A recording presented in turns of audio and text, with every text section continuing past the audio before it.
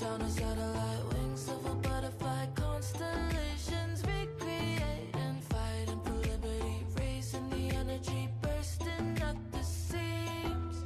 Freedom looking down a telescope, starlight never been so beautiful. Whole world waiting for us, time to go, escaping gravity. We'll be rising high above the right, sunset never gonna be the same. Thunder calling us to outer space, escaping gravity.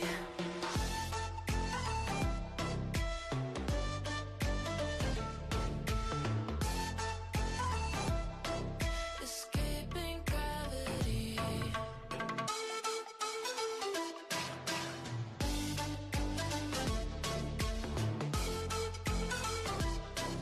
Escaping gravity. Starlight dances in the silver of the night sky. Way above the clouds we will be sailing high, sailing high, sailing high. Ooh, you and me, we're gonna touch the stars, find the center of the universe. New reality in front of us, escaping gravity. We'll be rising high above the right, sunset never gonna be the same. Thunder calling us to outer space, escaping gravity.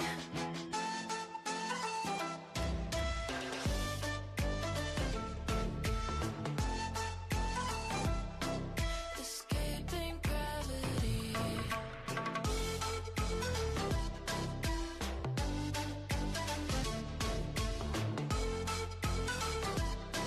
Escaping gravity.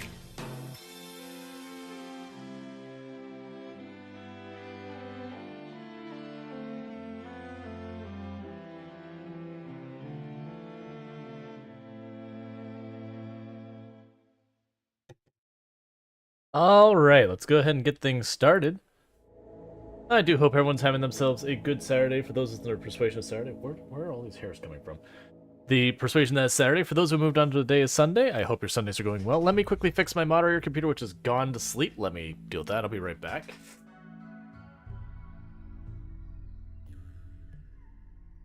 Okay, so I'm in that weird place right now where Coral Island is not for another, 3 days? And I really want to play it. And my brain will not let go of that idea. But at the same time, I don't want to play it because it's not out yet, so I can't play the new version. And so I've been playing a lot of RimWorld in the meantime because I do enjoy RimWorld a great deal. And I was trying to go, going, what the heck do I want to do in RimWorld? And I don't know if this is going to work at all well. I tried to do like some quick experimentation before stream, but I definitely didn't have enough time to properly test it. But it's also one of those things, the time it would take me to properly set everything up. By the time it was set up, Coral Island would already be out, so it would kind of defeat the entire point. So what I'm looking at doing is trying something a little different. This is what I'm going to refer to as going to be a very story-driven RimWorld, in that it's not going to be about the challenge mode or anything like that. But my intention for today's stream, and we'll see how it goes, and if people seem to like it, we'll continue it next stream, assuming the colony's still alive, because RimWorld be that way, is my intention is using the character editor mod to effectively do kind of a weird, like, sort of pollution challenge thing, but with the Coral Island characters. So that the idea would be, I haven't figured out exactly how I want to say, okay, it's time for the next character to show up. Like, that's kind of up in the air, I'm figuring that out. But the idea would be, you know, something would happen, say, okay, it's time for the next character to show up. It could be that, like, when we successfully recruit a character, instead of taking the character that we have recruited, we delete that character, and then use the character editor to effectively insert one of the Coral Island characters. And I've got, like, I haven't finished setting it up, but I've got a thing that's just a list of all the characters. I can hit a button, and it spits out a name. And so you go, okay, that's the one we get. That way I can't be, like, picky choosing and be like, no, I'm just going to choose strategically which character is the best. Now, because I couldn't create all the characters in advance before stream, I only made one, actually, because it took me way longer than I expected. I figure we'll go in there, we can just have, like, fun chatting with it. I know a lot of people don't know the Coral Island characters. I'm hoping it'll be fun and all that, because I can kind of see this going the way... So, there's character editor here. And for those who don't know, this is the mod we're going to use to make this work. So it's got room for a whole bunch of characters in here, but you can see, like, I made a Layla. It's showing as tribal archery, even though I changed her to something else. But I kind of like the idea of maybe going through and having a couple of the games that we really play a lot of, put a bunch of our favorite characters in here as characters that can show up in our world. And then on top of that, maybe we could toss in, like, maybe I'll add, like, a channel redeem to, like, have a character made of you put in here that will, like, try and come up with, like, some amount of balance to it. Like, to give you an idea, can I show Layla? I probably can't show that character in here, can I? Well, no, I just erased her. That's fine. We'll just erase that work. It's okay. That's concerning, that's easy. I was gonna go and say, like, I had made her a gourmand because one of the things she does in-game is she likes to go to the local bar and do food tastings and all that, so I'm like, okay, gourmand. You know, she goes to food tastings. I think that's appropriate enough to say she's a gourmand. Even if the actual Coral Island character, that wouldn't necessarily be fitting.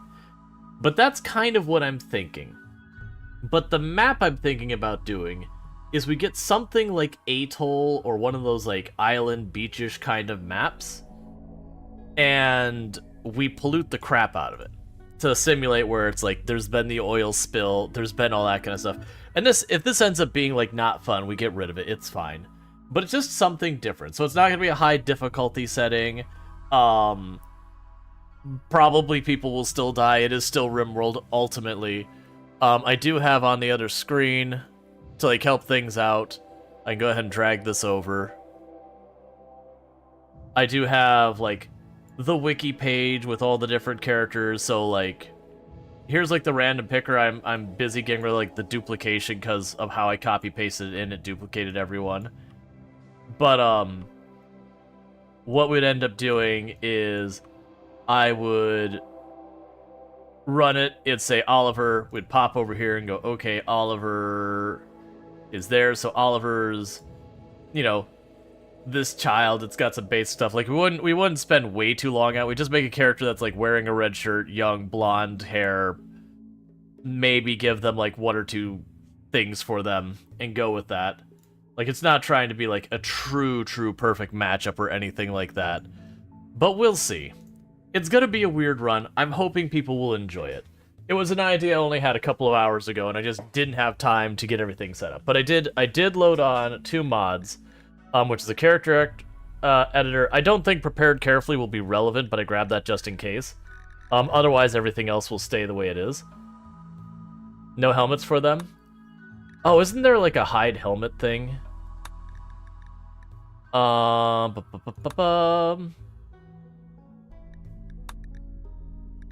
Hide hats on UI. There we go. I think that'll work. If not, who cares? We'll figure it out. Alright. So with all that said, the plan for today's stream is we're going to mess around, do RimWorld stuff. More than likely at some point during stream, we'll do the poll to see if we switch games, all that kind of stuff. I'm kind of in the I'm waiting for Coral Island 1.0 to drop holding pattern. So it's kind of absorbing my mental faculties. So it's making it very, very hard for me to be interested in other games, which is undermining a lot of my decision. Like, I still enjoy all the other games, but it's the classic, you've got, like, your new shows coming out, but you gotta wait another 2 days for it. It's you're like, okay, let me go watch something else. And then nothing else sounds good because your heart is really set on watching that show you can't watch right now. It's the same exact thing, but games. I'm sure everyone has some game that filled that one. So with all that said, let's not drag this out forever, as my windows are getting all moved around in weird ways as well because I have extra screens that I normally don't. But yeah, so we'll see how it goes. Now, the first thing I end up having to do is decide on, like, the first 5 characters, which does pose the one problem I'm going to get to real fast, which I need to get the duplication out of this list. So I do apologize. I was working on that. but I was kind of in the, well, I don't want to delay the start of stream for it. Especially when people have no idea what's going on with that. So bear with me. I'm already through the J's. I know you can't see it, but I'm going as fast as I can. But what do people think about the idea? I know a lot of people are like, but I don't care about Coral Island. I'm kind of thinking this might be fun to add a bunch of characters to that list. And then maybe we add other characters as well. Like, if this ends up being fun, it could be something we break out once in a while. Then maybe we drop in some characters from, like, Stardew Valley or Sunhaven, or like, it doesn't even have to be like slice of life games, just like other random games. The slice of life just kind of works because of the whole thing where usually they'll have like a whole bunch of different tropes. So you can kind of target and go, okay, well, with these tropes we can sit there and, you know, play off of them. Where, like, I would sit there and say, like, is it Lynn? I think was one of the characters, is a scientist, so she would obviously be someone who has the high intellect stat. You have the guy who runs the winery, so he'd probably be a farmer. Yep. So with this, there will be no queue today, by the way, because obviously, if we're going to have the character showing up being from something, then it's not going to be our neural people. So I apologize. I'm quickly going through trying to fix stuff on the back end, get rid of all the duplication, because just the list I pulled from, all the names are on there twice, as well as like what letter they started with, that kind of thing. I'm almost done. I'm in Y.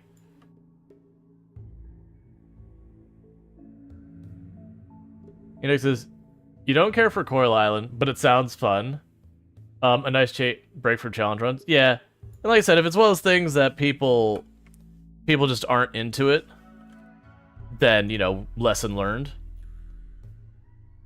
Why do I have... Oh, I see what's happened. Okay. I went and I pulled up Notepad++ to, like, quickly, just in case this website refreshes or something on me, I don't have to refix it and all that. But when it did, it actually pulled up the queue file from the last stream. And so I just had, like, a bunch of names of people in there, and I was like, what? Alright, so we got all them, so file, save as...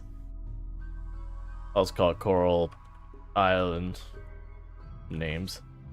Save. Just in case it, like, purges that file, like, that thing, I don't have to spend, like, 5 minutes redoing it. Okay. So, yeah, so we're gonna be messing around with something different. That should be fun. Like I said, if it ends up being something that people are like, we can do it.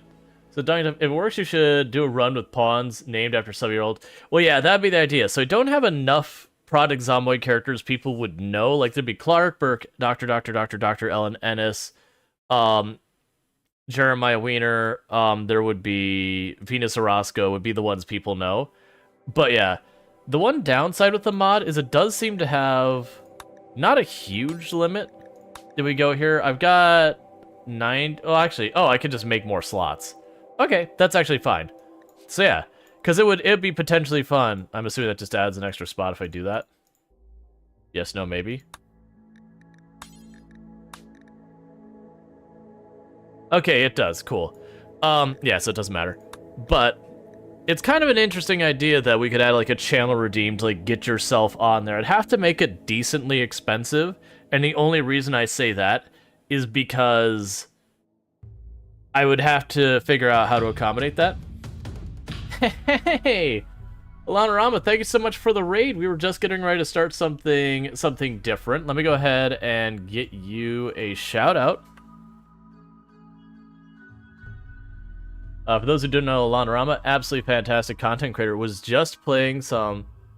Now, this is telling me your last playing Oxygen not included, but I know for a fact as there 2 seconds ago and you were playing RimWorld, but plays both those games. So if you're interested in either of those games, you can find that over there. But how was the rest of your stream? Because I was just there like 5-10 minutes ago. So how's the rest of your stream? And for those who are watching the stream, what was the best part of today's stream? But welcome in, Raiders.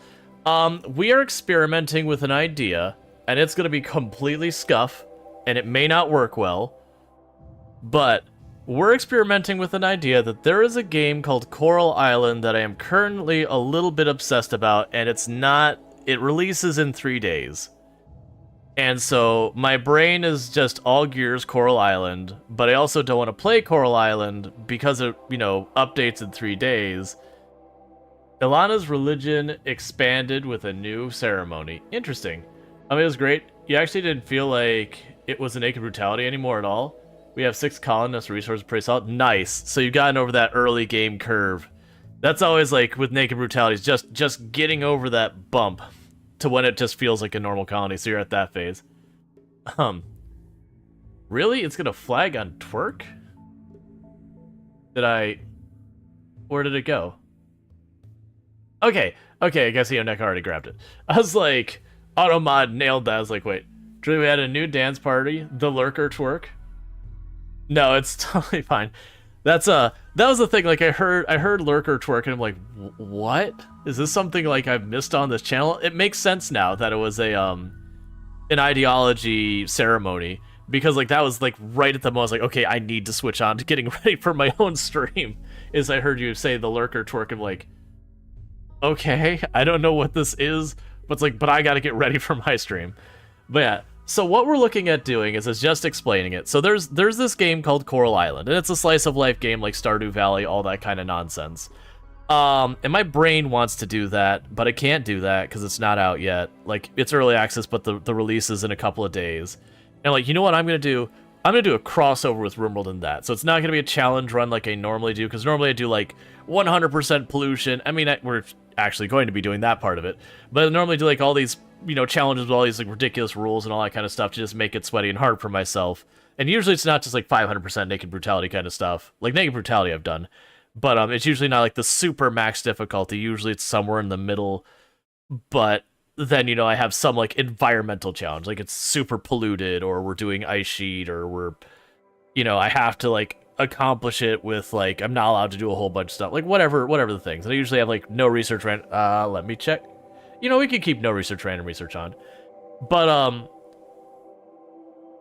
the best part of Alana's stream was Tova insulting my father's diet, then knocking me out with 2 hits. That's RimWorld. It's very silly with our ideology. That's always fun. I could probably do a lot more with customizing my ideologies, because it's one of the arbitrary rules I give myself, is I choose the meme, and then I stop there, and then each time we reform, I change one thing. So I don't get to do a whole lot with my ideologies. That's kind of why we're doing something really different today. But the thing we're doing today is I'm doing a crossover between RimWorld and Coral Island. So super cozy slice of life. Everything is it's generally happy that you take this polluted island and you make it nicer and you do all this stuff. And then there's RimWorld, which is definitely none of those things I've just described. So the idea is I'm going to use the character editor, and I haven't quite decided. I think anytime we get a new pawn, what I'm going to do is I'm going to dev mode delete that pawn. I'm going to roll a dice, and we're going to add one of the Coral Island characters in as a pawn. It will take like 5 minutes to customize and just like spit out a fast pawn.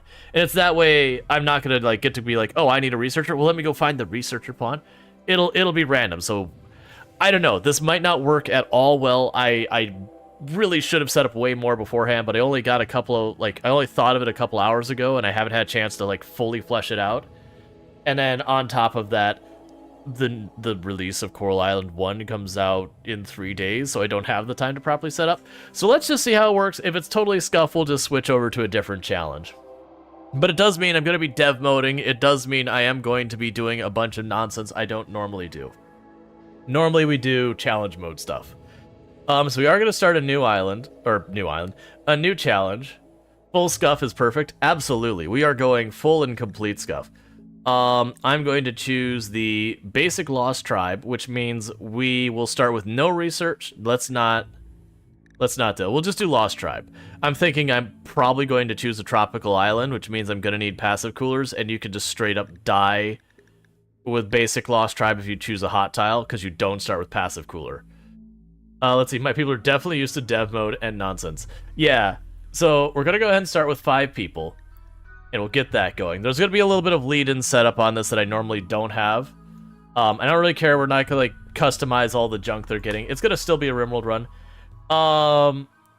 Normally I always play commitment mode. On this one, because I'm probably going to accidentally break stuff, I might need to roll back after I, accidentally delete a character or that, because I almost never dev mode. I think we drop down to Adventure Story. I generally stay in Strive to Survive as my preference, because once you get up here, you do have to do, like, sweaty meta stuff, which means your bases kind of all look the same. Alright. No problem, Lonaro. Thank you so much for the work, and thank you so much for the raid. So we're going to drop down to here, so it'll be a little bit easier than normal, but that's because I'm going to be dealing with a lot of nonsense to customize it. We will go like this to pollution. We are going to do the whole map to make sure we can get a tile. Is there anything we should change with the factions? I don't think so. Like, obviously, we're trying to match the Coral Island world. You'd get rid of, like, the Shattered Empire, the Mechanoids, or whatever. We could still have, like, people attack. We'd just consider them all to be part of Pufferfish Corporation. But that's a lot of effort I don't want to go through right now. So we're just going to go with it. Because I wanted to stick to customizing just the characters, because that's already going to be disruptive enough. Underwater tentacle pirates. Yeah. For those who don't know Coral Island, the gist of the game is you're at a tropical paradise tourist island that is falling on hard times because there was an oil spill. So your character shows up and you play through the game like fixing the problems on the island while also making friends, building up your farm, yada yada. Very, very similar to like Stardew Valley, Harvest Moon, Sunhaven. It falls very neatly in that genre. But the place where it stands out is one, thematically it's different, and then two, they've gone way above and beyond in the quality of life stuff they've done in the game. But we're going to look for an island tile or something vaguely tropical, beach, island, atoll, anything along that realm that is super duper polluted. Because the idea is we're going to be simulating the fact that it suffered an oil spill. And then our goal is, like, clean up the area. Alright. We got a bunch of custom tile stuff turned on here, too. So that's Atoll. I am down to do Atoll if we get a little bit of a growth space. You know what? What's your pollution at? 25 doesn't feel like enough. I want one that's got some solid pollution. So we're going to look for a sandbar, I think, is what we're going to look for. It does have to have a grow area, though, because, we at least need more than 0 food.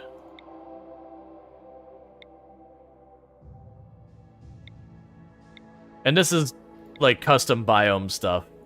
I probably can't choose one of these ones that separate out that far. So we're going to hop through these real fast. The one is that we can see it's got a lot of pollution. You have a decent amount. Yeah, you're 69% pollution. Nice. Light pollution there. Still 25. 48, but no grow zone. Hey, Proger, how's it going? We'll be saving every child then. Yeah, so I think literally the way I'm going to go for... Oh, that one's looking promising. There we go. 82%. We've got a grow area. It's a sandbar. I think that's the one. We'll check that one as well. Nah, this is the one we're going with. It is a fairly warm tile.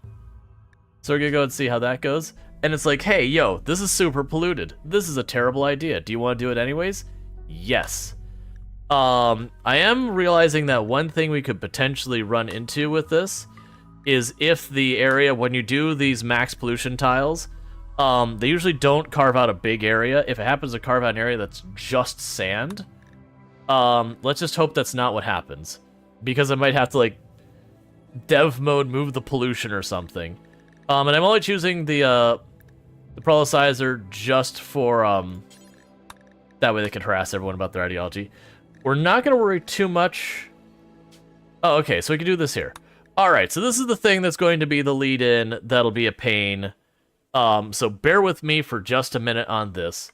Because what we're going to do, and warning flashbang coming out, about to hit a bright screen.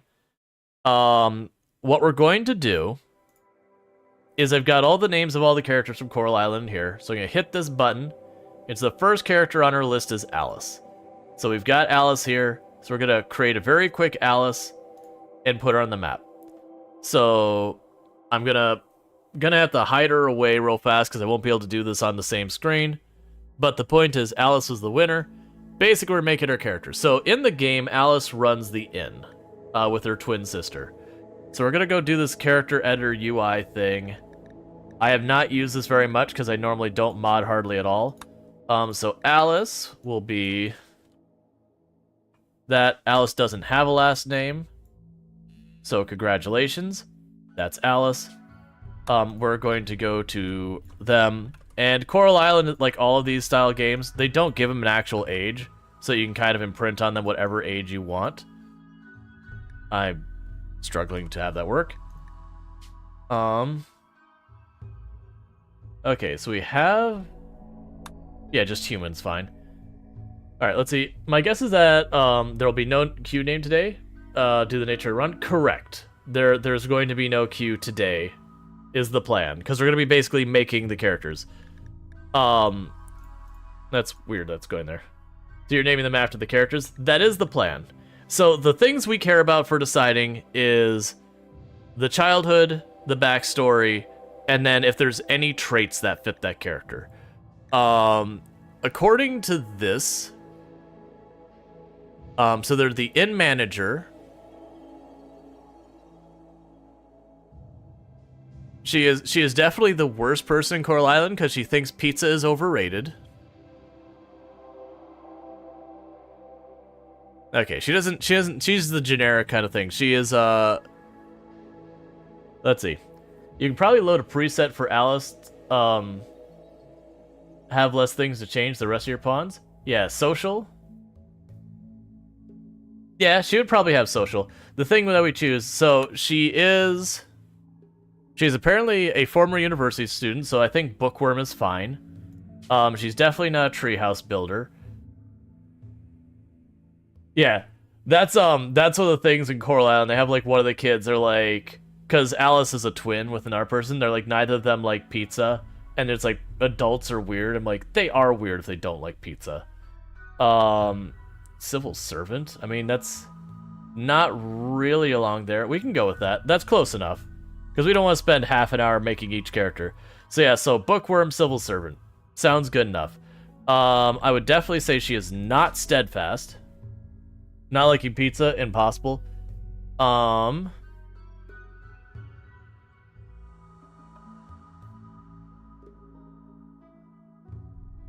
Let's give her fast learner, said she is a student, and we'll give her just 2 traits. We won't go super hard. She does run her own business.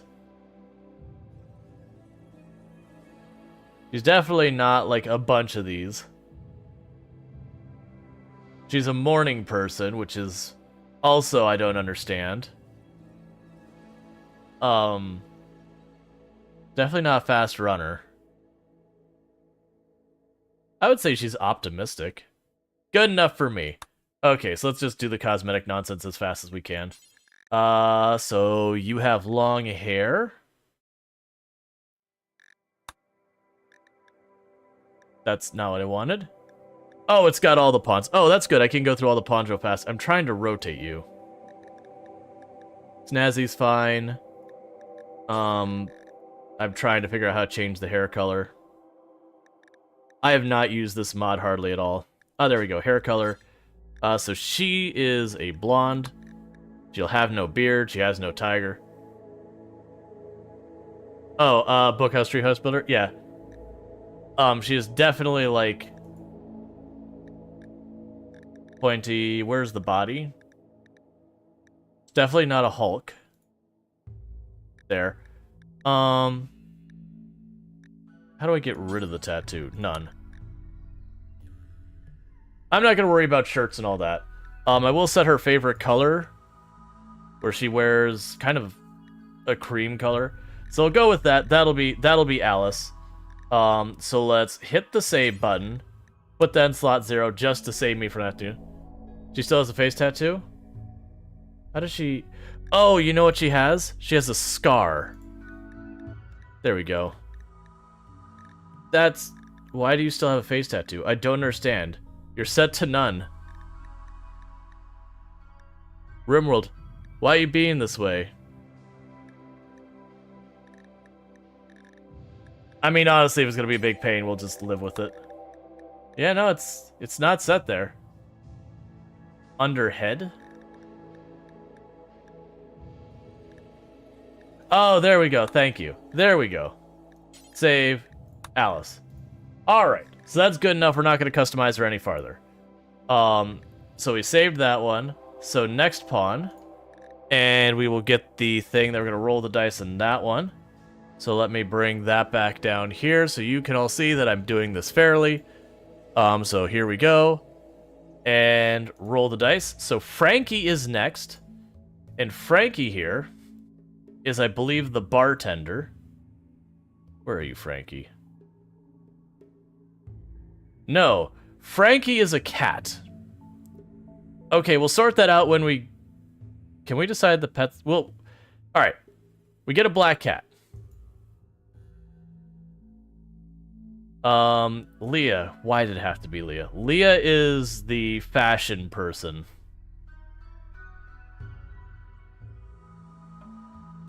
So, that's Leah. She's probably going to get some not nice traits because I don't like Leah personally. But, you know, that is what it is. So this is Leah. I actually really don't like Leah in the game. Everyone wants to be a cat. Yeah. So just don't let me forget that we have, like, one of our pets is going to be a cat. So we'll start out here. So it's Leah.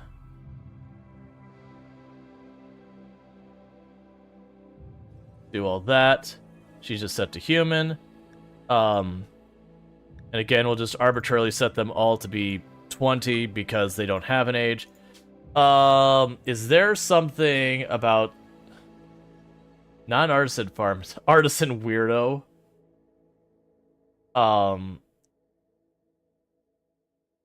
Aspiring pop idol. That sounds good enough. Oh yeah, there we go. Perfect. She's going to be absolutely useless. As long as she has crafting. The one I do think crafting does fit her as a character.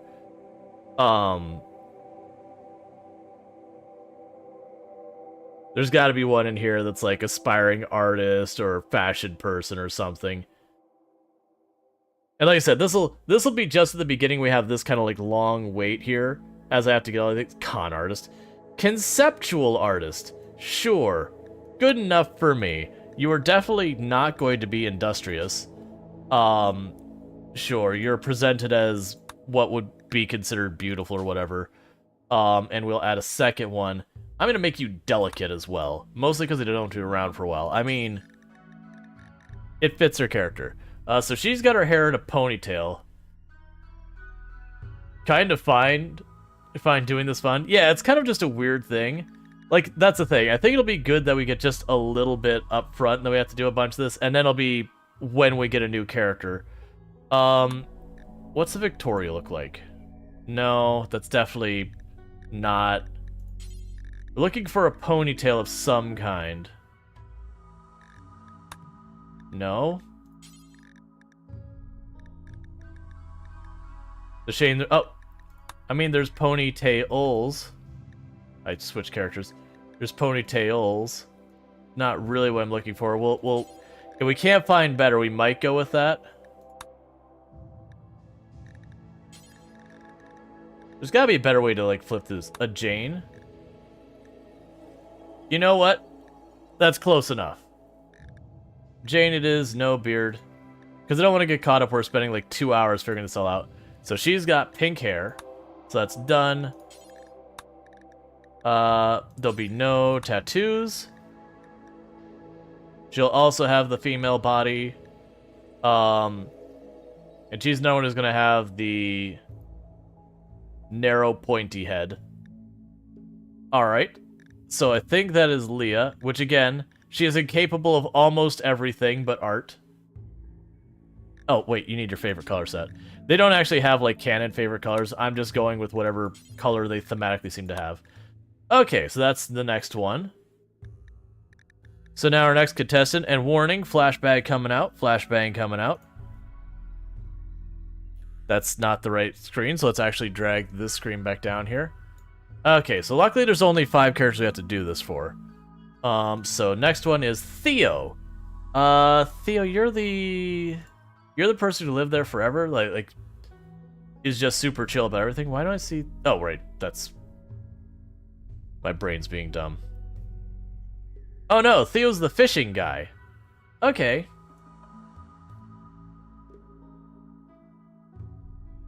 Yeah, so that's the fishing guy. There's no fishing in RimWorld without mods. So we're just gonna... I don't know what we're gonna give him. Alright, so in this case...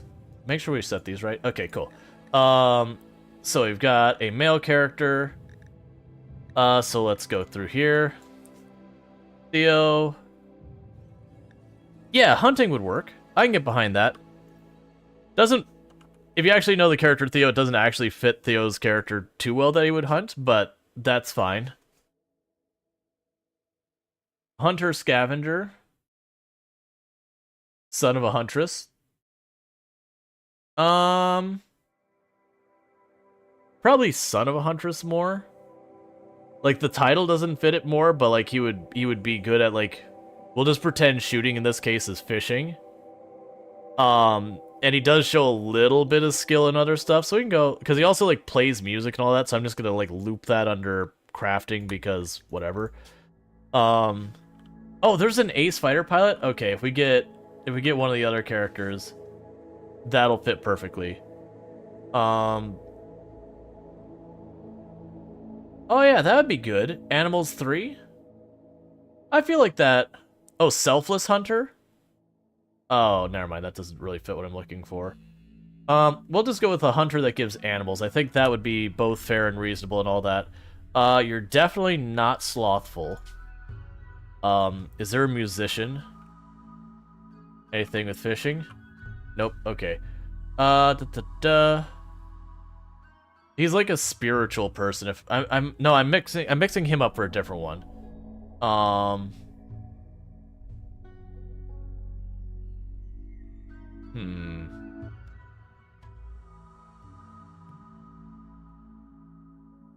I would say maybe Sanguine. He seems like he's someone who's just always chill.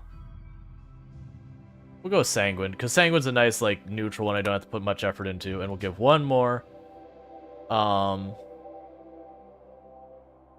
He's definitely not industrious or iron-willed, not jogger.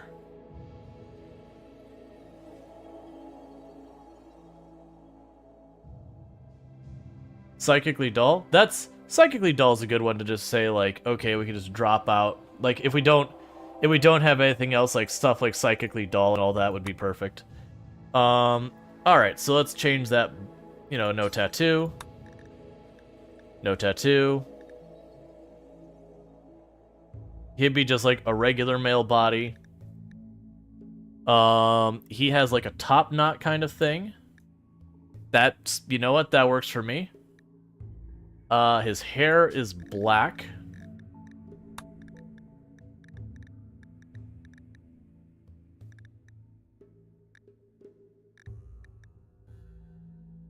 It'll have, like, average pointy.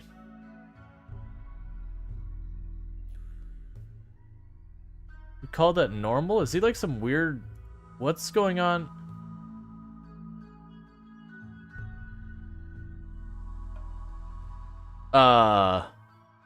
Okay, there's some weird stuff going on there a moment ago. Alright, so I've got that, and you wear kind of a tannish brown. We'll just go with, like, that one. Okay, and we'll save that one.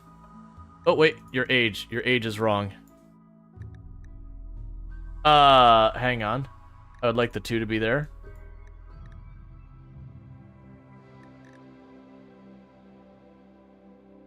It's all good, Strider. Okay, so we've got Theo here. So, we got our next character. And I'm not going to worry about the ones that don't join us. So we're going to do just the 5, and the other ones we'll ignore. If we get them, then we'll switch them over. So we're on Jaguar. So let's go here. Actually, we can go... Let's not touch it, just in case it deletes from the top of the list.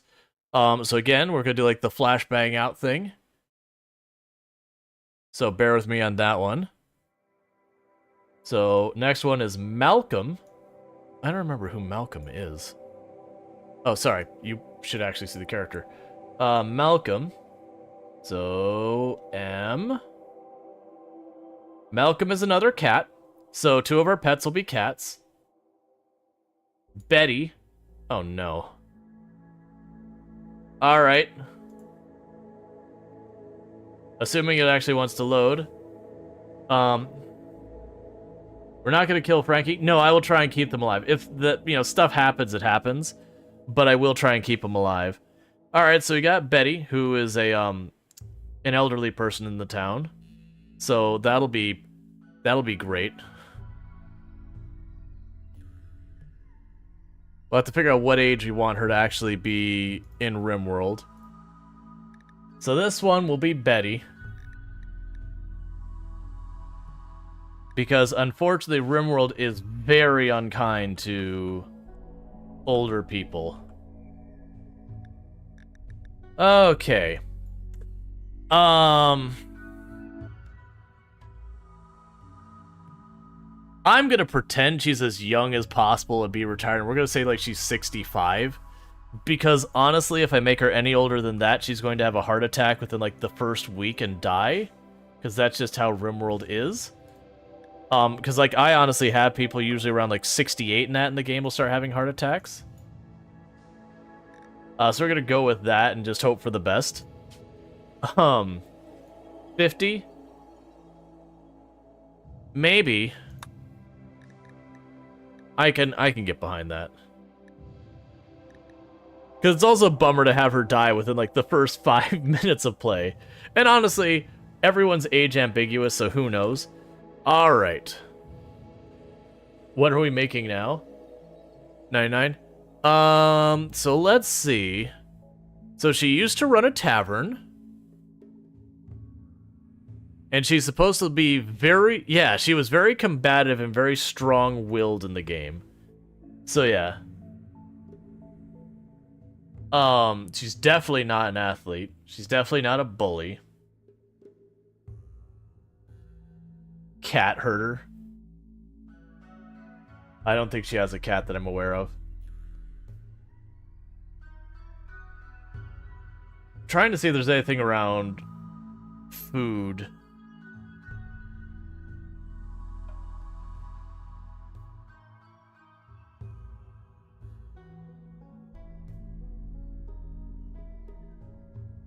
Free thinker? Nah. Gang member. You're gonna be one of the harder ones. A high baroness.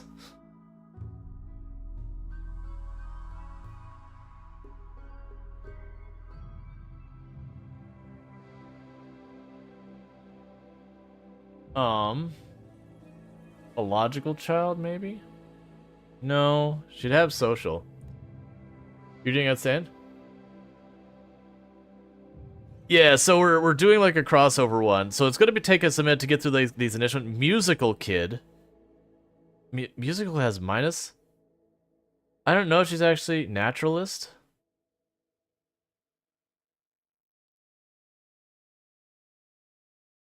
Noble ward? No, that won't work. This is...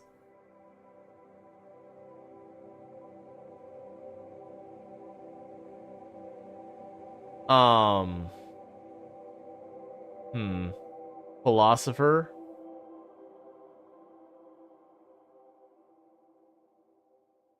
Pizza lover?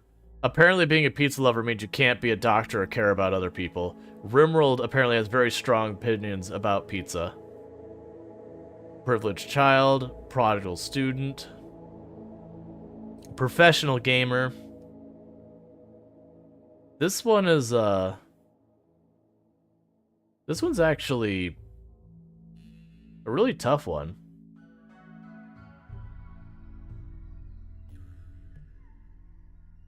Doctoring of very sick people is disabled.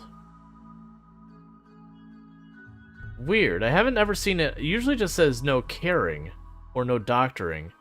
But doctoring very sick people is disabled, which is weird that has like a specification.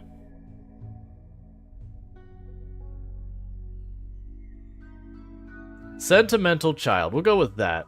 Because I don't think there's going to be anyone that fits that. Alright.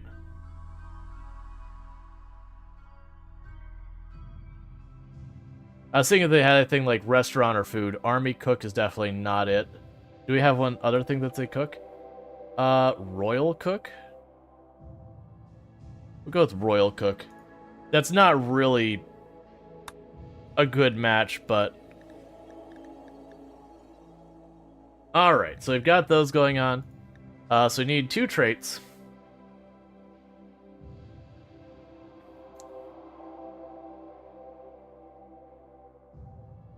So I would definitely put kind as one of hers.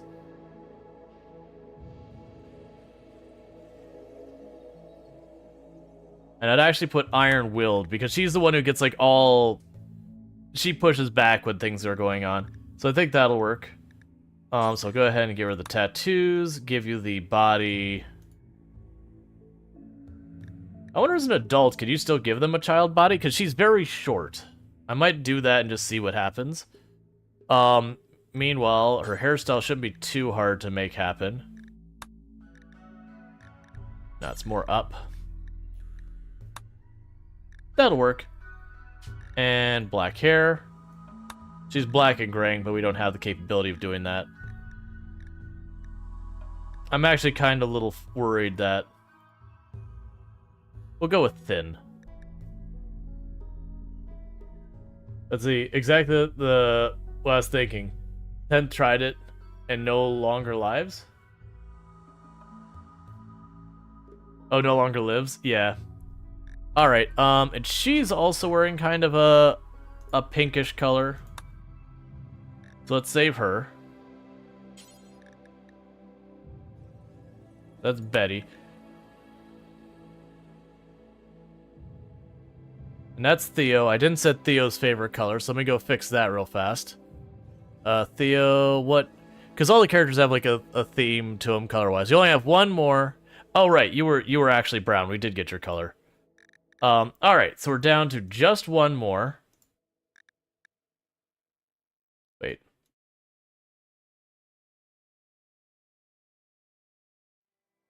I'm confused. It's fine. Let's have Betty. Alright. We got just one more. Look at it for context.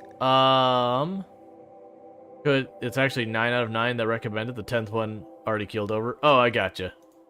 Okay, so we're on the last one. So I do apologize about like how front-loaded this is kind of thing. Alright, so we're going to be going and getting the last one in here. And that'll be Lily. So Lily is one of my favorite characters so far. She is a cybersecurity expert who works remotely on the island. So she's definitely going to have stuff we can make match up decently well enough. So let's go in here. Computer geek. Actually, there's a gamer one, isn't there? Because she definitely does... Video gamer they gave social?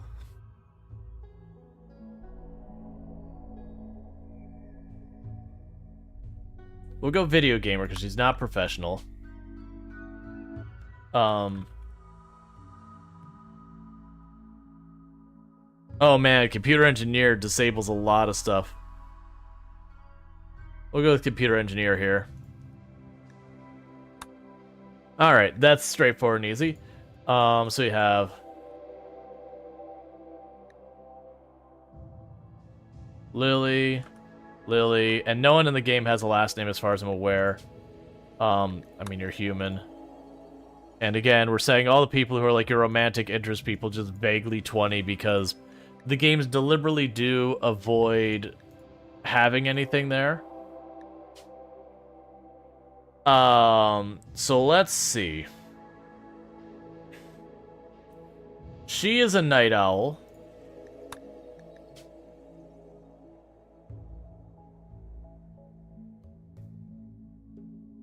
Where's the one that they are, more prone to break, but too smart?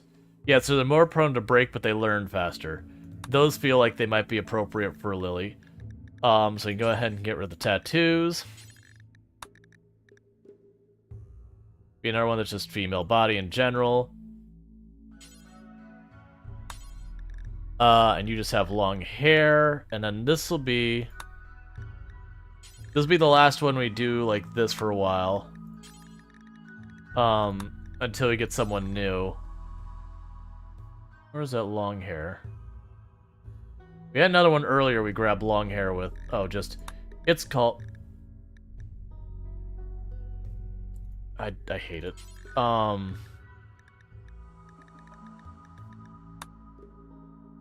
looks almost the exact same. Sure, that'll work. And again, black hair. Choose okay. And they've got her favorite color, like the way they got... it's like a green, but it's like a really dark... like that. Cool. I think you still need to change her gender? Yes, I do. There we go. Weirdly, it slightly changes the hair and all that. We also need to go to the head and change the head shape.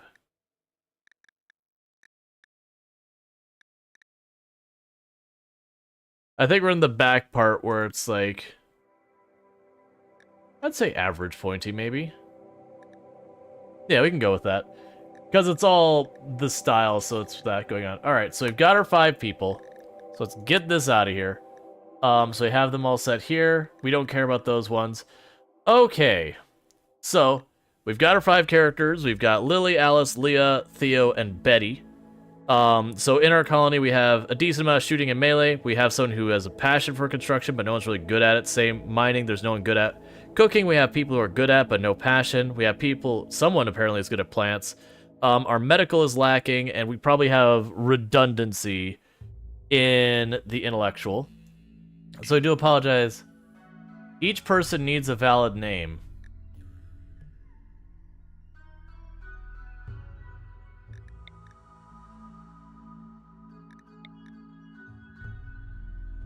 Oh, I didn't check. Let's make sure they don't have... So I gotta adjust Theo real fast. Here. Yeah, quickly fix them. I didn't check their health to make sure they didn't have nonsense there that wouldn't fit their characters. Just deal with that.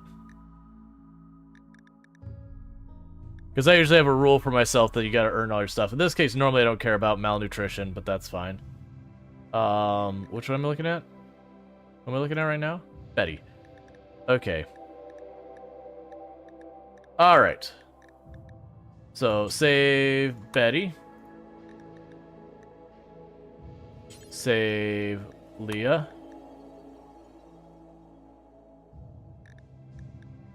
Save Theo. That way, if I ever have to, like, fix these later, they're just good. Save Lily. And save Alice. Alright, so sorry about that. So that should be all fixed, and let's move on. I'm not going to worry about the relationships with each other. A lot of the characters are related to each other game. I just don't want to deal with it. For the 2 cats I owe, we're just going to jump in and make them at the beginning. Okay, so, first thing, animals. All these animals, they don't exist. They're pretend. So options, dev mode, okay. Let's let everything scoot away just a little bit so I don't accidentally delete the people. Destroy. Boom. Alright, Theo stopped existing. We'll deal with that in a moment.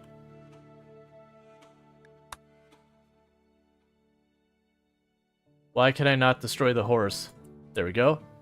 Dev mode. Pawn. Spawn pawn. Can you... Actually, I can do this differently. We can get out of dev mode for this, so I don't accidentally ruin things. We can go to the editor, add, and load pawn. Welcome back, Theo. Oh. Hey, Gray. Look, I'm gonna be honest, friend. You're not actually supposed to be here. So I'm not gonna kill you, but I am going to make you cease to exist in our timeline. And this is the stuff where I said I'm going to make mistakes, which is why I didn't leave it on commitment mode. Is just for when I scuff something and actually delete a character or whatever. Okay, so with all that, the first thing I'm going to do is just save it. That way we don't have to relive all that again. Alright. So we've got our starting people. Pollution-wise, it's not as bad. But like we said, we're kind of simulating like the Coral Island thing, polluted island, figuring it out. So with that, we are going to do like the regular RimWorld start. So let's see what we have for our skills. Betty is probably going to be our melee pawn. Lily is probably going to be a melee pawn. And the rest of you are going to shoot, it looks like. This is going to be great.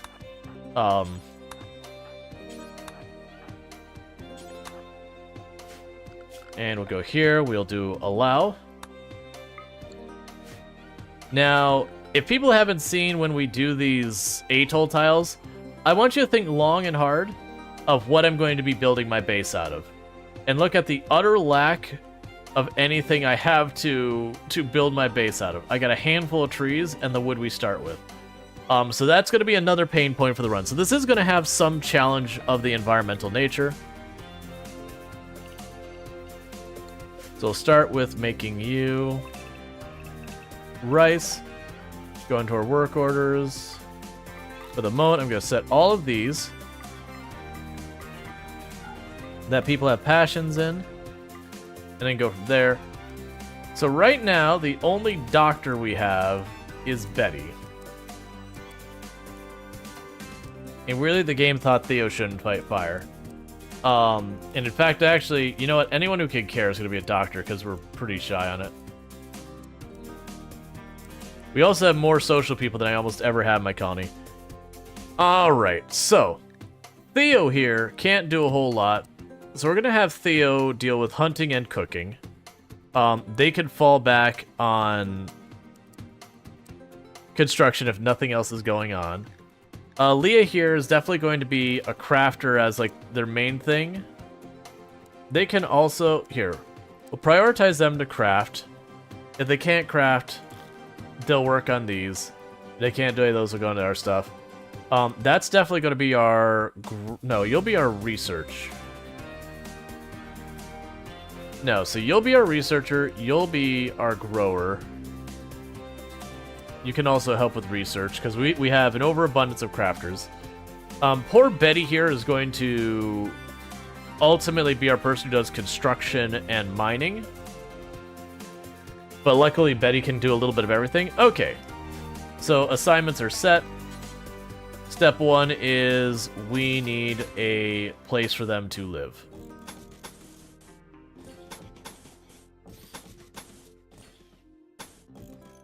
It's one off. We can't let that happen. But our goal is to clean up the pollution.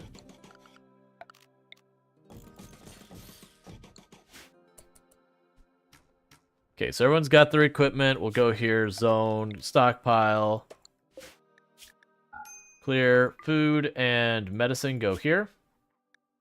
So it's not sitting outside.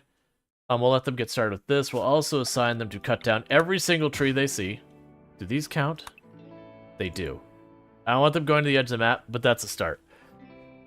Okay. But yeah, so welcome in, everyone. I do apologize for the huge delay and all that. Normally, I'd try and read out the names. With the raid, I'm not going to be able to go back and catch everyone's names, I don't think. Plus, I got caught up in trying to deal with the whole, you know, coming up with everyone as fast as we can.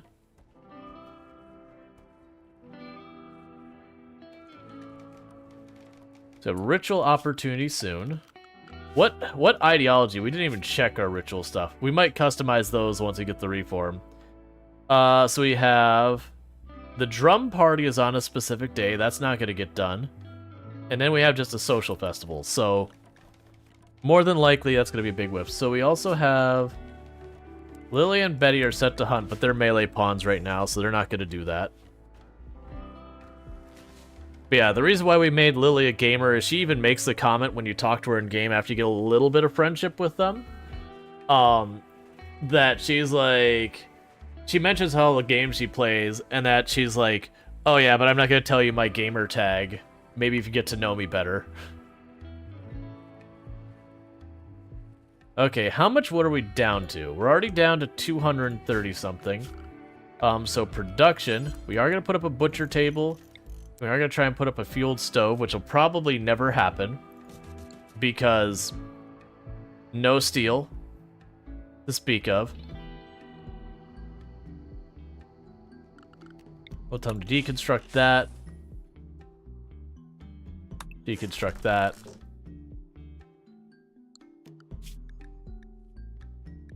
There are mega scarabs on the map.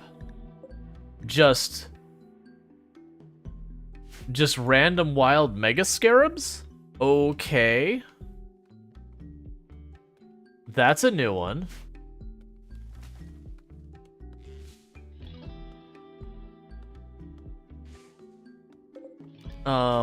Harvest all the agave. We're probably gonna have some starvation early run.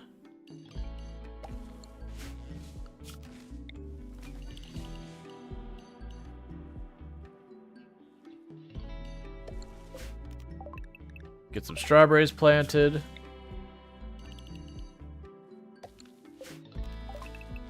Get some corn planted.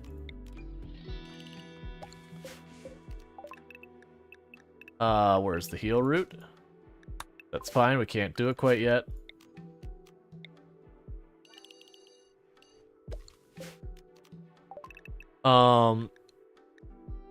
Actually, let's think this through. Expand that out to be ridiculously large. Right, so we start with that either. So we're going to...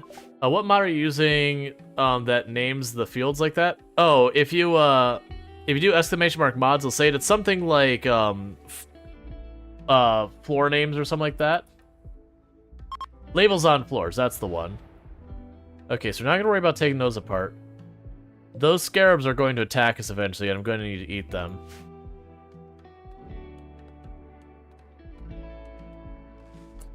Alright, if you're going to go down there, Theo, let's just go down there. Let's embrace that this is happening right away.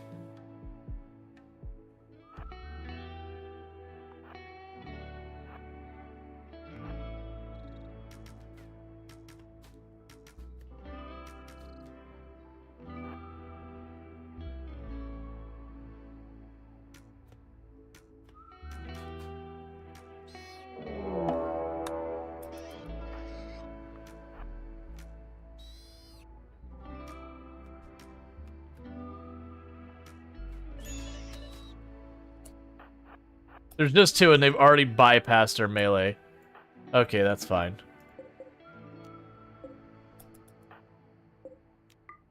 So Lily got hit, and Theo got hit. Please don't rest out in the pollution. Alright, so we're gonna also go here and go zones. Area 1. So most of the time I'm going to actually restrict them into Area 1. Because there's pollution on the map. I am noticing we don't have any Pollux trees.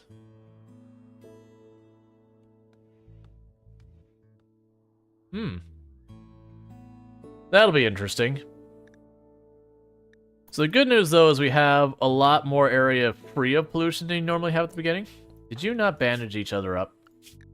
You are the worst.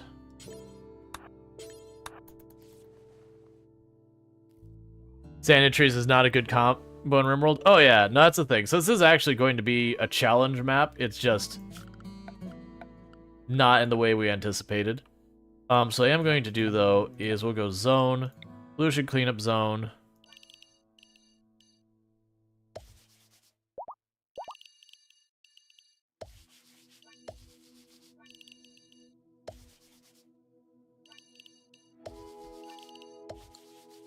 I tell them to keep this area clear of pollution. And I'm going to go ahead and make a dumping zone down here. Is that deep water? Yeah, it's deep polluted water. We will make a dumping zone that'll just be down, it doesn't matter, down here. That'll be clear, critical, toxic waste. Basically, we're just moving the pollution. Actually, copy, delete. Let's check. Yeah, so space over here that I should be able to drop it over here, and it should be fine. So you can go over there, paste it there. That way we can basically pull up the pollution from here, move it over there, and when it decays, it'll just drop there where I don't care about right now. Because I don't have a means of getting rid of the pollution yet. Okay. So Alice is planting trees so that we can get that moving. We've got Theo and Lily are cleaning up the pollution. Leah won't do anything around here at all for a while. Because Leah just crafts and arts. That's just what she does. I'm sure there's going to be someone who is way more, like, has gotten way farther with characters. Like, you're misrepresenting this character. How dare you? It's like, look, man. Leah came off as kind of a jerk. So, I never gave her the time of day. Because that's how I treat people who treat me like a jerk.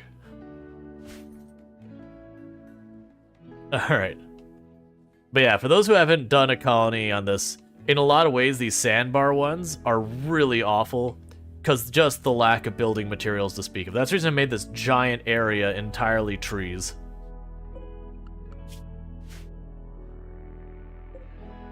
Who is our cook, by the way? Theo.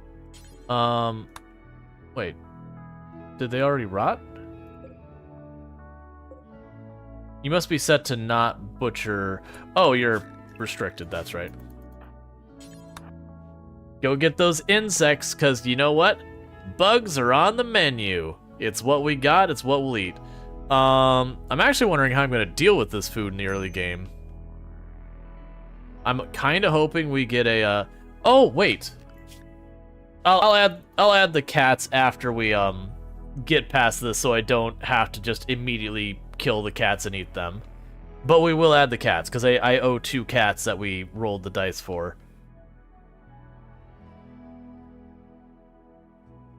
You know.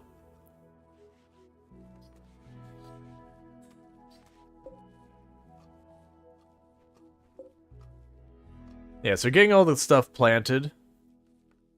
Is there somewhere I could caravan? Oh, wait, we're max pollution. I can't caravan anywhere. Never mind. Because if you try and caravan with max pollution, you just get toxic buildup and you die.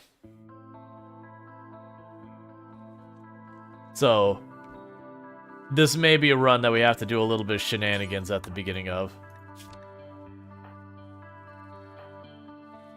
Oh, we need to change your schedule, Lily. Because we set you to be a night owl. And to be fair, some of this is also probably, as, like, when you play games and all that, you kind of impress on characters, since they don't outright say things. Why does my mod computer keep going off?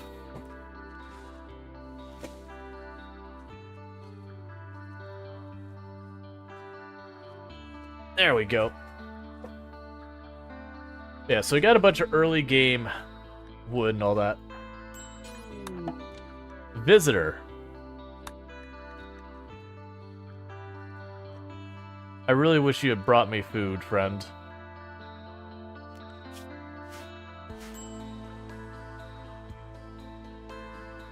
You keep turning it off, you don't like competition? You keep turning what off? Hey, the very last 13, how's it going? Alright. Your mod computer? Oh. Yeah, I see.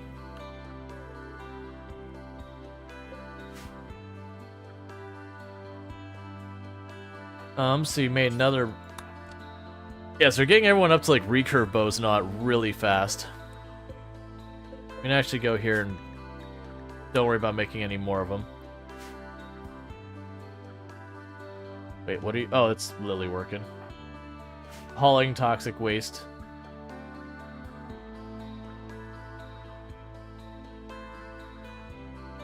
The last time you came back, you're walking around town with a friend? Nice.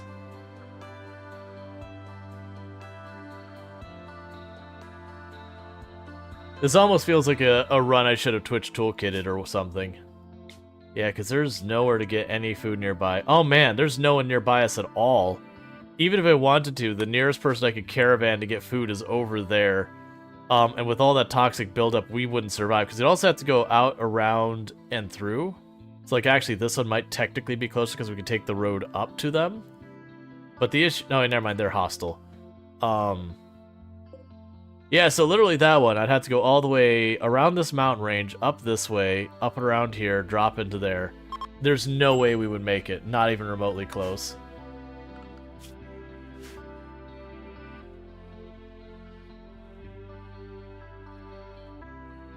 There's kind of a...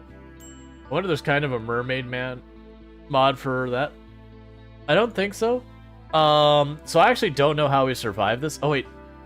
Never mind. I'm not going to murder random people and cannibalize them. I just don't do cannibalism in my runs, typically. Like, I should be treating this like Ice Sheet, where that's just how you survive if someone walks on your map. You try and kill them real fast to get food. My hope is we'll have, like, the attack soon. Kill them all.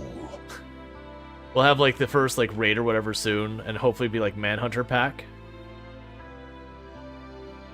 The anti-hippo. I almost feel like I should start the run with extra food for doing Sandbar. We'll see.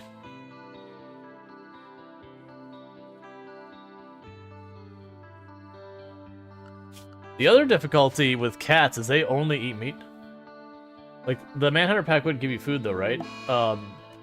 So some of them won't give you food. It's a percent chance.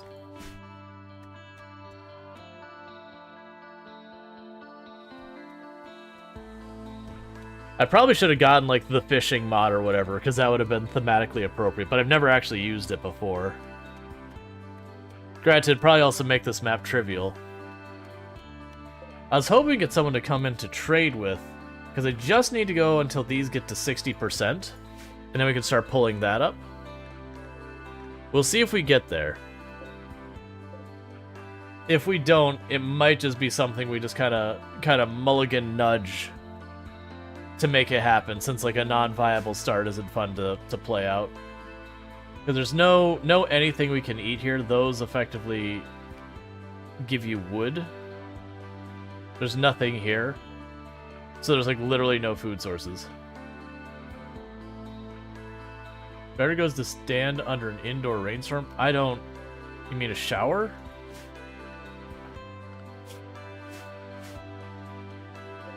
Come on, Agave.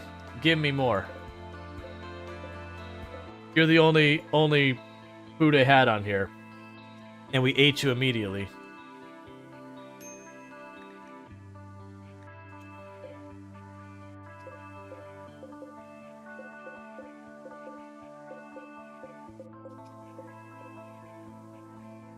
Alright, so farthest along is 45%. If we have people start going down from malnutrition, I think in this one case we might just throw like an initial thing of food down just at the start. Because the whole point is to get like this going and... Okay, so I'm going to get the faction, I'm just going to call it Coral Island. And now I have to try and remember what the heck the name of the town is in the game. Coral Islands Town. What the heck is your name?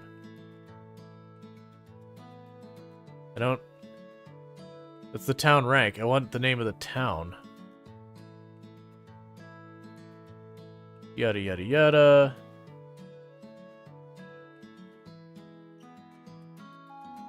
Is there like a locations?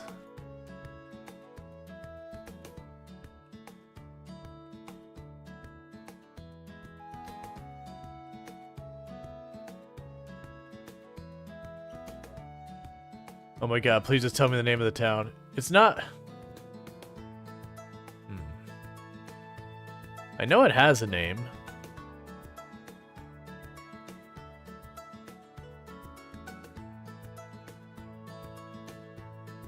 Town rank, town rank, town rank.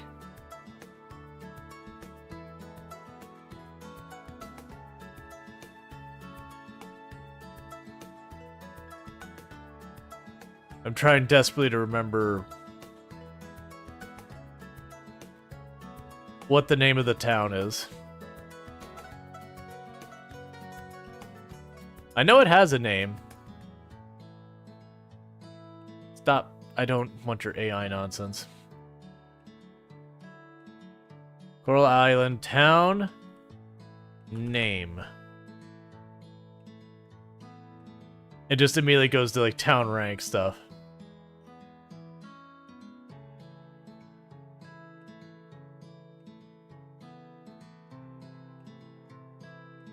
Don't give me AI stuff. It's those things you don't have to worry about. Map. The map will probably tell me. Scarlet Town. Thank you. That is it. I'm sitting like going like, my god, it's not that hard. Scarlet Town. Good. Good enough for me. For a moment I thought I put the C and the A in the, or C and the R in the reverse positions. Alright. 49%. How bad is the malnutrition? Still need... Alright, we're up to severe. So I am going to cheat this for a moment because we're literally going to not make it long enough to be able to get our first produce. That's because we're doing silly shenanigans. So I should be able to... Was it create item? Spawn item? I never do this, so I don't know how half this works. Spawn full things. Spawn thing.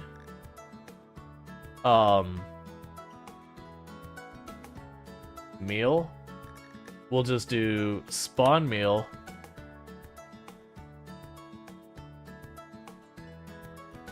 And that should be enough. Look away, it never happened. Yeah, considering like I never do any of these things, and people are like, you cheated! You cheated, it's so wrong. Considering we still have people... Oh, you're starving because you're stuck clearing pollution. Yeah, the whole point is that, like, the story thing. Like, I just want to get it past the first phase. Once we get our first bit of rice, we'll be fine. Because I could have very easily just done Crash Land and not had the issue at all.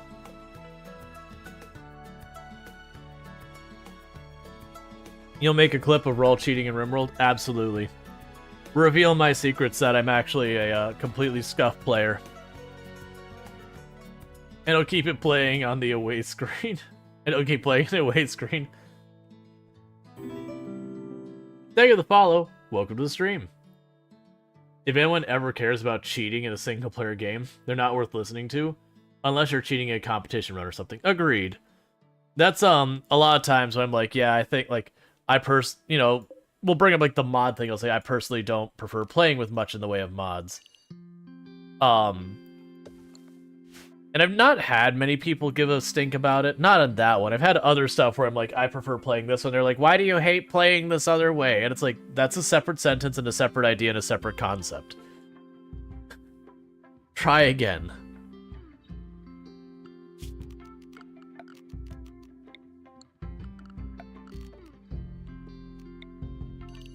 I'll go here. You'll be die.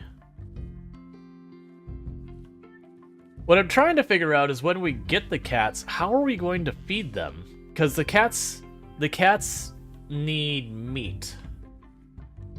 You can also make kibble, but that also requires animal protein, whether it's like milk or whatever, eggs, that also works. So I kind of feel like we are going to have to get another animal in here before we can possibly have the cats. Thank you for the follow. Welcome to the stream. So I haven't figured out how I want to navigate that. Meanwhile, let's start getting some bedrooms made.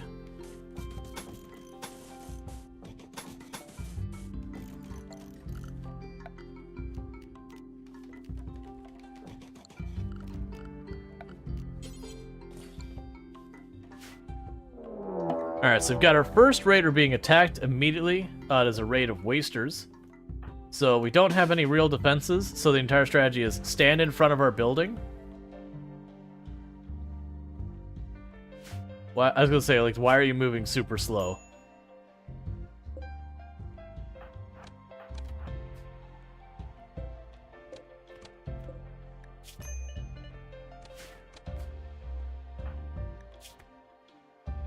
Okay, so we have successfully won the day.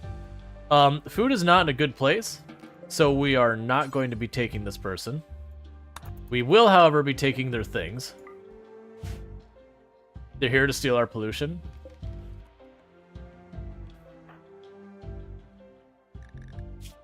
Yeah, you just got some bruise. I'll let that slide. I was gonna be like, you're injured, please go to bed. The next thing we also need to do is, the corpses have to go somewhere. So storage, clear, critical, corpses, human. I'm wondering how many people see, like, Coral Island in the title, like, do a search for it and pop it and be like, oh, someone's doing something Coral Island, and then not know what RimWorld is, and see us, like, disposing of corpses by hucking them into the ocean, and that, and be like, this is a very different Coral Island experience than I'm used to. Or, hear me out, is it? Alright. So let's remove the pollution over here as well. Yeah, so right now we're going with the strategy of just basically displacing the pollution, pulling it up here, and then throwing it back down over there. We will start making more rooms. I have to be careful on how much of this I'm doing, just because... Or even chat talking about cannibalism. Yeah. Yeah. I mean, we shouldn't need too much of that kind of nonsense, because we should be getting our first round of rice up here in a second.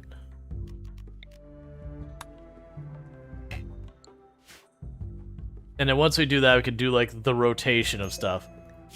Bills, add bill, cook simple meal, do until you have 10. Make side tea, do forever. Burn apparel, do forever if it is tainted. Burn apparel, do forever if the apparel is worn out and not utility. That'll be fine for now. Let's see, if you're not dumping bodies, are you even farming correctly? Oh yeah, that's just anyone who's played Graveyard Keeper knows how that works. Yeah, so all those clothes on that one person were just junk. Alright, so we're starting to get some of these over 60%, so we should be able to go in here and say, pick all that rice.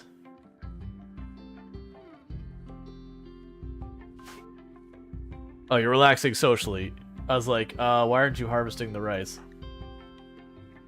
Who is our best grower? Alice is our best grower.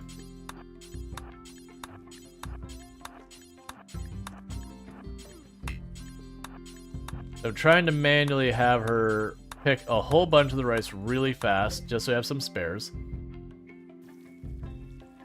Okay, and ideally I want them to, one, let's go into our food restrictions. They're not allowed to eat corpses, and we're going to try and have them not eat raw food. That'll be one I'll probably have to turn on and off.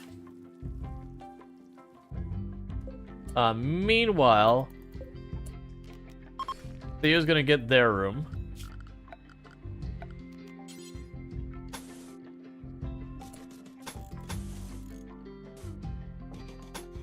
Okay, so it did make it 7. These rooms are probably bigger than I should make them, but also I don't care.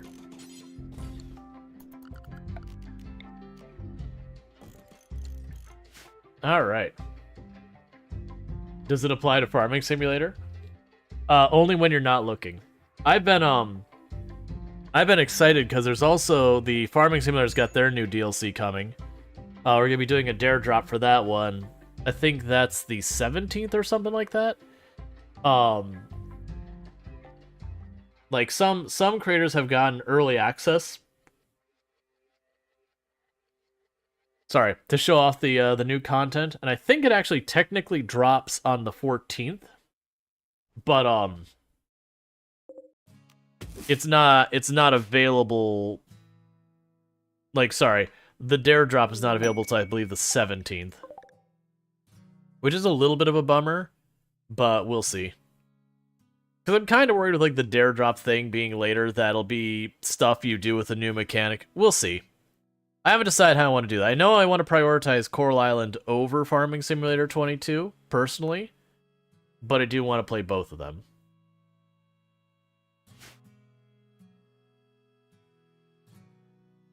Okay, so we got a caravan coming in, and our highest social person is Betty. So Betty have a chit-chat with Hadley, whatever the person's name is. So we got 200 monies. So if I had food, I could potentially take the goats as one way of trying to solve our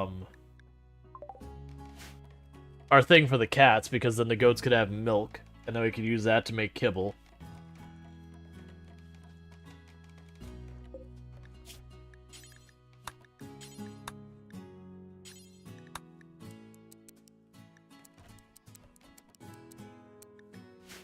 Yeah, and we shouldn't be able to make like hardly any kibble, so we won't worry about that too much. Alright, so we've got the next bedroom built.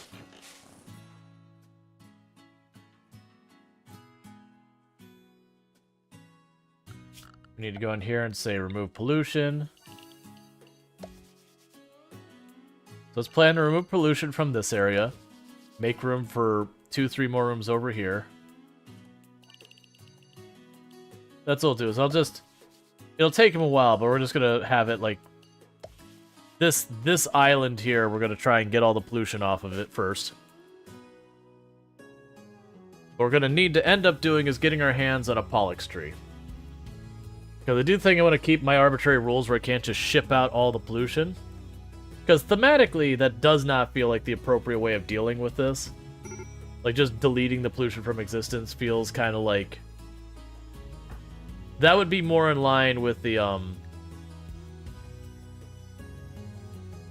do you expect of the others? Okay. Who's our grower again?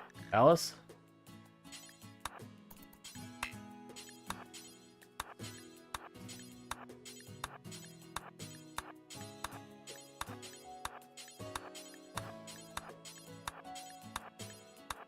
I need you to harvest all the rest of that rice real fast. And then who is our cook again? That would be Theo. So please start cooking so people have meals. We should be able to get something like 2 rounds of meals out of that.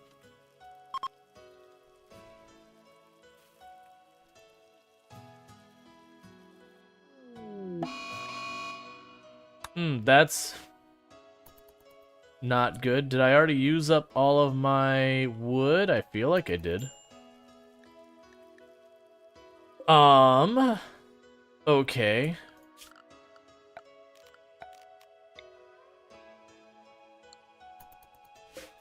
They've got 5 wood left, and these aren't grown enough to get any wood out of. Medical emergency due to malnutrition.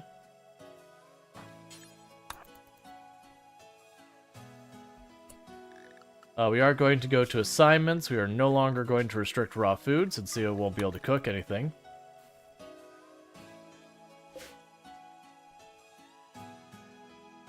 So we just have to hope we can survive the heat wave without anything to help us.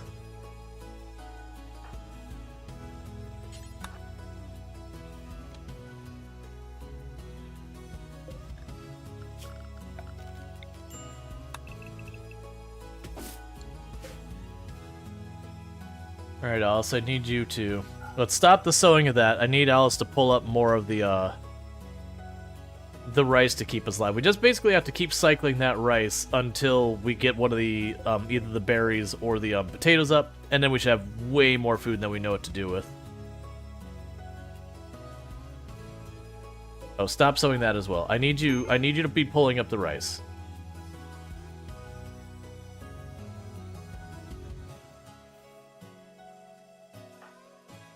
Alright.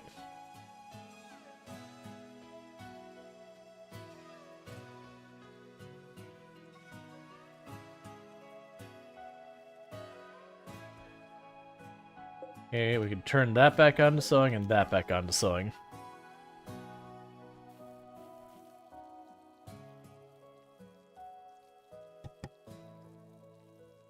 Okay, sorry about that.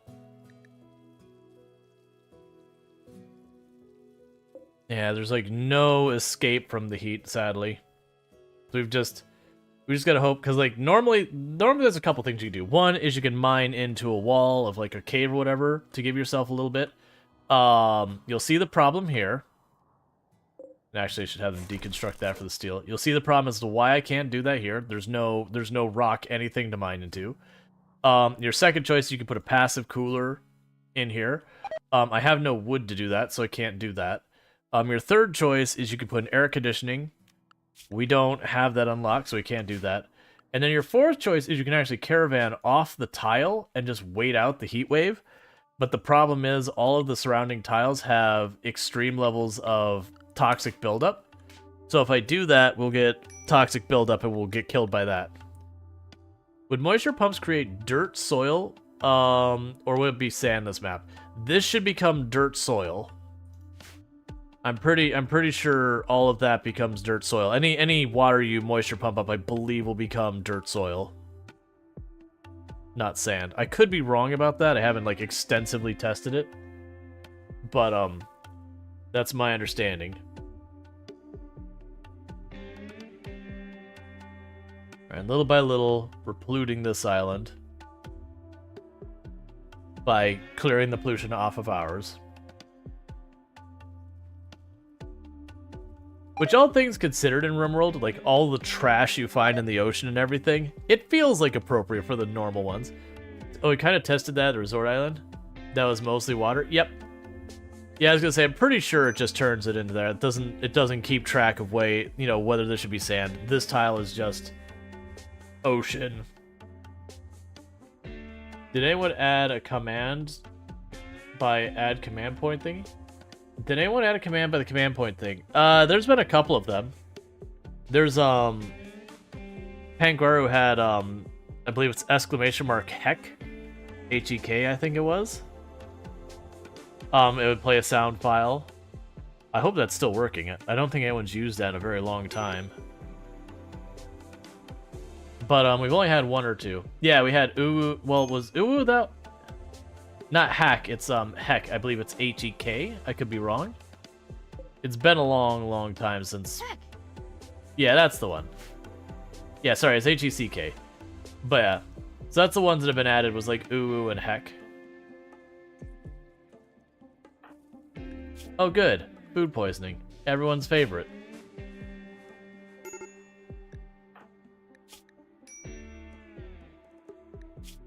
So everyone gets a little food poisoning.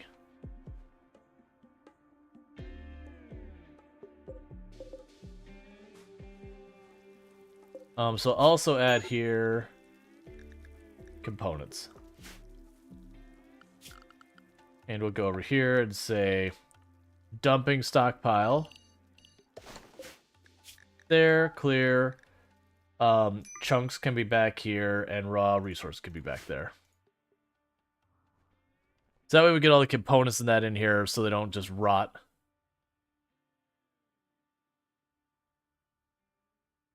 Okay, so we've got our giant forest of trees. Because everything's going to be made out of wood for a while. And this is our grow area. It's not going to get any bigger. We technically have the two places down here. I don't want to touch those because that is like right on the edge of the map. Which does mean if a raid shows up while someone's down there, they die or get kidnapped. But basically, bad things happen, is what happens there.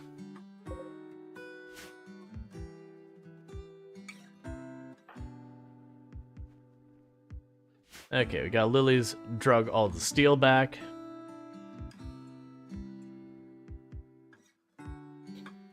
Oh, you know what we could do? We can make it, we can make our temple the museum. Because we'll be putting, like, we can put the artifacts in it. I don't know if we'll get that far. It'll be actually really hard for us to get artifacts on a pollution map. But that could be a lot of fun. So let's see. So we will give the role for the, like, social leader to Betty. Because they have the most social of anyone here. Oh, I have to put the thing down.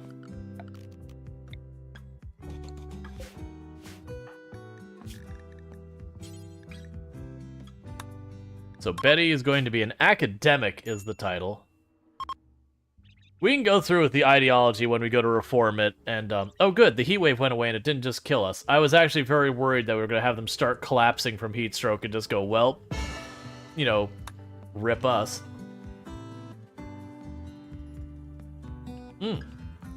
Did I not plant cotton? Alright, that's a problem. So we're going to shrink that zone down a lot. I think I had gone to plant cotton, and then just,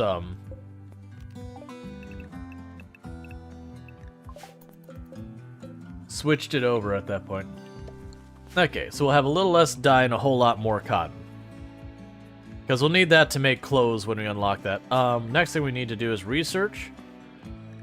We'll do complex clothing. Because stone cutting won't matter, we won't have that.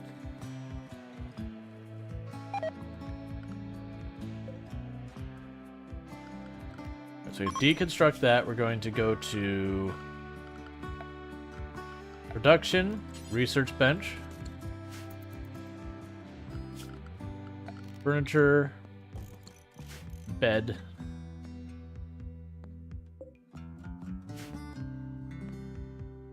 We didn't use like the exact amount of steel there was in the map, did we? I mean, I guess maybe we did. Alright, there's no steel left, so I can't make my research bench. Regretting that immediately. Bills, we can go to you, say, cook some meals, do until you have 10. Side T, forever. I don't care about the other stuff. And bills here, we can actually tell you to not keep that fire going now. So that way we only use the wood to fuel the stove. So basically we're gonna have to wait for our next ship crash to drop stuff down. Or a caravan to come in with steel or something. Like I'm gonna have to get more steel traded in. The wood, at least we got the trees growing. They'll take a while, but you can see we've already got one halfway grown. And food-wise, we're like getting really close to where things will just stabilize. And like I said, this will be an overwhelming amount of food for 5 people. And we still need to bring in the 2 cats. We go and try and remember what the cats' names were. We had Malcolm was one of the cats.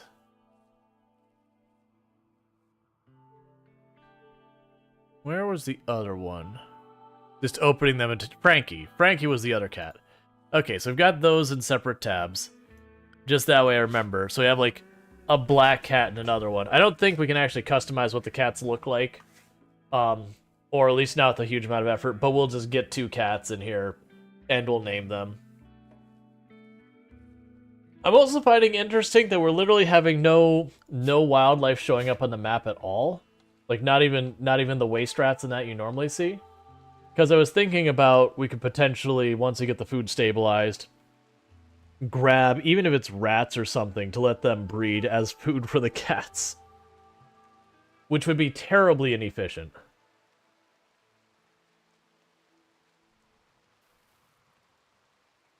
Use a mod that adds more variety to the cat's appearance, because yes. I mean, that's fair. Oh yay, food poisoning. Do I have someone who's not a good cook cooking? I mean, all of them are at least 5. They shouldn't be food poisoning that bad.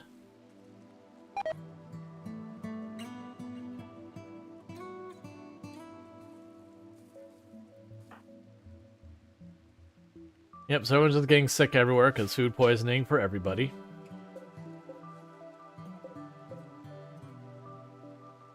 So we've got a couple more rice will pull up here. This is getting close to ready again. Then the potatoes will be pretty soon after. And those will be pretty soon after that. Yeah, so you have a few people are going to start having mood breaks because everyone's getting upset about food poisoning. Yeah, so we're carving a bunch of space out of the pollution. But we are making new pollution here.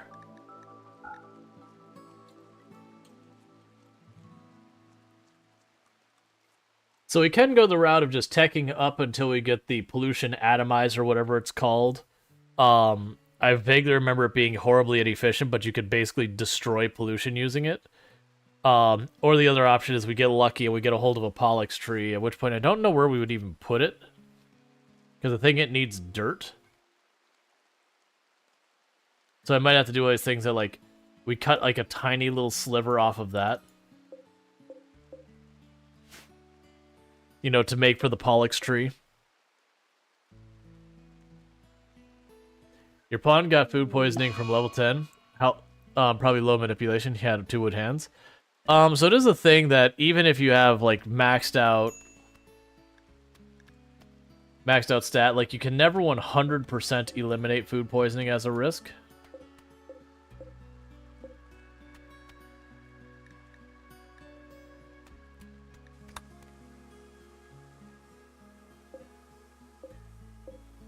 Alright. So when Alice gets up, they'll pick just a little bit of that rice that's over there. This rice is almost ready to go. Here, we'll actually go up here and say, hey, go ahead and pick all that rice. That's not quite fully ripe, but we're at that point where I can keep cycling the plants and just cooking a little bit here, like using a little bit here and there, and that should be enough to keep us above water.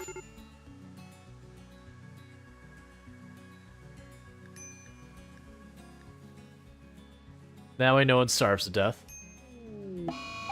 Alright, Betty is in a daze because she's malnourished. RimWorld doing RimWorld things. Let's see, something very end research tree. Probably Rual can't unlock it, you know. Pawns need drugs first. Random research, right?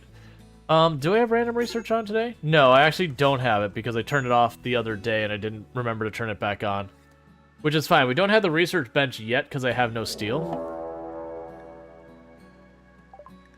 Alright, we have another person attacking. They're a waster. Betty is currently unable to fight. She's busy having a break. We are also at a disadvantage in the fact that it's raining right now. Luckily, this person is pretty bad at everything. I might be able to take advantage if we run all the way up here. Oh, you're prepping. You know, if you're prepping, everyone go back to it. Schedule, you're all under restriction to stay in the zone. Because then maybe Betty will get over their break before the attack happens. Yeah, I do have the character editor mod loaded and all that, but I haven't updated the command for this particular run. Because this is something that literally I came up with the idea with a couple hours before stream. Okay, so yeah, Betty won't be ready. I was hoping the weather would clear or whatever, but no luck.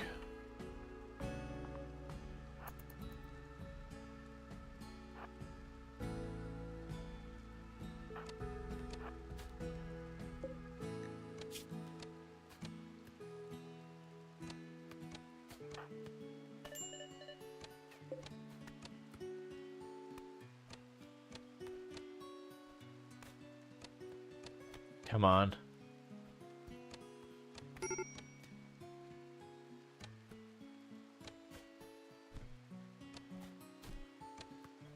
So downside is, with all pollution, the wasters get huge buffs. Which is the reason why that waster went right through Lily really fast. Okay, how badly hurt are you? So no permanent injuries, but you're pretty messed up. Theo, do your best.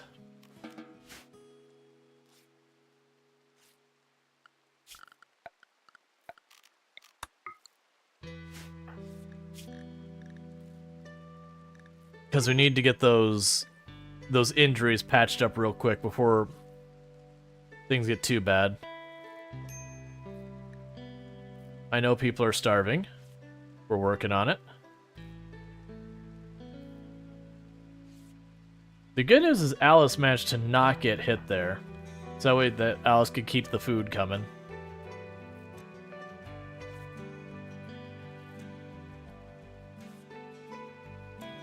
Once we get the all the injuries patched up, get Lily carried back to her room.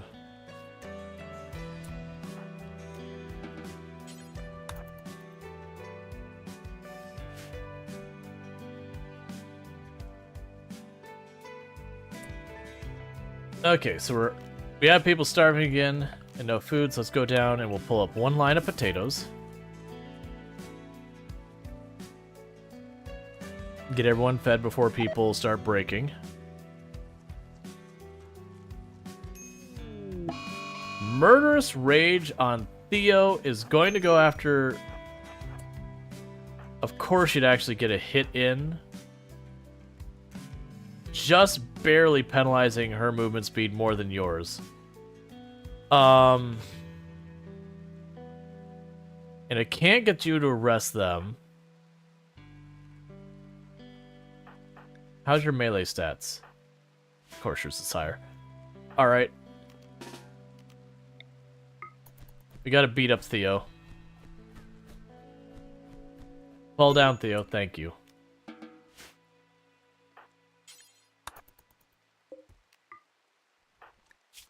Okay, any serious injuries? Just bruises. That's good.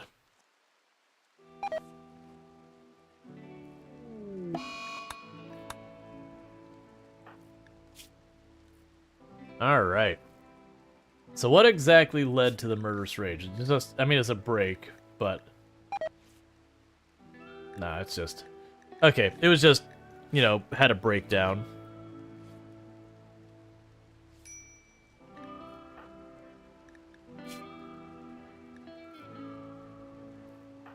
Now, that said, you are not going to be bed resting, Alice. Unfortunately, I do need you to continue dealing with the plants.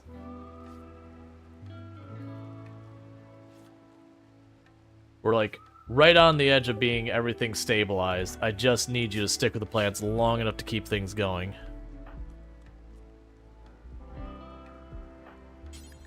Please feed Theo. Theo is incapable of feeding themselves at the moment. Go get your Equa back.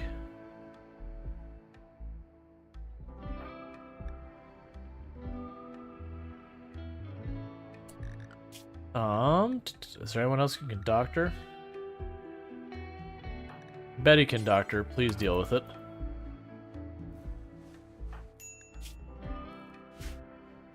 Before a bunch of people get infections and all that and die.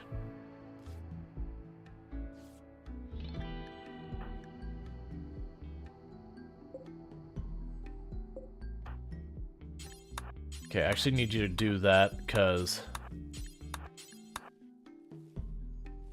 food is extremely low and needs to be dealt with.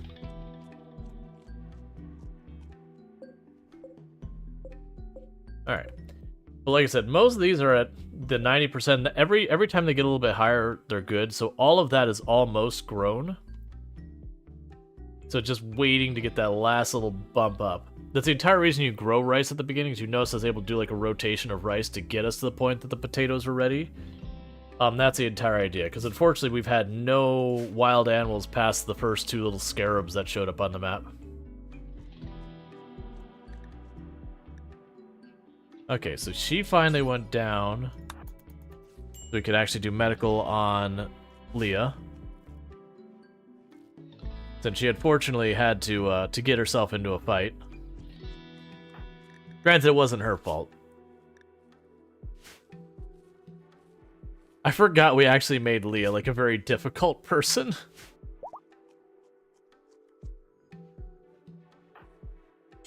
I just looked at our stats like, oh yeah, you can't do 90% of the things in the game. Right.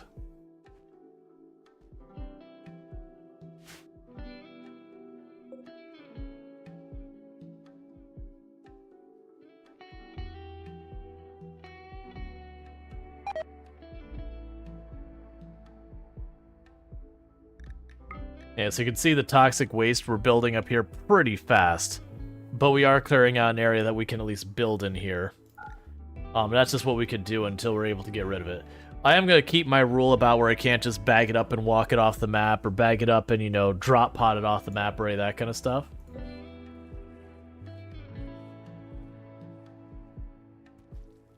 Oh wait, we can unrestrict you again.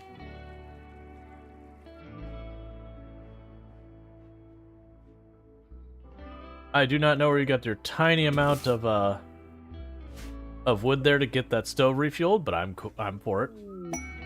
War merchant. All right, buddy, bring me steel.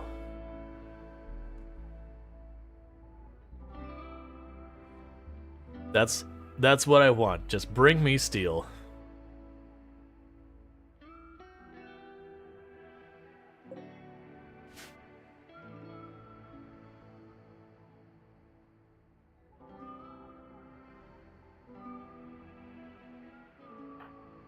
And luckily for us, Betty's like the one not injured person. So that they won't take too much of a penalty in trade. Okay. So, do you have... Take the maces, take the extra bows, take the pila, take the mask. You do not have steel and you do not have wood. I'm not going to buy your medicine. I'm honestly not going to buy your pemmican either. We're going to keep the money. And the reason we're going to keep the money is just in that off hope that we'll have like a later, like a bulk caravan that comes in that's got steel for me.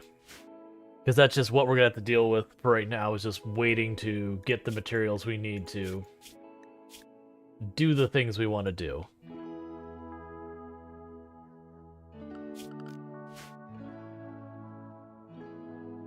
Because until then, I can't physically build the research bench. Unless we get ship part crashes, which usually happen a decent amount. I don't think we can tear apart these to get steel. I think it makes steel slag, and we would need steel to build the smelter to melt the steel slag into steel.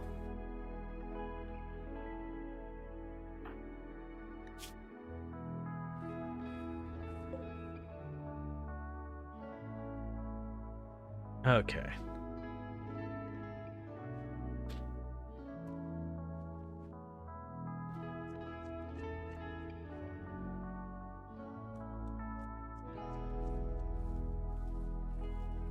She swallowed a spider to catch a fly. You don't know why she swallowed the fly? I guess she'll die. I haven't heard that in a long time. Breaking out the old nursery rhymes.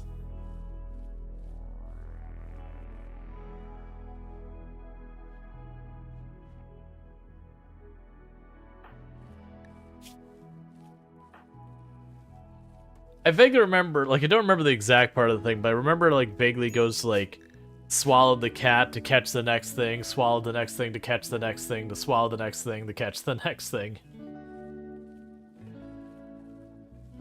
Reverse also explains A to B to C to D to E. Yep.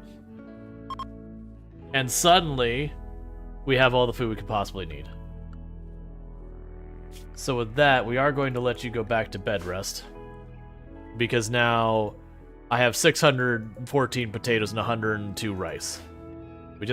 We just had to get over that initial growing there.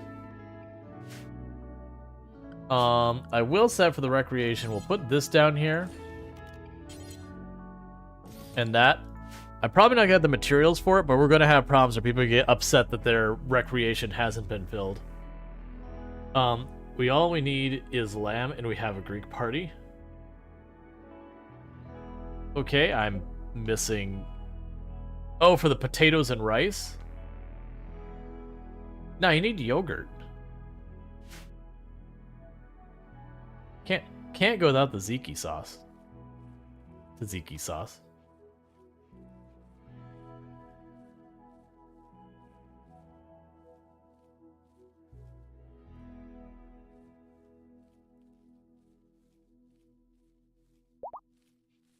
Probably also need feta cheese.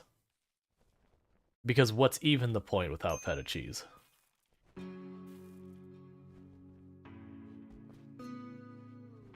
Toga pride. I mean, right now we have tribal wear, so we're...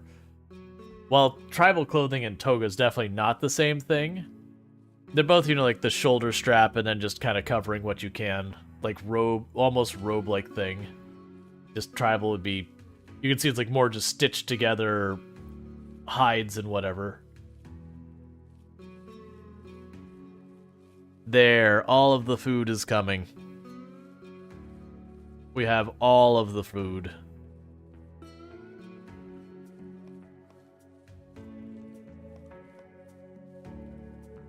Close enough, let's party. Oh, right. A lot of you will never haul. Let's get the toxic waste out of there before it just dumps right here in the middle of my farm. Okay, so start getting our wood soon. Once we get the wood, we can start expanding our structure. Careful of the devil water fungi too? I have no idea what that is.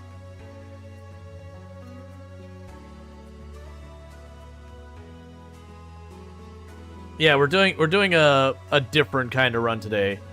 Thematically, what we're doing is we're bringing like the Coral Island characters, and we're doing a Coral Island colony in RimWorld just because reasons. You just got home from the Magic the Gathering pre-release? Neat. What's Coral Island? It's a game I've played on the channel a whole bunch. It is a slice of lifestyle game where you live in a tropical paradise that has befallen an oil spill. And you kind of just go through, like, make friends, try and fix the environment, yada, yada, yada. So the way we're simulating that in RimWorld is... Why did you go down? Food poisoning? Yeah, that'll do it. Betty is bored. Fair. I don't want to go down to the edge of the map like this, but we need the wood. We're going to have a bunch of mood breaks out of boredom. We don't get at least the hoop ring or whatever. Have you ever heard of Project Zomboid? Coral is a lot like that. No, it isn't. Coral Island is like Stardew Valley, Harvest Moon, Sun Haven, Animal Crossing. The classic, you're at some town, there's some overlying issue going on, usually like the town's in poor repair or is dealing with whatever, and you as the protagonist show up and fix everything by yourself with minimal help from anyone else, because apparently that's how that works, usually for minimal compensation. And you make friends, romance, have kids, build up your place, you know, run a farm, whatever the thing is. But they're a lot of fun. They're like nice, cozy, relaxing games that have like a really strong feeling of progression, which is, I think, the big draw to them. Because like when you start out, almost all of them start out where your farm is just an absolute disaster. It's been overgrown with bushes, you know, there's stones everywhere, there's trash everywhere. We're definitely not doing the EMI one because I can't really caravan. But, so, like, the feeling of progression is really strong in those games, where you start with basically absolutely nothing, and then you can, like, slowly build up to, you watch the farm get nicer and nicer and nicer over time. Graveyard Keeper also falls in the same one, though that one is a, almost like a satire or a twist on the genre.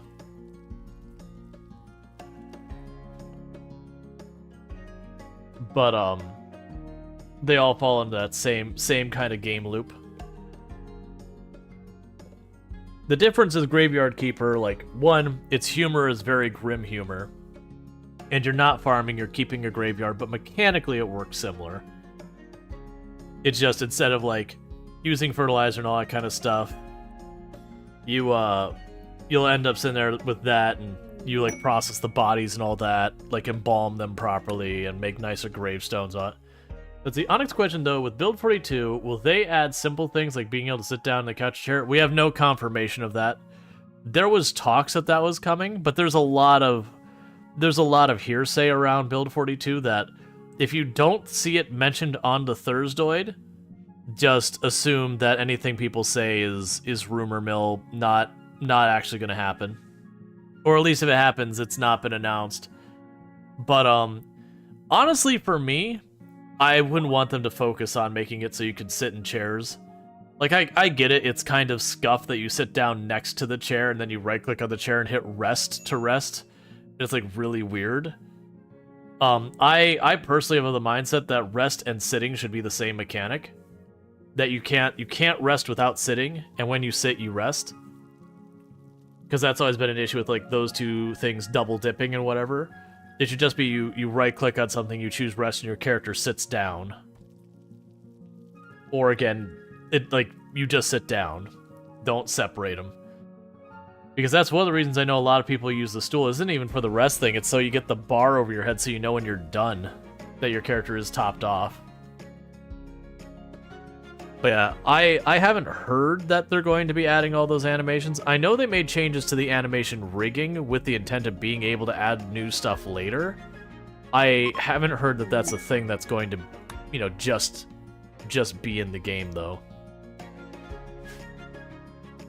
But like where people have mods so they can have their character lay in beds and sit down in chairs and all, which usually a lot of those mods were kind of janky anyways. That to me is low priority. I'd rather they continue to expand the map. They continue to flesh out stuff like crafting. They, make fishing more interesting. Add more variants in the houses. Honestly, I was thinking the other day that I think it would actually benefit Project Zomboid a great deal if they absolutely nerfed the crap out of the generator drops. Because even if you go in your settings and set it down to nothing, it's just so easy to get generators. So, and what I mean, like, you should still be able to find it. Like, if you're going, I'm going out of my way to find a generator, you should still be able to find the generator without too much of a horrible time. But instead of, like, going into Rosewood and walking away with, like, 12 generators, it should be you go into Rosewood and there's, like, 3 or 4 generators in the entire city. Just to have, like, that be more of a barrier.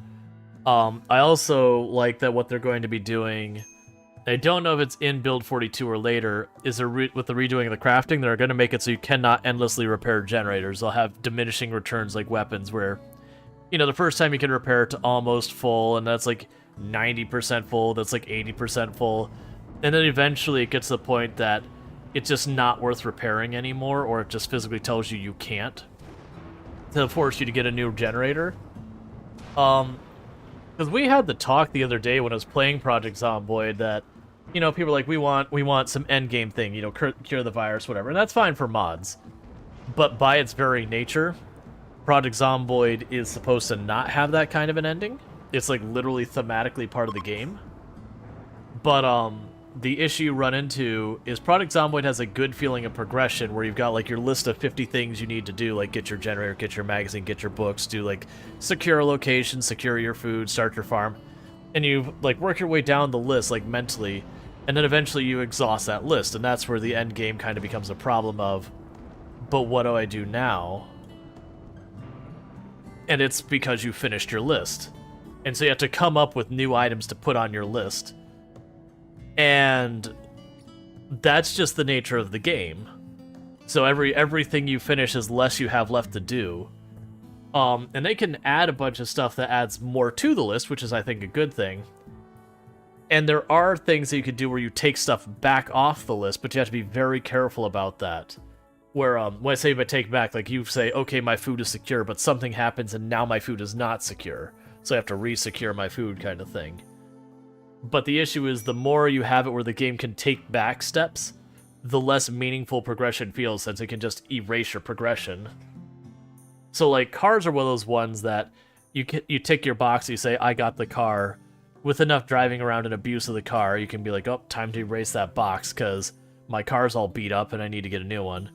But with how easy it is to keep cars running in Project Zomboid, that isn't really that big a realistic thing, because you can get like 5 or 6 cars and then it's not an issue forever. Alright, so these trees are getting there. People are getting pretty upset about being bored. Because there's literally nothing to do here. I'm trying to solve it, but I need wood, which is the whole thing. Craven Horde says, I agree with the generators. It'll help fishing and foraging if they expand those to mix barbecues and campfires. Yeah, well that's the thing. I've demonstrated in runs that you don't need the generator, you don't, like, I think I had the list of things you actually need for long-term survival. And I think the only things that were kind of important was the saw was fairly important. You can live without it, but it's a huge, colossal pain to do so. Versus it makes your life way easier if you have a saw. And then you needed something you can boil water in for the long-term survival. Technically, you can get around it if you do a lot of tweaking and adjusting. Okay. We are going to accept this person. And what's going to happen here, and right now you're going to share a room with Alice, is because we're doing this thing with the Coral Island characters, that's not going to stay that person. AJ, when they get over their paralytic abasia, we're going to basically delete the character and replace them.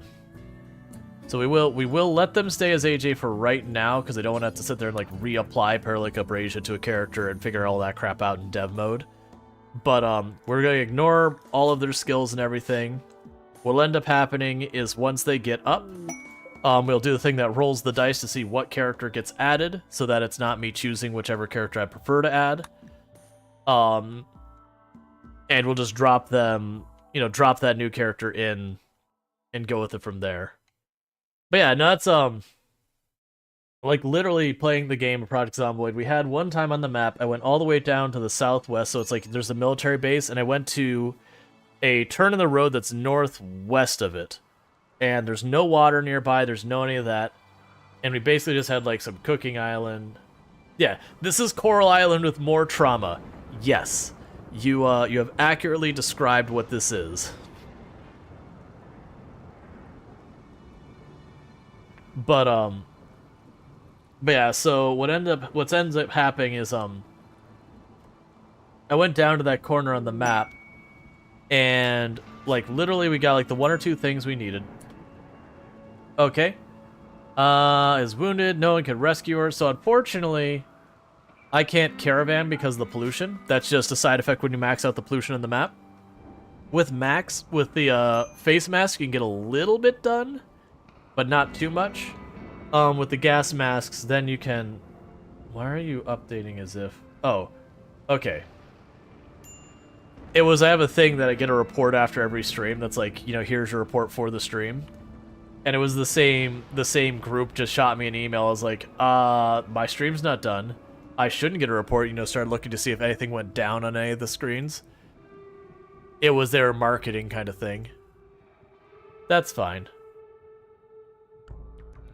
Alright. And now we're just kind of standing around because we can't have them working on much until we get steel in. They're just bagging up pollution and dropping it on the next island over. Until we get enough area here. Until we get what we need to actually clean the pollution. So we can't get rid of it, but we can move it. And then once it gets far enough, we'll start getting people their own rooms. Actually, got enough room for another room over here. But we'll wait till we have our wood, because they've got this whole field of trees that we planted right away at the beginning. Each one of these trees, I believe, gets 25? 18. So each one of these trees should be 18. I'm trying to select them, but it won't let me. Yeah, so 18 times 68 is how much wood we're going to get out of that. But what'll end up happening is they'll start becoming a little bit of rotation where they cut down a couple trees, run over here, do this, cut down a couple more, do a little bit of this. So that you'll start having a steady supply of wood. This should be way more wood than I can possibly use. But we'll see.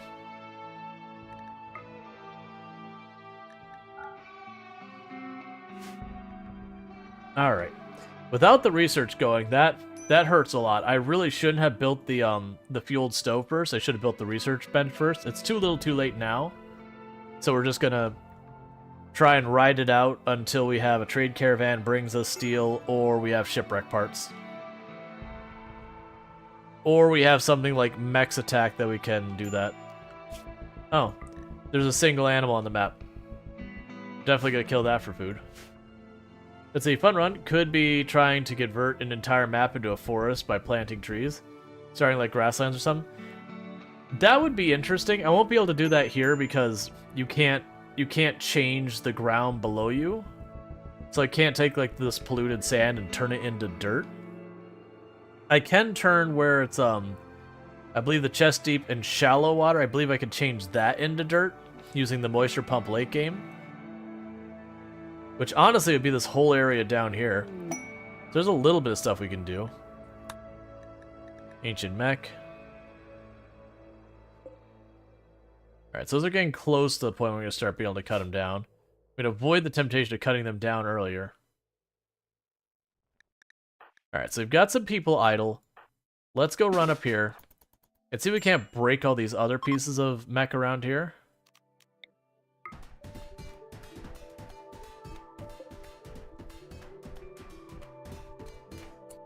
Yeah, so it's slag.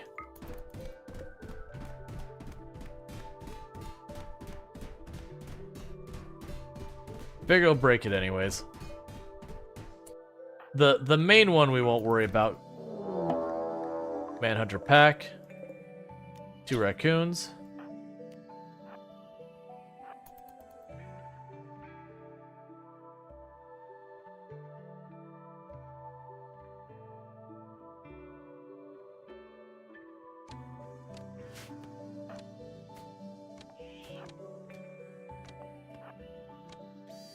Okay.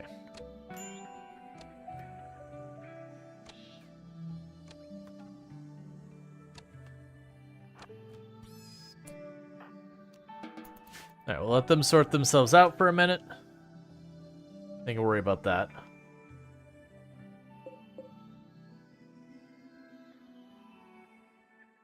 Yeah, so that's giving us steel slag, which is fine. But steel slag, you have to melt it before it's usable. And I don't have what I need to melt it. It requires electricity, and it requires steel to also make it.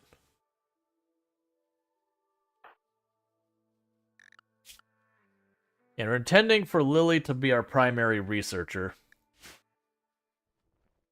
When we can finally get that to happen.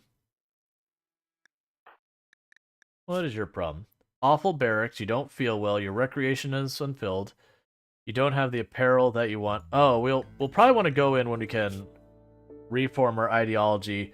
I'm going to do stuff like set some of that apparel. We'll keep the general idea of what's there, but we'll change the specific apparel it wants. And like the name of things to, you know, be vaguely Coral Island-ish. I'm trying to avoid like doing all of it at one time so it's not, you know, an hour and a half of me just tweaking settings and all that, because that'd get annoying. Let's also save again. Because we did set up manual saving for some of the stuff because I'm dealing with dev mode and all that kind of stuff to accommodate some of these things. And I don't hardly ever use dev mode. So I'm like, we actually accidentally deleted Theo in dev mode earlier when I was trying to get rid of extra junk we didn't want. So that's exactly why I have that. It's just so if I make those kind of mistakes, we can fix them.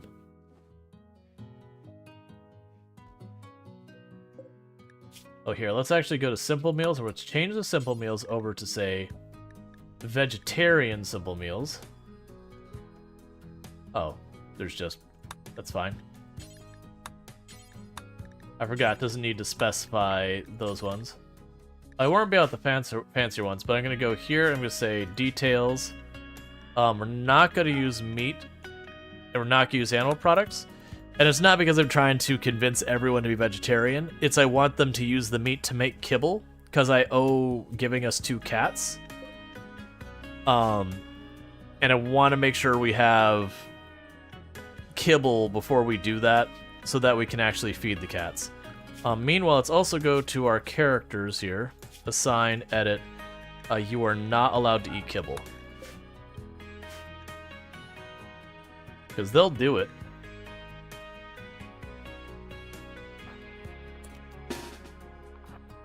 Let's go back up to breaking all these things up, because until we have more stuff, there's not a whole else for the characters to do.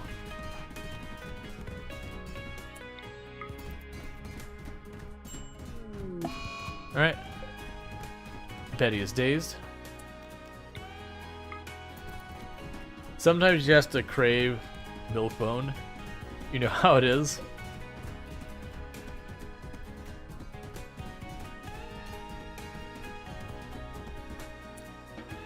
Alright, and so last one is the one that actually gives you the mechanoid transponder. We'll probably never get to use that because you have to caravan as part of that quest. And as I mentioned before, with the max pollution caravanning, it's not impossible.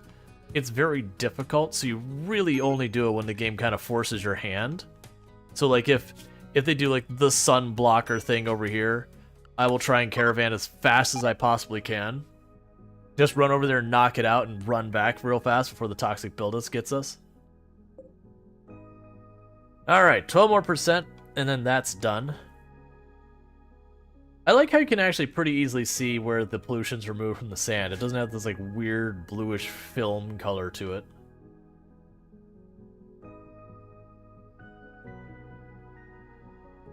Oh, new try? I'm not sure which run you saw us on last, but yeah, we had the other run died the other night, and then we played about an hour of Project Zomboid after that just because we had a big raid from Beaver who was playing Project Zomboid, and it's like, alright, well, we're not going to start a new RimWorld run that we're only 1 hour in or whatever. But my mind has like been stuck on Coral Island, and it's not released yet, the 1.0. So I was like, you know what, let's mess around and do like a Coral Island RimWorld crossover. So we have a polluted island that's got pollution all around it. And all of the characters, we're making our Coral Island characters. AJ hasn't been reset yet. We're going to wait till AJ joins us and is able to get up. And then we're going to delete AJ using dev mode and create a new colonist that is a Coral Island character.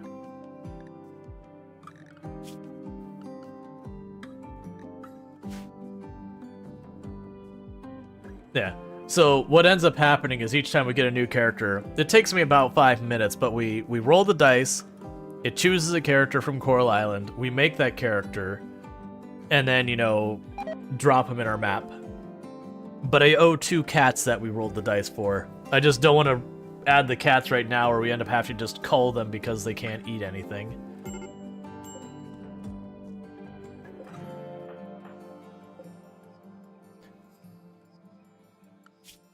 Like, we're gonna have to get chickens or something to get protein. What's the join queue for then? There shouldn't be a join queue today. Yeah, today you shouldn't see the join queue. Just while we're doing this run, then we'll go back to the join queue stuff.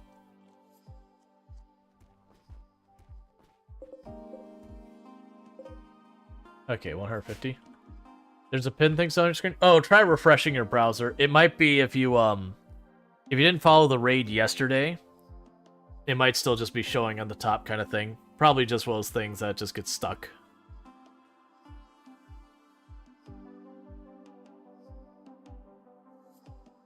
Yeah, because we're doing the sandbar nonsense, we are kind of stuck in a holding pattern until I get a caravan or ship parts to give me more steel. Or someone attacks us and drops steel. Oh, is that attacks immediately or prepare? They're gonna prepare.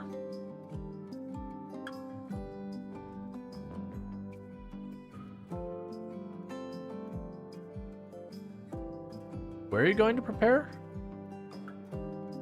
Okay, I was about to say, like, don't just walk into my base as your preparation point.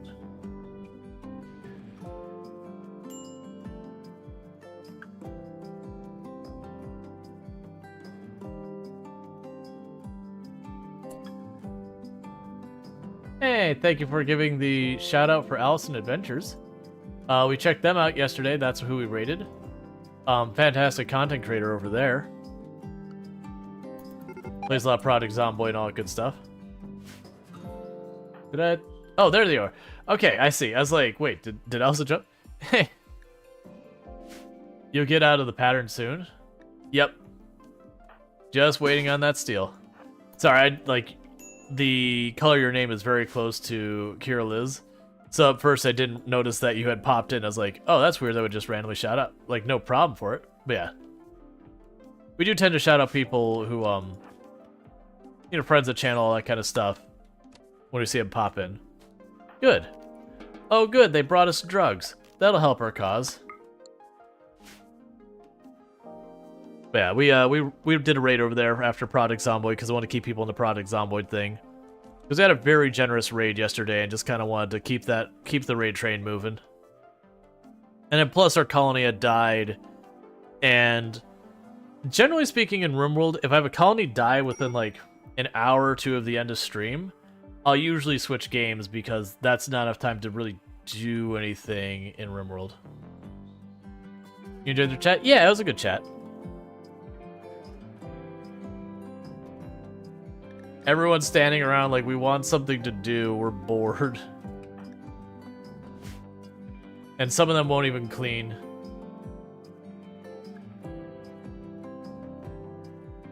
Yeah. Twitch has had some weird stuff this past week. I know there's a couple days where people were just getting like endlessly buffering things. So like, as well as things that, you know, that sucks as a creator because it's something that really, really hurts your viewership.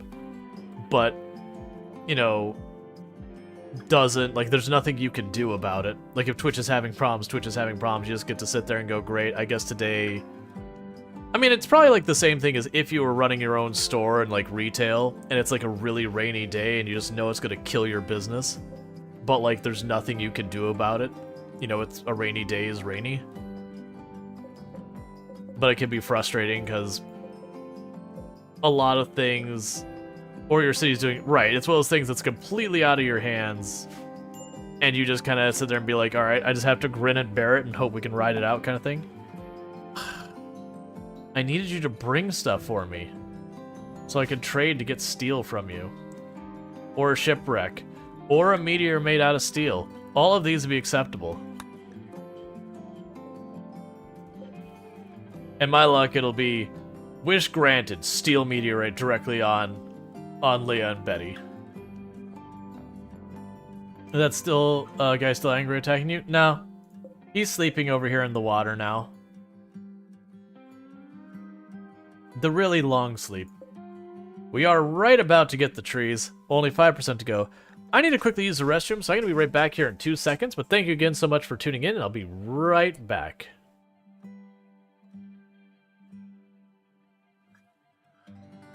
And in a game where a single hit can be the end of it, 95% is still not good enough.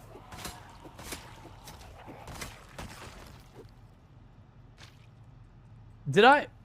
Someone clipped that? I'm pretty sure we just pushed him, and it counted as a spear stab.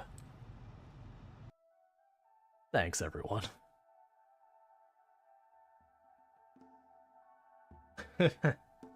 Sorry. I did not expect that to do that. My apologies. Stop it, eyes. I need you to cut it out. Are you having an emotion? Yeah. Don't you hate it when that happens? Think we broke Strainer? Yeah. I think I've only gotten teary-eyed, what, 3 times on stream? And 3, 2, 1, it'll be fine.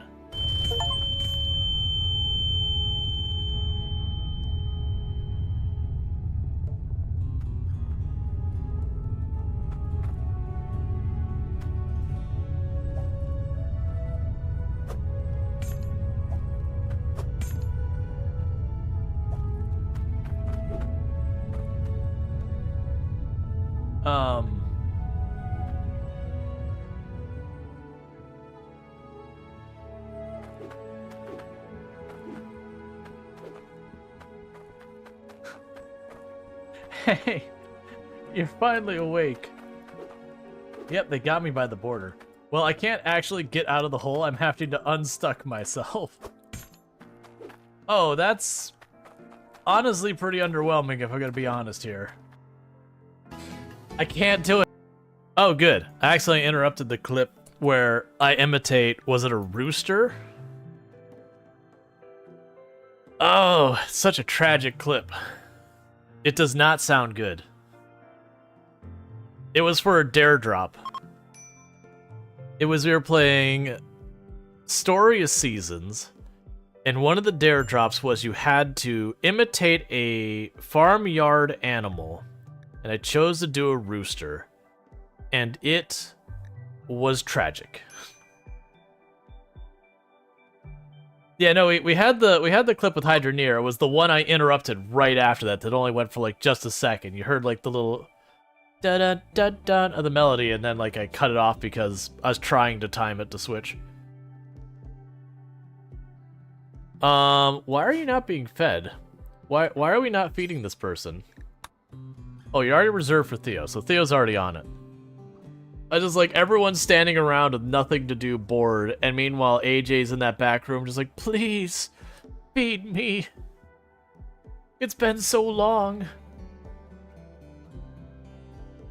Yeah, that's one of those ones. So I kind of wish I could take some clips and say, don't put those clips in like the thing where I'll play for other people, because I don't mind that clip existing because I think it's a good clip to have, but it feels weird having that clip play outside of what's going on with it.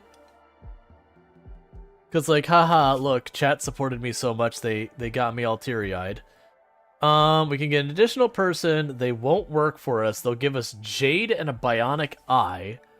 I'm going to just take the goodwill for now to try and get more trade caravans. Get them to like us more.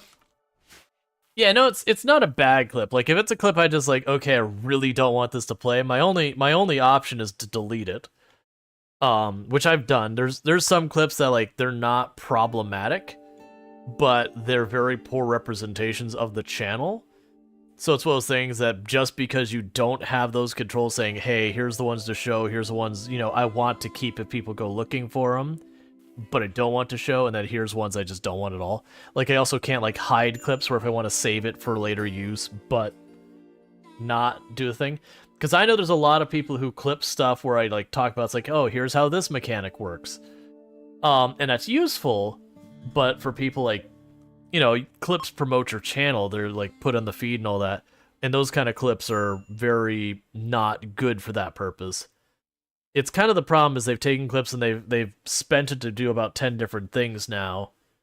I'm exaggerating a little bit, but like they do a bunch of different things that the different use case have different things you would want for it. That I feel like we need a little bit more control about the clips. And I can't imagine they do that, because even just where we got featured clips, which is a step in that direction, people got all bent out of shape. They're like, now I have to manage my clips even more.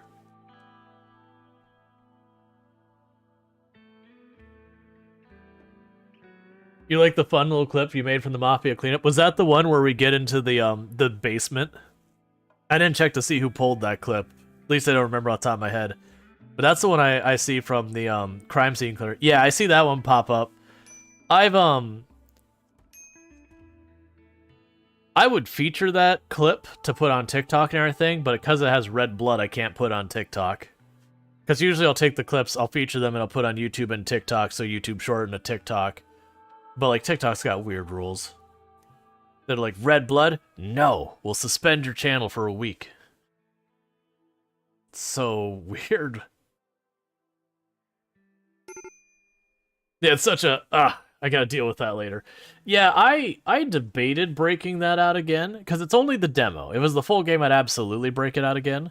But it's only the demo, and my understanding is the demo is just the one house. I could be wrong in that. And it's just kind of one of those things that's like, okay, we did do, like, we didn't get that much of the house. We got, the pool was mostly done. I think we had like one piece of evidence to find or whatever. We had gotten pretty far in the kitchen. I hadn't touched the basement or the upstairs. Like, it was a big house. I honestly wonder if when the actual game releases, if you'll start in that house, or that house is actually one of, like, the mid to late game locations. Because it felt like what a lot of those style games would be, you know, farther along. Because usually in most of those style games, we're doing, like, cleanup stuff and all that. The first location you go to is relatively small so that they can kind of tutorial you through it. Alright, combat supplier, who will unfortunately most likely not have steel, but we might get other useful stuff. We finally got our first tree cut down. Tantrum, because you ate raw food. You're going to need to get very used to that.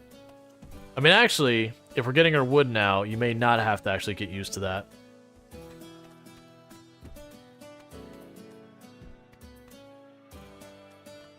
Alright, Betty, go have a chit-chat with our new friends.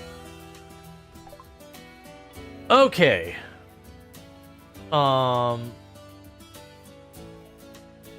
So... I can get the auto pistol.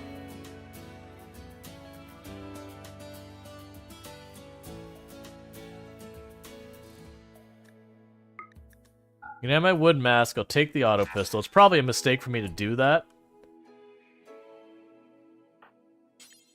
But it's definitely a step up over a recurve bow.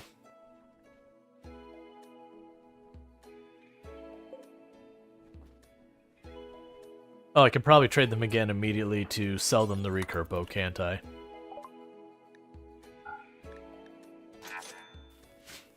Because not a lot, but all that'll be a little bit of money if we get a bulk trade caravan. Because that's what I need, is I need a bulk trade caravan to show up who has steel.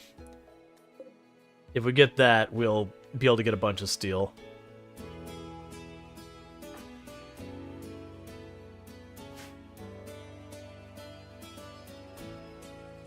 Alright.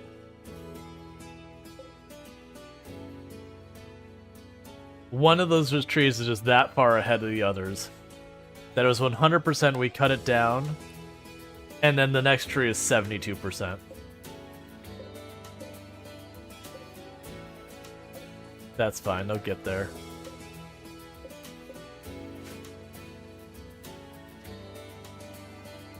It is those things that, like, once you get them going, you're good. You just gotta get to that point. Alright, we're getting all our medical supplies.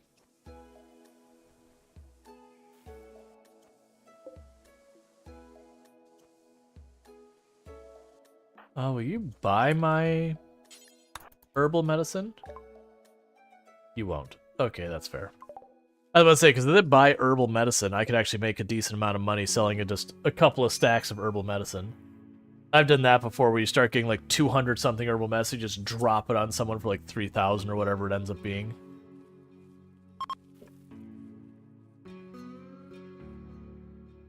Did they have a Zeus hammer? They did, but if I sold everything they wanted, I could maybe get like 300 silver, and it was like 3,500 or something like that. So it's just not in the budget yet.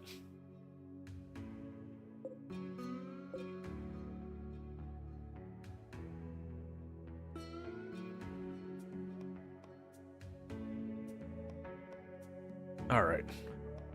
We don't have the pray, there's the tree that you can pray to, but even it's not on the map. So literally they have nothing much to do. There's no materials for them to haul back. Betty has gone berserk because they're recreation starved. Alright, I'm sorry, Betty. Oh, you'll just stay out of this.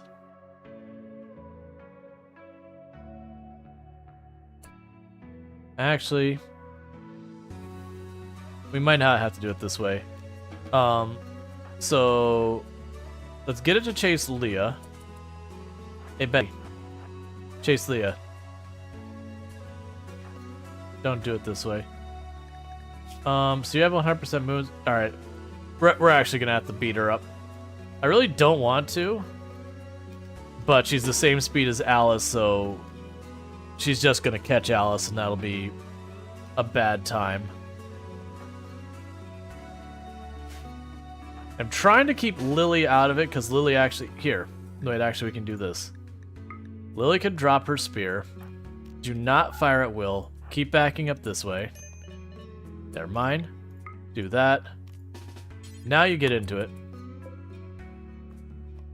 Because I don't want to kill Betty. I just want to knock her down.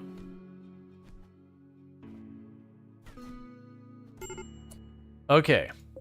So Alice got cut up pretty bad.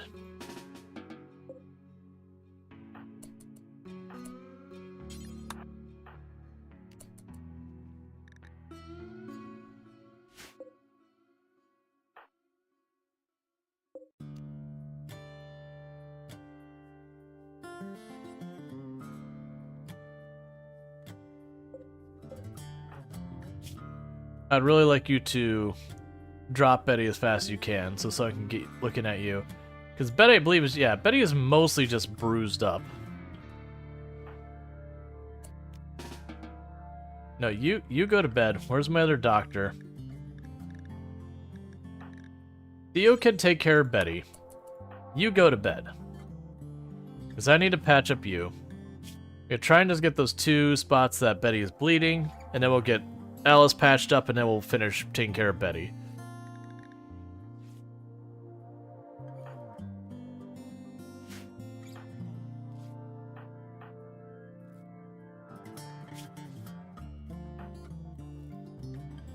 Alright.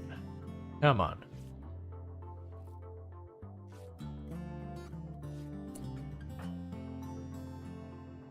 Okay, Theo. Switch over to helping Alice. She more urgently needs medical help.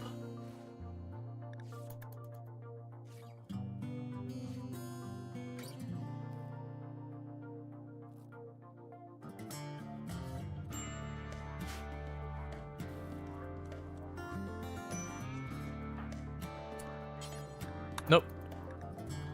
Go back to taking care of Betty. Don't kill Betty, just knock her down. Context matters. Yes, it does.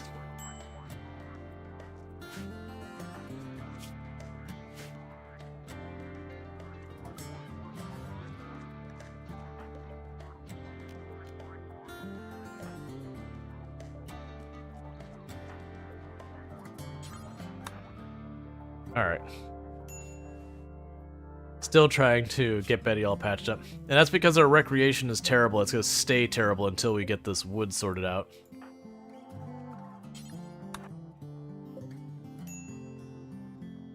Because we're at 76, and I'm trying to not cut down a bunch of them early because I'm going to need all the wood I can get. And those haven't regrown at all.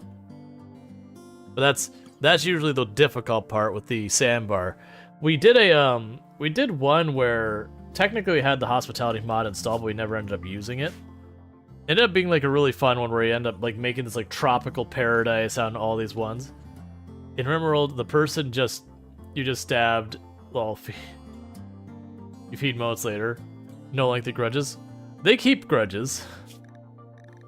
In this case, it's not bad, but they'll actually sit there and they'll have like massive mood modifiers where like, I don't like this person, they hurt me.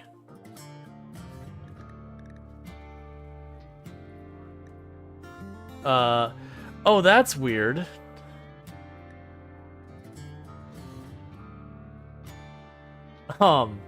Because we accidentally deleted Theo earlier, and then replaced Theo, there's 2 Theos in our world, but one is just missing because we dev mode deleted them on accident.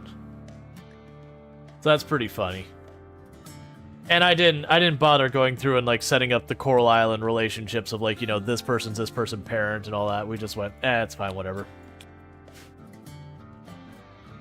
It's close enough.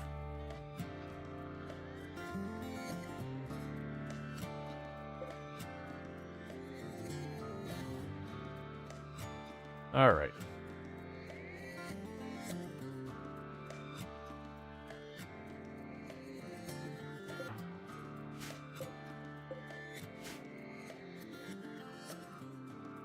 Get this all sorted out eventually. RimWorld is a funny place. They still like Betty even after getting stabbed. Look, she was in a fit of rage. She was really bored. She wanted something to do, and she had a knife. You know, we've all been there, right? Just you get a little bored, and you would just attempt to murder. Technically, his berserker rage would have just knocked them down and walked away. But still. Boredom's tough.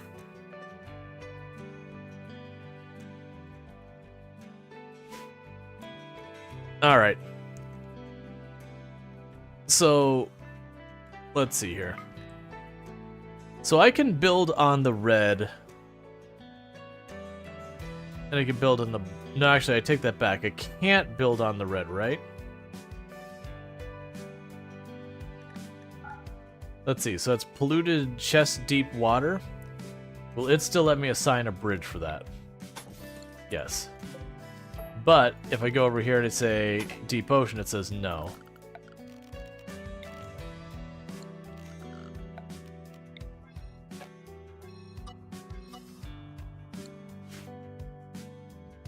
Okay, so I could potentially make our defense area, like, cut through here.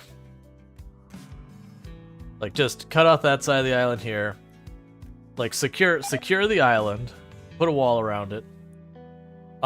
We could make kind of a tunnel over here. And the only reason I'm thinking over this way versus up or down here is I do want to force the enemies to walk through. Actually, this is probably best because it's chest deep water the whole way.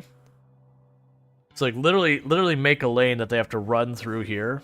That way we could just kind of shoot at them. You just took 2-hour phone call for us, date friend, new colony. Since the beginning of this stream, no. New colony since yesterday, yes, because the colony yesterday died. Just like really bad luck with some RNG on events. We were doing the ship hack event. And that all was kind of going fine. Misplayed part of it, so we got a pawn or two down, but you know, they were okay. But like the immediate moment I finished off that group, it triggered just a regular raid. And so all of my people were already hurt and everything, and just... My choices were I could run away and probably win the fight, but my colonists would die, the ones who were damaged, like injured on the beach. Or I could try and fight it out, and I chose to fight it out. It just... Like, not everyone died, but we suffered pretty bad losses. We'll get rid of the shirt. I really want you to have more stuff for me so far as steel. I need steel. I can't build my research bench until you give me steel. Like, there's no steel on the map. There's no stone on the map. We're doing a sandbar. So I'm dependent on you bringing me steel so I can get my table built. Yeah, it is a pollution death trap. Thematically, we're doing a like crossover RimWorld Coral Island. So you'll notice this isn't a bunch of names of people from the channel. These are names of the characters in Coral Island, and we made them all roughly look like the characters as best we can with RimWorld stuff. And we've also sort of tried to give them traits that sort of ish fit the character. But then each time we get a new colony, like colonists like AJ here, once they get over their Paralic of Asia, we'll technically delete AJ and we'll generate a new colonist in their place that will then randomly assign to be one of the characters, you know, and we'll quickly make the character over like 5-ish minutes and then drop them into the world and they'll be a new colonist. I'm not taking the time to go like, well, this character is a sister of that character, is the ex-lover of this character, is the mom of that character.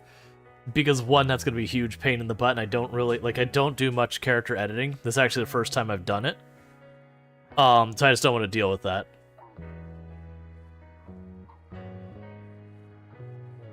Like, if something weird happens, like someone ends up, you know, becoming the lover of their brother or whatever, we'll just hand wave it away that in our world they're not family.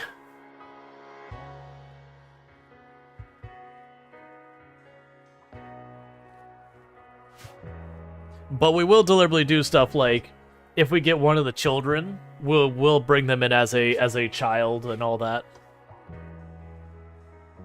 Yeah, this is definitely something I don't want to do all the time, at all. But it's like just a random one-off. It feels kind of fun.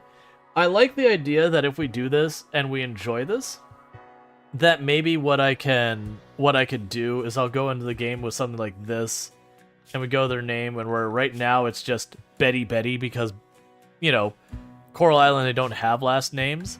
What I could potentially do is go like Betty and then like last name Coral Island, just so people know where the character came from. And then do like the same, like if we bring in like the Stardew Valley characters or whatever. Just start making random characters from games. I'm also kind of wondering if we want to have like a channel redeem maybe you know, it'd be something not cheap, like, I don't know, 20,000 points maybe. We'll figure out what seems fair. That I will add your name to the pool of characters that can randomly show up on the map. You know, the big caveat being, it's RimWorld. Sometimes you'll show up and you'll be, like, nice and all that.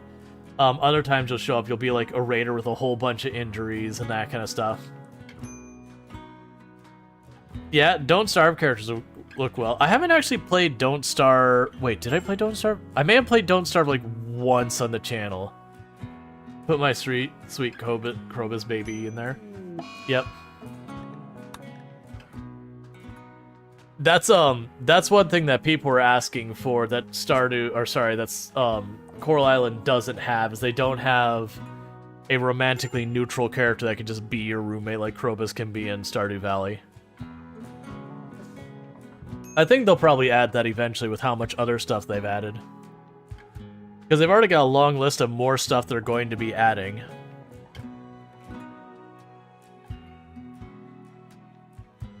You think, I don't mind being a baby sometimes. Ace-coded roommate, yep. Yeah, that was one of those things that I never, you know, thought of or expected. I'm like, oh yeah, that makes absolute sense.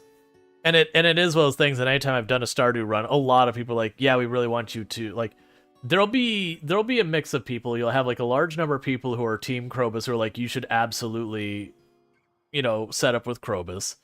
You'll have a bunch of people who want you to choose, like, Haley. Because my understanding is Haley actually has a good story if you play through her. But real life me, when you get meted with Haley and you ask her down, she's like, ew, gross, is how she responds when she says no.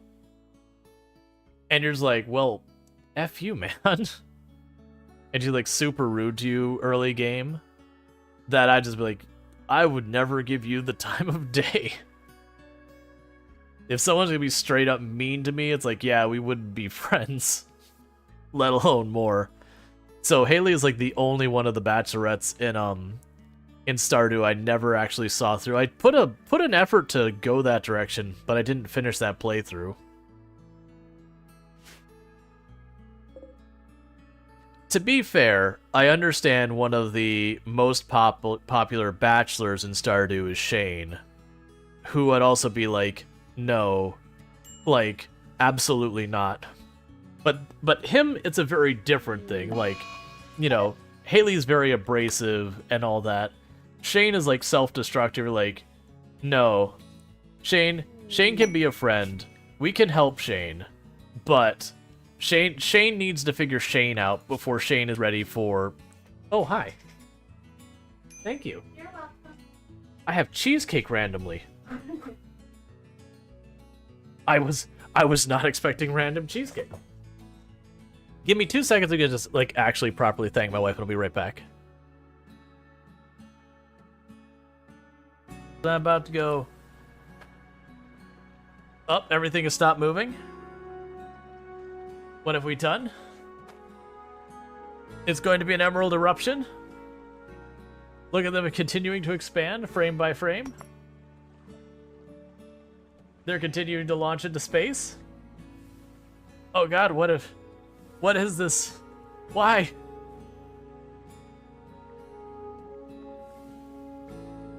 I have a frame. I have individual frame. Look at the height those things got. Just let it settle down. Okay. Surprisingly, didn't instantly go slideshow again. Mayhaps not be a jerk about it. Okay, I got some. And that's why you hold shift when you hear the noise. Don't you do that. Ooh. Okay. Sorry about that, like, I just randomly got, like, cheesecake brought over, and, like, you know, I said thank you, and I was like, no, I want to, like, actually sit there and say thank you. Yeah, she ran downstairs to, like, do that. She had asked me earlier today, she's like, okay, how would you feel if, like, for dinner I just brought you a slice of cheesecake, because that was while we were out at lunch. I'm like, I'm fine, because I had gotten cheesecake for us, so we just hadn't had a chance to properly, like, sit down and eat it or whatever. Just, like, time-wise. Like, I can get behind that. Yeah, cheesecake needs special thanks, for sure. Absolutely, it's like you want to actually be able to, it's like, thank you. Especially when it's just, like, an unprompted thing, as far as, like, I wasn't like, hey, could you go grab me or anything? It's just, like, brought it by. You know. Take a sip. What's the worst that could happen? Be good to your partners. Make sure to recognize their contributions. All that good stuff. When they think about you and yada yada. Alright. We're so close to having these trees going. Like, it's gonna be one of those things that almost all these trees are gonna go up at the same time. And then at least when I have those, I can build and expand the base.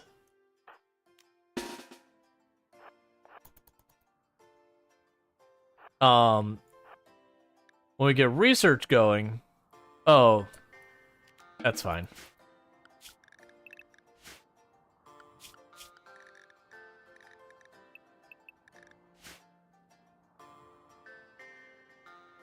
That's good, because we had someone on a break. And that's because boredom. Alright. So now go over here. Because they're going to cross the deep water towards me.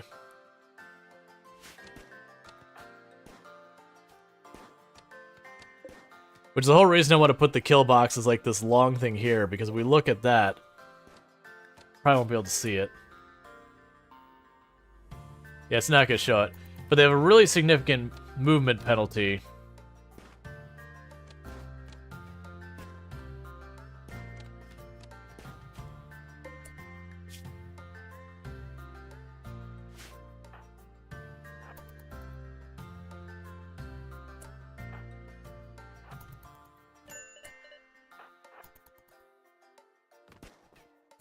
I was trying to avoid taking any injury since they were right about to go down from bleeding anyways.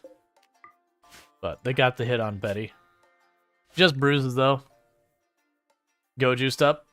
They may have been, actually. I didn't think about that. Yeah, so they had the pollution stimulus and the go juice. So they had double bonuses going for them. That explains why they're able to just, like, stand with it, even though there's, like, you know, 2 hours left till they bled out kind of thing. Hey, Iggy, how's it going? Let's figure out one of our doctors. Go patch up Betty. And if I can get a shout-out for Iggy Made, please. But for those who don't know Iggy Made, another fantastic content creator on the platform. Well, we're dropping in to check out their channel. I've been playing some... It won't tell me what you've been playing recently, but Thief Simulator 2 is the one that Twitch thinks you played last. Which is kind of a fun one. Quite tired today, so just chilling here at the moment. Excellent. Well, hopefully you get the relaxation and all that kind of stuff that you need. Let's see. Thief Simulator 2 is fun. Finished Hades after that. Hades is an excellent one. Hades is one of those games I keep intending on going back to properly finish up. We played it on the channel and it did okay. Like it didn't do good, it did okay, but that's not because Hades is a good bad game.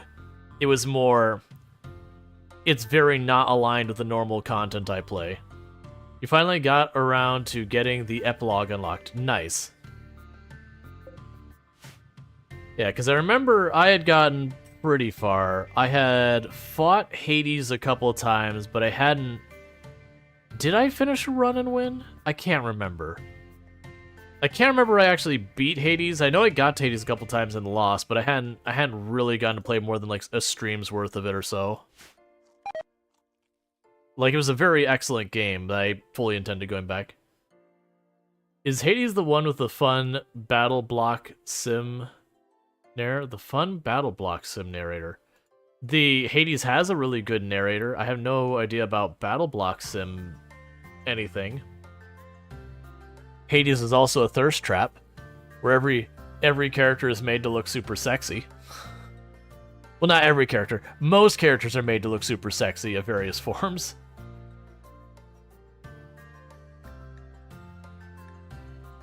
It knows what it's doing. It knows it's marketing. Yeah, that's the thing. It's like, it's very deliberate that they went to make like almost everyone a different form of hot. You're like, I see you. I see you, game. You know what you're doing.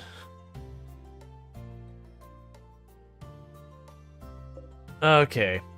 Yeah, so with the trees looking at them now, the least grown is at 81%, the most is at 92%, so it should be going. There's a game that narrator is known for called Battle Block Theater. Gotcha. Yeah, no, the narrator's excellent. Narrator's actually an important part of the thing. I actually like how they fourth wall break with the narrator sometimes, where it's like, you know, oh, and it's not Hades. I forget the character you play as names, but it's like, did not learn their lesson on the last counter, and he's like, hey, it's like, I'm right here. I think, like, the narrator is one of the gods in the world that I don't know all the gods. It's a totally different guy narrating that game? Gotcha. But they've got a good narrator, and good dialogue, and there's character development. It's one of the game that does Zagreus, yes. But they fourth wall break a bunch of times. Well, it's not fourth wall breaking, and it is fourth wall breaking, because I want to say in universe the narrator is one of the gods, and he's just like kind of narrating your playthrough or whatever. But it's not like an actual narrator like, you know, someone outside the world talking in. It's within the world context. It makes sense, but they don't address it constantly or whatever. So it doesn't do it way too much. But I like how it has a weird, because it's a rogue light game where you do a run, you're expected to die, but you make progress, you unlock new things. So you do a run, you make progress, you kind of do that. Yeah, it's a tasteful fourth wall breaks. Yeah. So you actually have character development between runs where you like fight this person and, you know, so what do you want? So that's for one of our relics. We'll see if we can actually get it. But you'll actually have character development with the people. Was that an attacks immediately or prep? They're gonna prep. But you end up having this character development just because of the whole thing where, you know, you fight this person, you lose, and their dialogue advances of what they will say. You fight the person, you win, and their dialogue advances. And then as you win more times and you get to know them better, like, they'll advance more and more, and they'll say more and more variety of things, and you'll build up more backstory with them. So it's weird that's, like, it's not just the story resets, the story continues, because in the world, the idea is you're trying to get out of Hades, and every time you die, you just get hucked right back in. So it's, your character dies, but, you know, things just keep going. Nicely done. Who is the crack shot of Coral Island? Who did this? So it's a torso hit.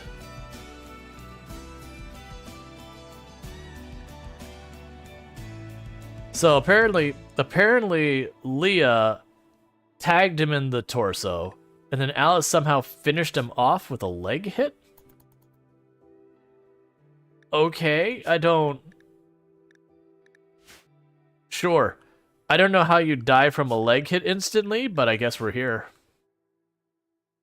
Yeah, they did a really good job of making it so the roguelite element fit thematically in the universe, which is something that a lot of the games don't do well. They just kind of like hand wave. It's like, you died, whatever. You hear arrows to the knee are pretty fatal to sometimes, mostly to your adventuring career.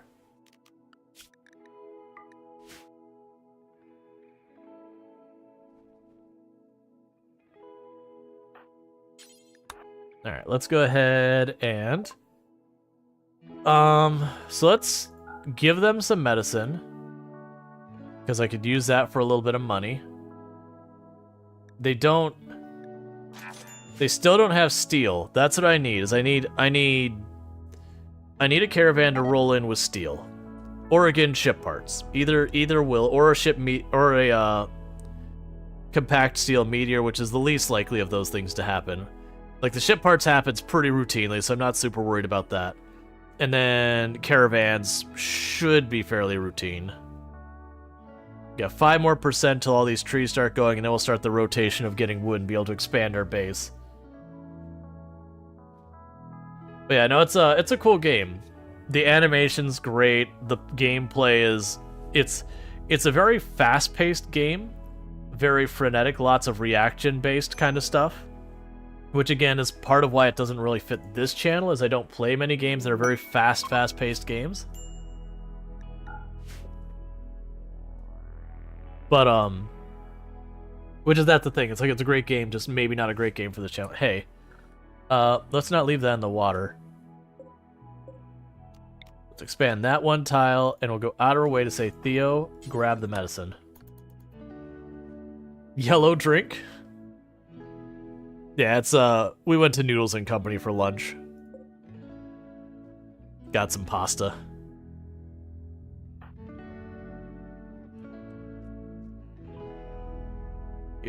But yeah.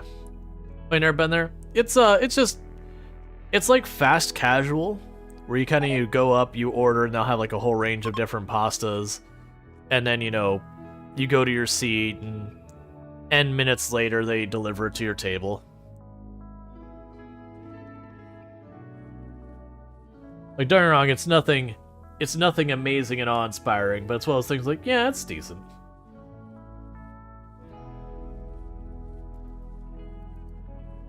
It's in line with stuff like Payway and, Chipotle, well, not Chipotle, like Payway and, Tijuana Flats and a bunch of the others.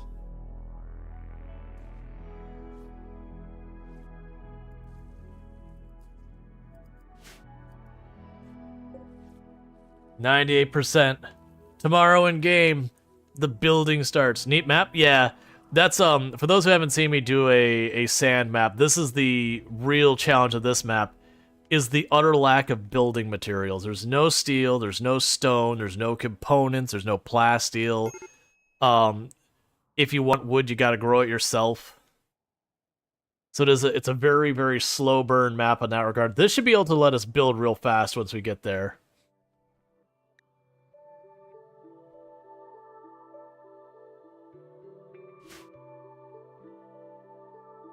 We are bagging up the pollution, and we don't have any Pollux trees on this map.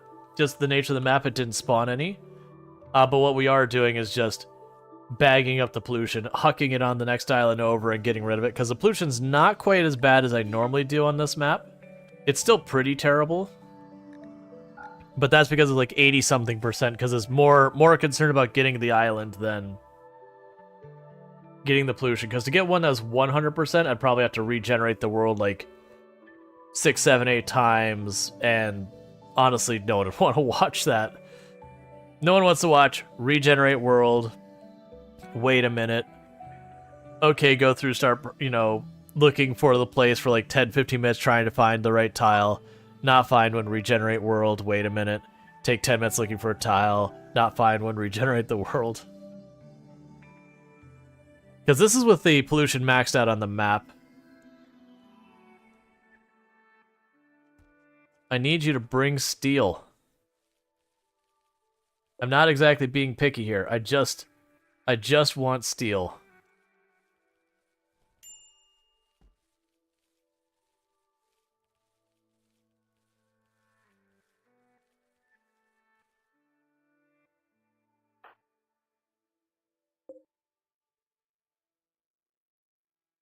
Alright, I second how I'll flip over to saying 100%.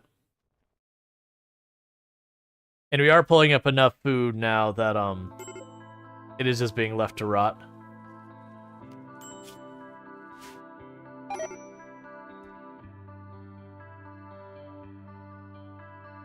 Please don't lay down in the toxic waste. Solar flare, oh no. Not the power turned off. Crisis of belief.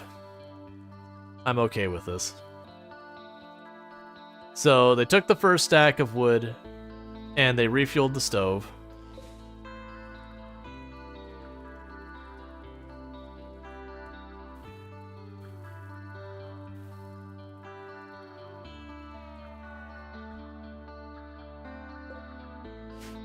That'll work its way through.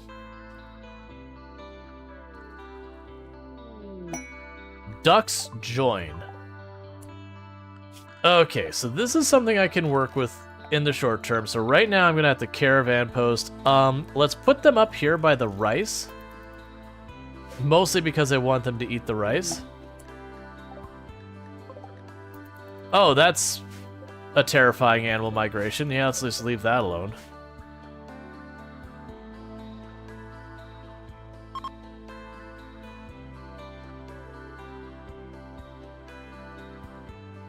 So I want ducks, but I want to very much carefully contain the population, because with ducks I can get the eggs, and then with the eggs I can use that to make kibble, and with the kibble I can actually get our 2 cats that, you know, we said we were going to go ahead and bring in the run, because I rolled the dice to get them at the beginning. Are you going to actually go in the door? I'm hoping you won't, because here they should eat mostly just the rice.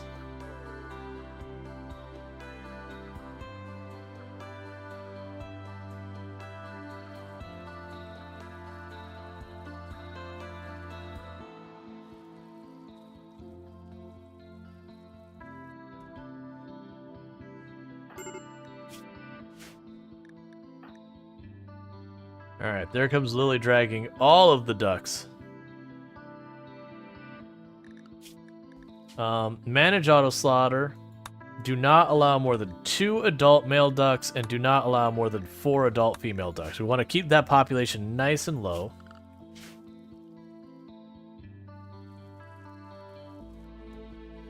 And you'll need to pen them in, but that's going to take a while.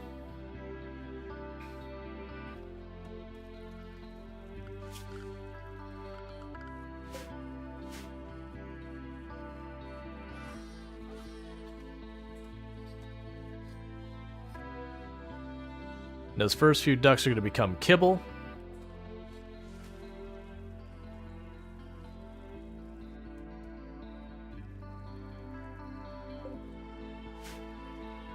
Okay.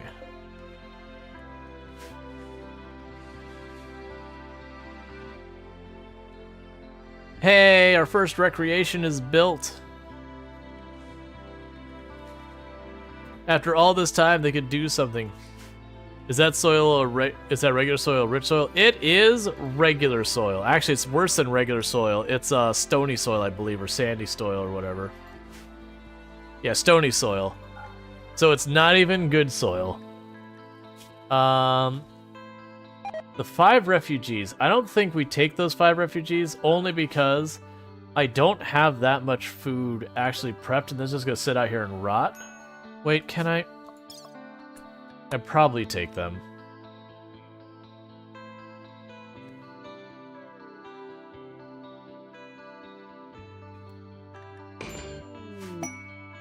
Okay, so they're all adults,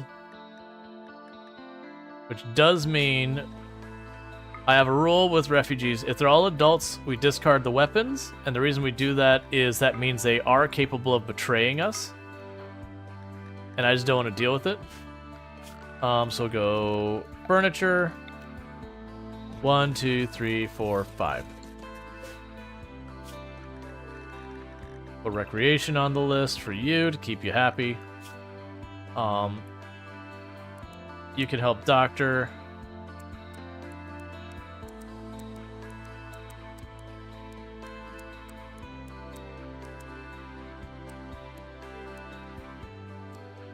Alright, so just clearing all this up. A lot of them are really good at social. Like, really good at social. You can craft. You won't be able to hunt because I'm not going to give you your weapons back. Don't bother cooking. Okay, so they're all mostly going to stand around and do nothing for us. That's just the life we live right now.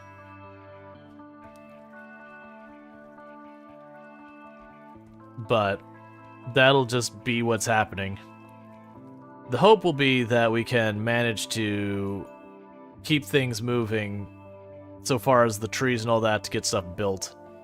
So we've got a little extra wood, not quite enough to build the, that. Yeah, they can clean the pollution. Well, move the pollution. But yeah. About hauling and moving pollution is about all they can really contribute here. Mostly because I already have people that are just standing around with nothing to do because we're dealing with not enough resources to keep people busy. Once I can get stuff more smoothed out, that'll improve.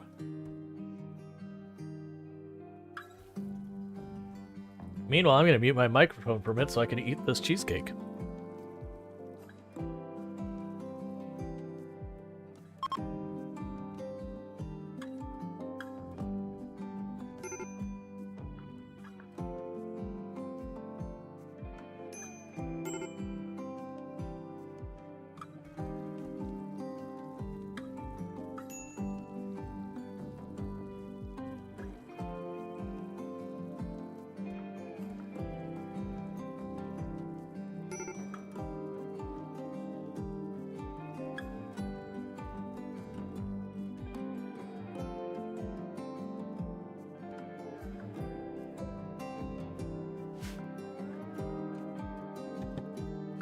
I don't think you can actually.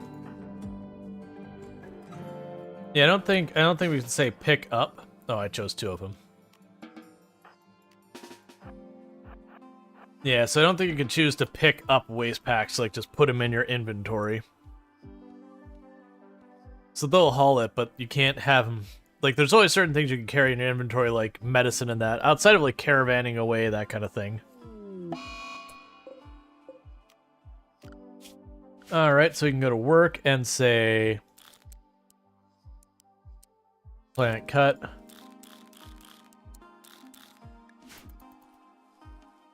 Get rid of the blade as fast as you can.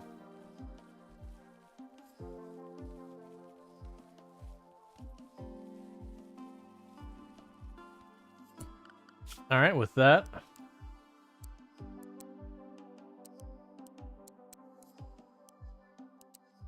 Okay. Oh, missed one. Alright. So just have to replant the corn. That's fine. Because, like, I actually have way more food than it implies. Just because all of this sitting out here, because I got no storage.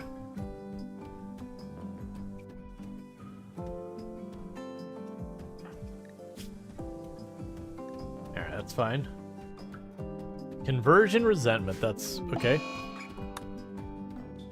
Cool, everyone having mood breaks.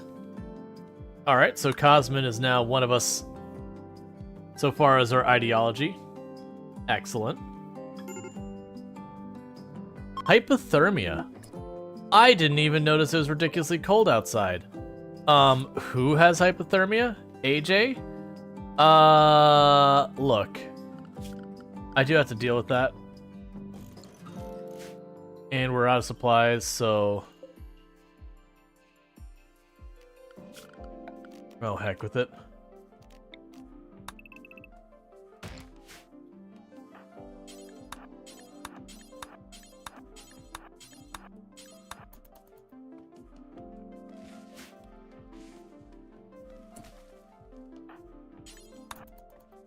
Need to build that now before AJ dies.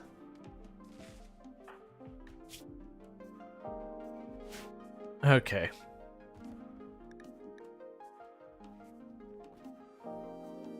Let's see. Or rather, dev mode crossover mod thingy. Oh, you don't know it goes into cleaning pollution? So actually getting rid of pollution, your options are to run it off the map and drop it, which makes it pollution someplace else. How do you check the mods? You want the temperature mod? Oh, the temperature mod? So yeah, you could do ! mods. The temperature mod, I do not appear as All right, so I had this problem before. Let's save our game for 1 second, because let me go back to the main menu, because I don't think I could check the mods inside here, because that's missing a couple of entries. So give me 2 seconds. We're gonna check those mods. That's Fahrenheit and Celsius is the one I need to add there. So give me 2 seconds to fix that command, because I've got 1 or 2 mods that are just missing from it that have been asked for before. And that's on me, because some of those commands are slightly out of date. So let me go here. Mods, edit. Conditional effects. If RimWorld, go to chat message. So that's Fahrenheit and Celsius.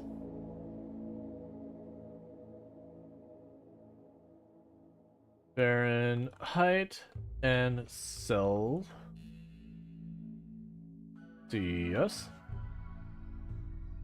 Make sure you got the spelled correctly.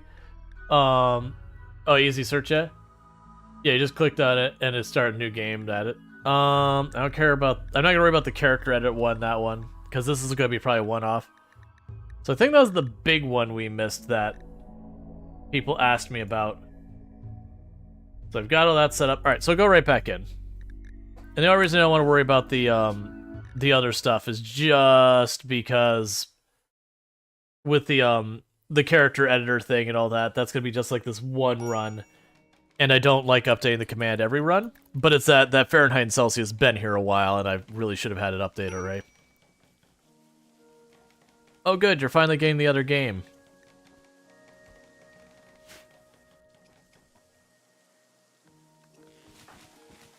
You must have particularly bad clothes for the cold.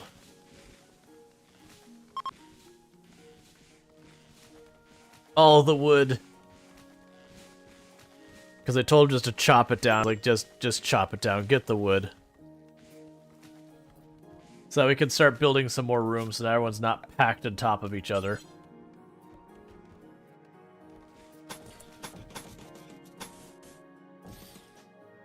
Yeah, so it's 3 tiles in between. And this isn't some, like, optimal build or anything like that. It's quite literally... I'm just building these how I feel like it. Like, building them in this shape is not a strategic move. It's just because after a while, rectangles get boring. They all look kind of the same.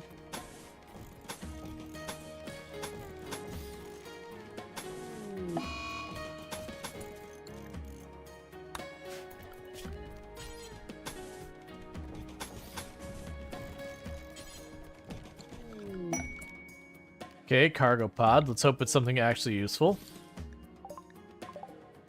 Blood. Cool. Thanks, game. Alright, so with that, we can go to... This is now Lily's room.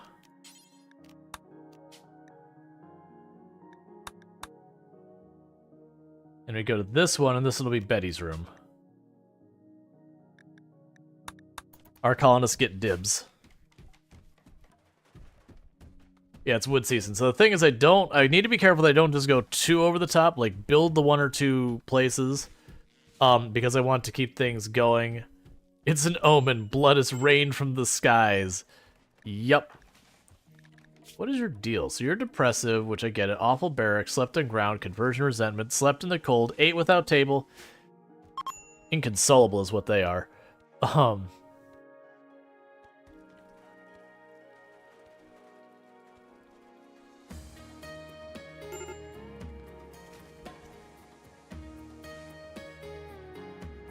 So how are we doing on the pollution? So you can fit another room over here. I am still sitting on like 400 wood. Oh yeah. I mentioned before, I personally feel like where the 8 without table has become such a meme in the RimWorld community. I think a big part of it is even if you set everything up correctly, you'll still end up with people who just, for whatever reason, will just not go to the table and eat unless you like really babysit them sometimes. And so I think that's a big part, like a big thing that contributes to that whole 8 without table of meme, because it's just such a pain to get it. Beck, how's it going? It's going pretty good. We are finally getting wood a little bit. Because that's the issue with this map, is we have no steel, we have no stone. This is the entire wood on the map here, is the one spot we're growing. So that's just the way we live our life. So our base is going to be almost exclusively made out of wood. So anyone who has ever had a pyromaniac knows the utter fear that this is. All your buildings are just kindling. We got a whole bunch of refugees who are kindly visiting. Everyone's getting very upset because all the rooms are terrible because it's just sand with wood boxes around them. The very last one just said, you did a run with a mod that makes eating without a table lethal. It's just fine seeing random tables everywhere. Betrayal offer, and you are willing to give me a legend. Theo wooed Lily by complimenting her honor. Lily responded well, and now is Theo's lover. Now, they're married to someone who isn't in our colony, so I don't care, because that doesn't really affect us. It's a weird thing that the game does. So I could betray them for a heavy SMG that's legendary, which certainly wouldn't be that bad. But honestly, I don't want to deal with it. Yeah, no, it's the thing. Like, I could definitely win the fight by just dragging them all the way to one edge, and then picking them off one by one. But what I'd probably do is just use them as, like, cannon fodder in the next major battle. And then if they happen to get knocked down real bad, you know, that is what it is. It's pretty rare I betray them, just because I've gotten such amazing rewards from, you know, like, a season or two later when they give you your payback for saving them. I've gotten really good stuff. Like, really, really good stuff. We're talking Persona Zeus hammers, Cataphract armor, you know, stacks of Glitter World. And to me, that's worth way more. The SMG is legendary. Is Honor legendary? I don't think so. This is true. Like, that's one of the ones that I'm actually going, okay, that's probably going to be better than the reward we get. But we'll wait and see. Combat for hire. Okay, so you want us to fight 3 groups of 1 drifter for a Cataphract helmet, a Prestige Recon helmet, or that. 2 smaller groups will follow soon after. Okay, and they will arrive in 4 days, and how long are the refugees with us? 4 days. I'm going to accept it immediately, and it's going to be, like, right on the fence, because I think even if they go and they attack one by one, I think that's fine. Cataphract helmet it is.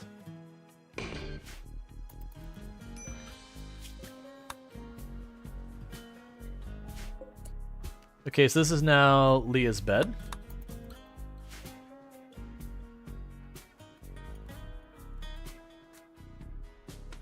Yeah, Sassafras helmet. I haven't heard it referred to as a Sassafras helmet.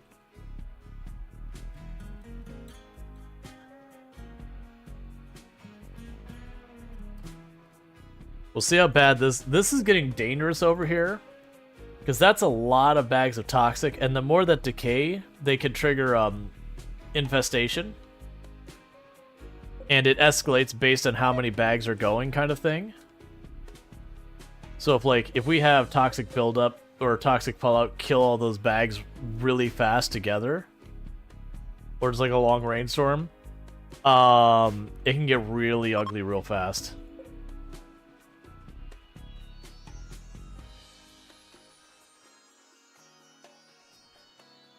All right.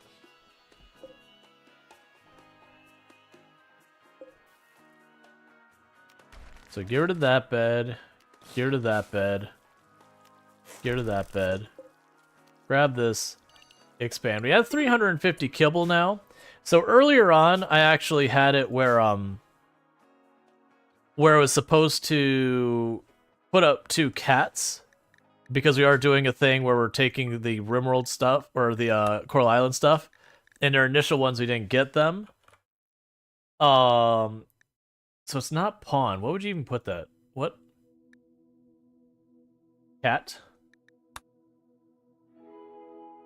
So there's 2 cats we've spawned in. We could try and just manually tame them and just go with it that way.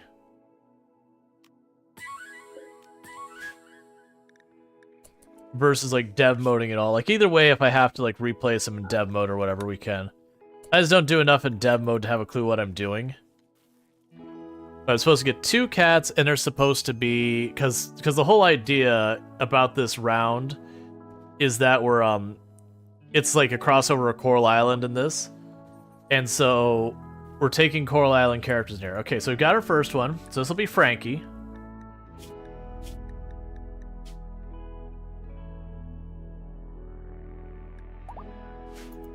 So we have our cat, Frankie. You're going to stay restricted to Area 1. Actually, we'll change your restriction to Home.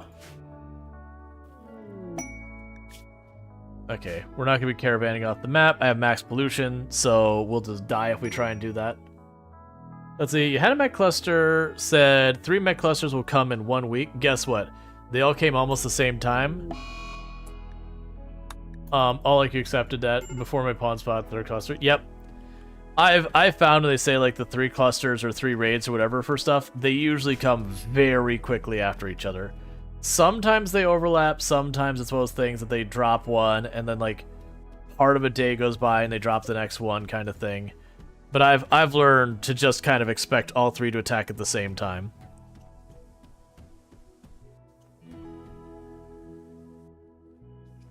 It is kind of nice having my repair person just available, so each time we have a tantrum, they're just repairing it as it's being tantrum. So they can't really destroy much.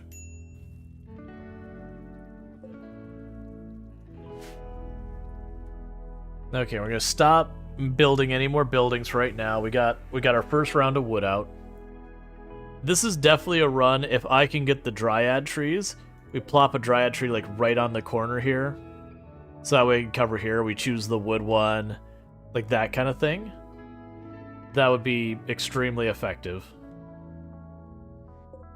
Honestly, it'd be an interesting mechanic as well if they made it so the dryad trees could clean up. You could choose to do the dryads to clean up pollution. It'd be like a pollux tree or something like that. Like make it not as efficient. Not, because that would kind of trivialize the use of pollux trees. Maybe not. But basically, I was thinking having a way that you could, you know, create some means of processing pollution away that actually would be removal. That you could like deliberately target or whatever. You're wondering why we're not researching anything? I need steel to make my research table, and there's no steel. So I'm literally waiting for ship parts to crash, a compact steel meteorite, or a trade caravan to come out that has steel on them. Any of those 3 things will get our steel to be able to build the research and get research moving. I made a mistake in this run of building the fueled stove first, and that's definitely not what I should have done. Okay, so we've got the other one. What was the second cat's name supposed to be? Let me check my notes. So it's supposed to be Frankie and Malcolm. Malcolm is the name of the other cat. Okay.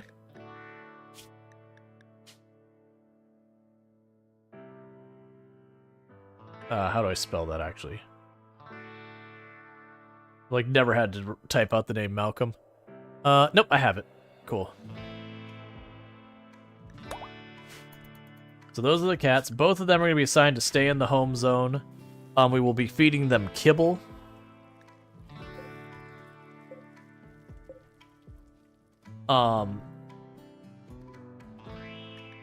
Hungry hitched animals. So I have 267. I'm trying to see... Okay. So that would be 30. I'm trying to see real fast if I can make this work. Which is structure your 1 unit each. How much is a gate? 20. We'll have just 1 gate.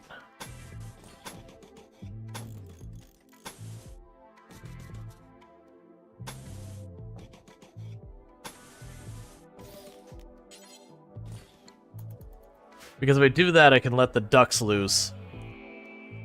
And we can see where we're at with that. So at least they'll potentially lay eggs. We can get the eggs to make more kibble, all that. And then hopefully the ducks won't, you know, sit here and starve. Please stop botching it. I don't have any wood to spare, really. I'm already building something I shouldn't be because it means I won't be able to make much mileage with that later.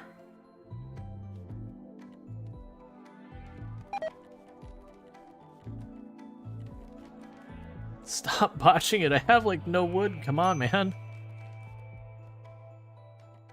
Alright.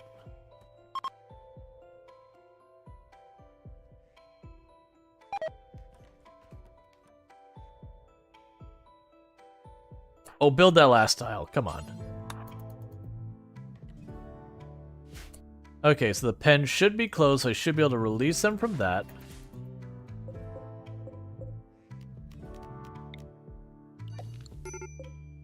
And they immediately start laying eggs. It's a cool little island. Yep.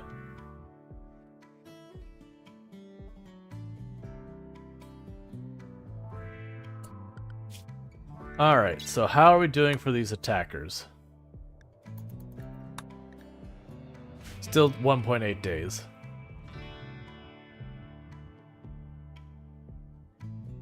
We've also had, even without accepting a quest that has like repeat raids or whatever, we've also had times that I've played the game that we just get mech cluster after mech cluster after mech cluster. It's like, okay, I get it. You're done with me. I understand. You don't need to rub it in anymore. So you can handle the cold here, right? What is your temperature range you can accommodate? 14? It got pretty cold, but it didn't get that cold, so maybe we'll be okay.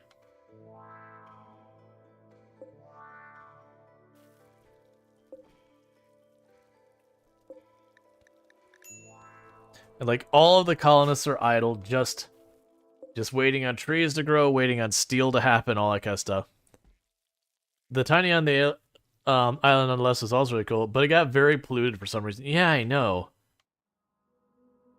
I don't really know what happened. It's just like our island started getting nicer, and that island started just like really going downhill.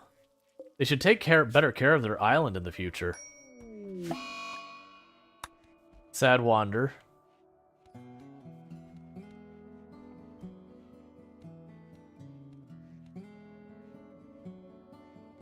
It's a real shame we don't have the meditation tree here. That's something they could do to actually give us progress. Instead, everyone's just going to stand around and wait for something to do. Because I'm down to 54 wood, so I can't really build any more buildings. I got to just wait.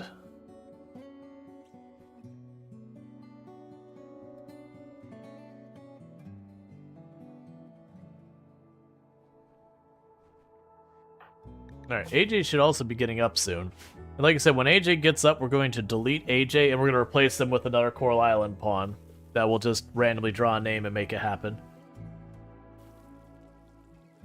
It's just kind of the gimmick or the meme of this run. We're just seeing how it goes. Join offer from Callie. So, with this, Callie will join. And what I'm going to do to Callie real fast is Callie is going to be replaced with the Coral Island pawn. So we're going to take Callie, run them over here. And now, we're going to switch them out. So first, dev mode. Destroy. Come on, you're here somewhere. There. Callie no longer exists.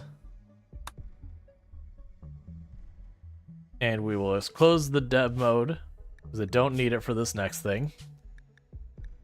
Alright, so warning, I'm going to be switching to a white background screen here in just a second. So, letting you know now it's going to get bright. I can't really avoid it, because this website I was messing with doesn't have a dark mode. So there's your warning, it's happening. Okay, so the next contestant is Antonio. So let's get Malcolm and that out here. So Antonio... trying to remember what your whole deal is. I think you're a fashion person here. But Okay, so this is a guy who's like into expensive tastes, and you know, he runs like the fashion store or whatever. All right, so let's make Antonio as our new colonist. So we're gonna go to our mod here. Let me actually save before we do this because I could definitely see messing something up. This takes us a minute to do this, but we add a new mod or new person. So this will be, let's see, how do I, Antonio.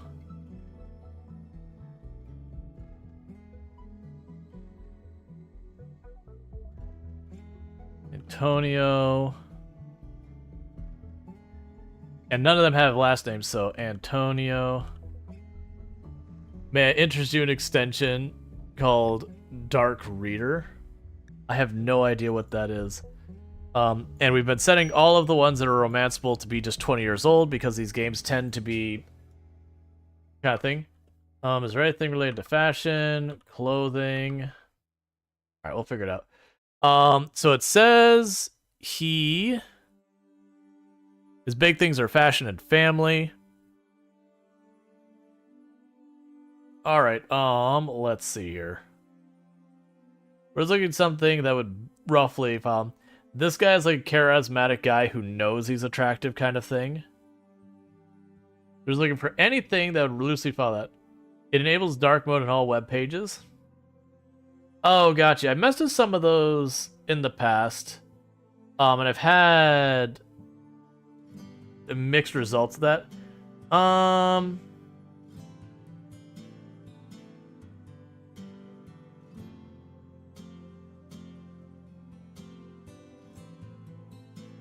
Alright, I think I'm gonna go with Core Dilettante or whatever like that, just to get one, because there's not gonna be much in the way of kids stuff. I'll go with that.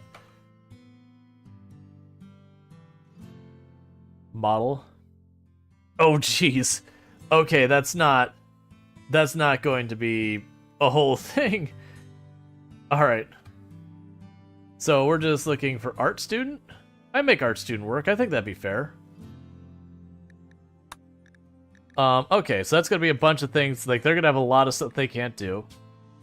They won't be these two. So for their traits, we're gonna go in here and it says they have nice taste, so make them gourmand. We will also go here.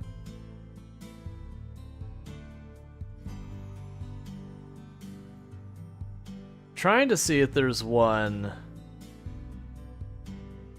Trying to think of what the other one's going to be.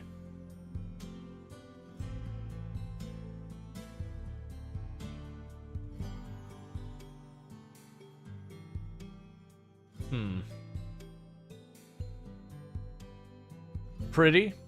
Yeah, pretty's probably not a bad choice for fitting the character. Alright, so let's go ahead and choose this one. We go and say no tattoos. You're definitely not a Hulk, you're just a regular body. And for your head,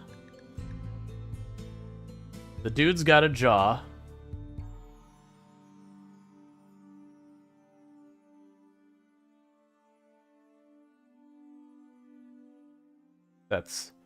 That's fine. It's about as close as we're gonna get. Dude's got a jaw. And he's got a styled hair. So let's try and find anything that looks like a reasonably styled hair. Bravo. Yeah, bravo, that works. And you have a dark brown. And they have him wearing like a sky blue. So we're gonna go with his favorite color. We're gonna say it's like a very light blue. Okay.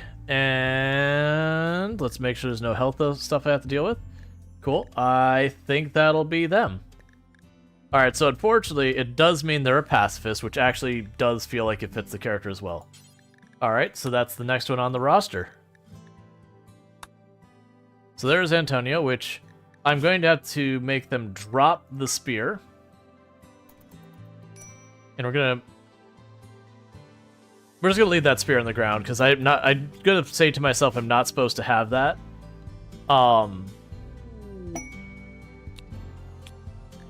Shelter for a war refugee. I already have a lot of war refugees. Give me a moment. We're busy. Yeah, so that'll be Antonio. That's the next new colonist. And the way I'm seeing that as fair is we did delete the person we were supposed to get, and then we just basically at least tried to mostly keep the person in line with who they would have been. Obviously, if I would have gone like the super amazing colonist, or sorry, gotten a super terrible colonist, and you make one of these ones, most of the characters in a game like Coral Island are going to generally be at least okay-ish.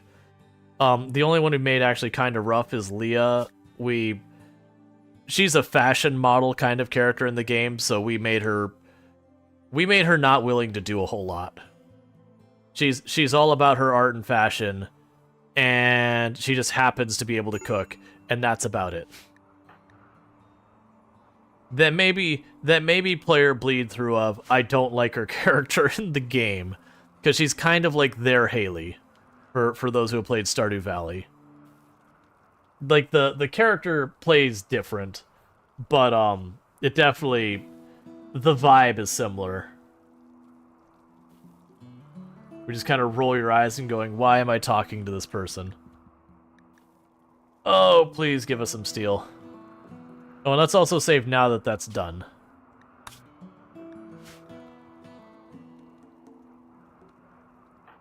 The fact that they're a pacifist is a bit of a bummer kind of thing. And I also mentioned earlier, like, if when we make these characters and you're someone who actually knows Coral, it's like, no, that doesn't align with the characteristics of that person. Sorry? I don't know all the ins and outs of every character, so I'm going to get a bunch of them wrong, and that's just how it's going to be. Yeah. The shuttle has arrived for... where are you? You to leave. Cool, so you got some reputation and got rid of someone. Win all around.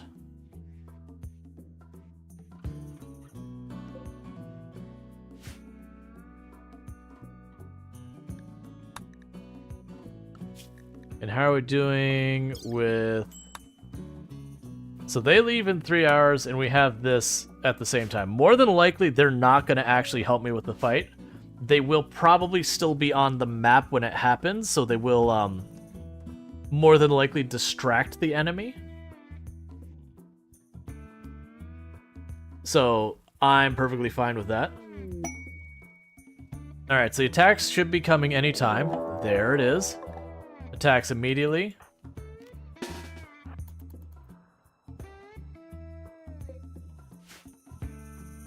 Oh, did you take... Oh, yeah, you took Go Juice.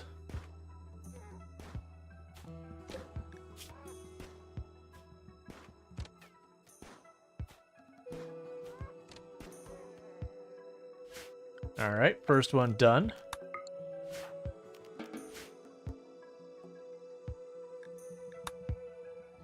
And then we're gonna have another attack here in a moment. The big negative is gonna be if the attack happens, like, and catches one of them on the edge and kills them, and so we don't get the benefit. We're supposed to get the next 2 attacks right after the first one. So hopefully they don't attack Peel way over there. It is kind of an interesting zigzag there.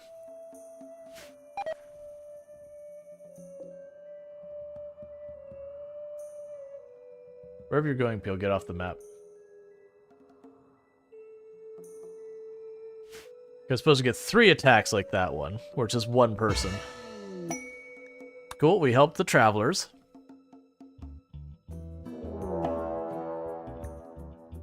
Alright, we're being attacked immediately from straight below. Let's get back into position. The big thing is going to be getting enough wood that we can force enemies to go there. Do you have Go Juice again? No Go Juice on this one.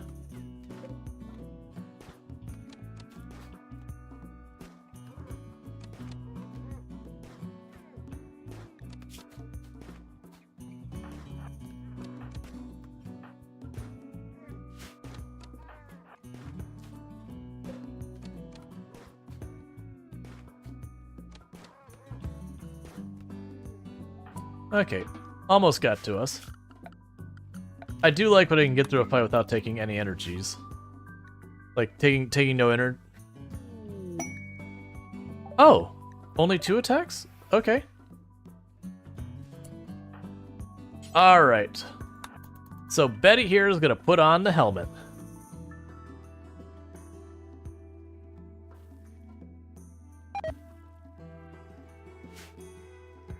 And we did have it so it hides the helmet on the paper dolls. So you can see that, but they will still show it down in the character down below. Alright. Okay, so I did send the 3rd raid. I was supposed to say it's like supposed to have 3 of those. Alright, so it's a Neanderthal this time. But yeah, so what I want to do is later on I'm going to build a wall kind of just around the outside here. And I'm going to try and set up so we have a long corridor this way. That corridor will end up getting destroyed a lot because it'll just have to be wood on decking. But so far as the fights go, it should be pretty effective on dealing with a lot of this. Because then they'll have to like wade to this water where they go real slow while everyone shoots at them.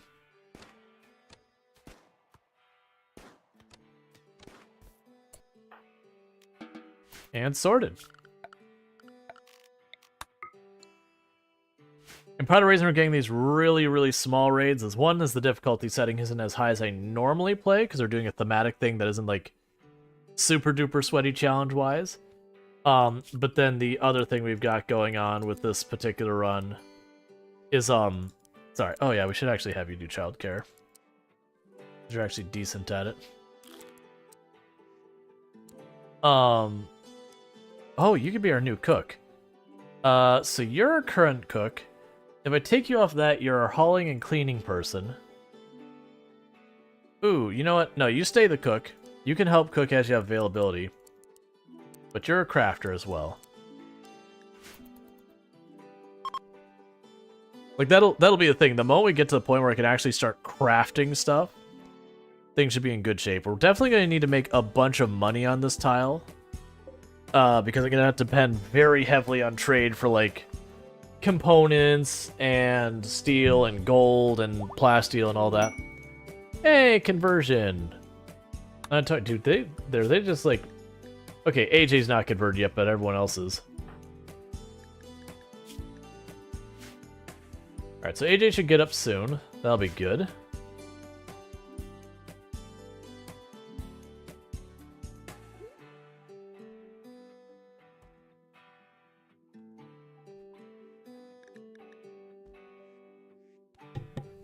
Alright, if you didn't catch that, Lily is now going to have Theo's kid. So that's the whole thing we have to address. So I have 1, 2, 3, 4, 5, 6 rooms.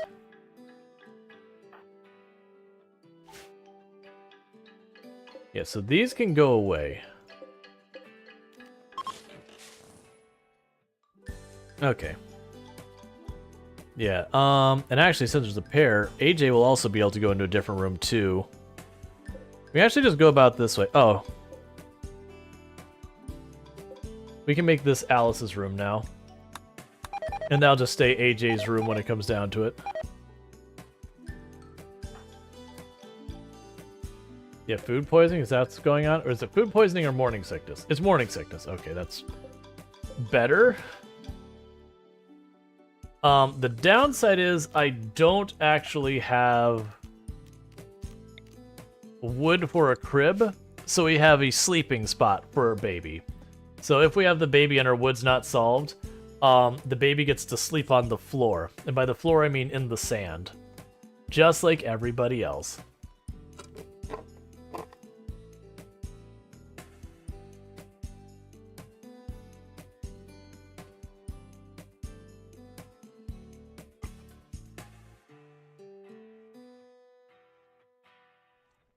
Alright. Bear with me, chat. Just ran out of drink, so I need to quickly use the restroom. Grab myself a drink and all. I know there's been a little bit more interruptions on this one than normal. Just timing. Things be the way they are. But I'm going to pause the game, put up the away screen one more time, and I'll be back and I shouldn't have another interruption for a little while. So thank you for tuning in, and I'll be right back.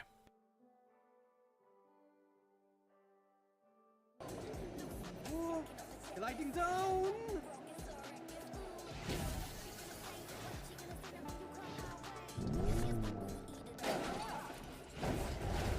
I need to not be holding the button. If I do that.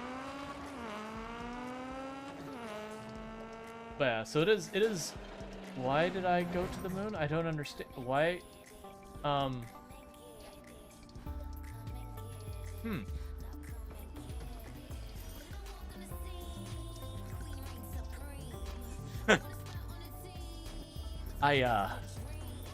think I found a bug in the physics engine.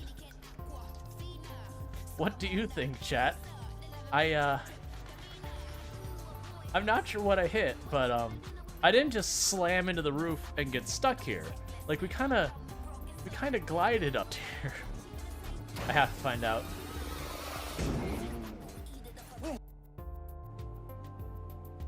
I mean, I'll try and blow up more if I can get my hands on more utilities that can blow up.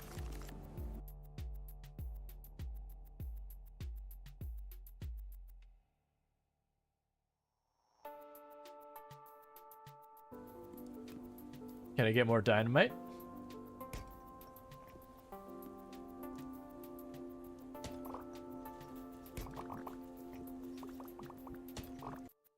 Not.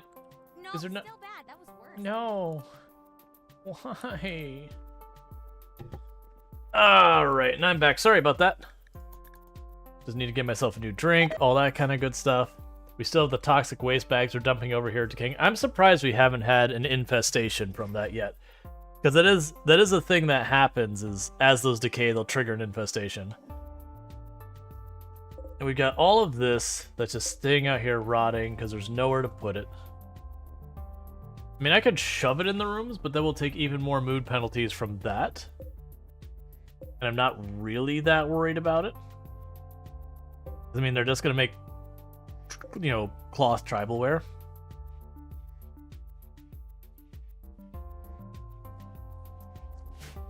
Alright, so outside is starting to warm up.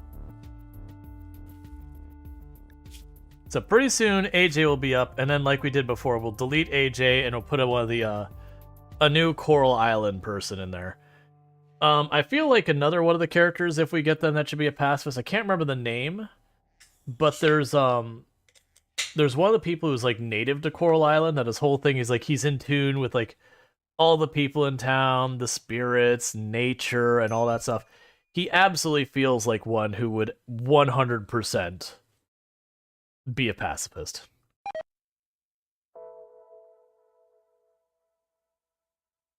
So that'd definitely be one. I can't remember his name, but we'll get there. Was it? It's not Noah. It's fine. It'll be curious to see how far things go with us. Part of me almost wants to, when this run is done, like, I don't know if I want to like edit up a video for it. Like not do like the whole playthrough will get like posted up where it gets, you know, the VODs get off all that. Does he like spirits? He may be an alcoholic. Chemical interest. But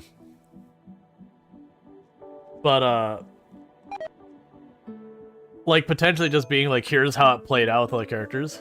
Hey, we have walls. The fence is totally a wall. If you pretend hard enough, definitely keeps safe. Well, it's to keep the ducks in, because the ducks are what's giving us eggs so that we can deal. Ooh, you have a revolver. Okay. And was that attacks immediately? I hope it was. It's prepare. Okay, that's fine.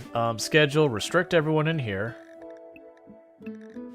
So I'm gonna try to do is I'm gonna try to have Kimmy here.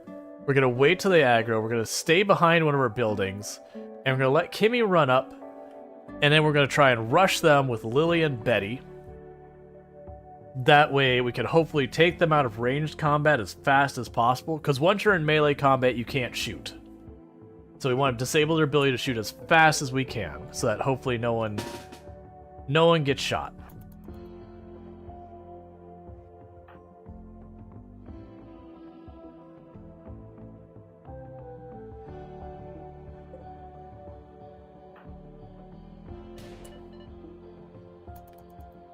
Okay, Antonio just happened to duck around the corner. Hey, if you could just stay there a moment. I need Kimmy here to come around. Get him. Move the others up so they can't friendly fire.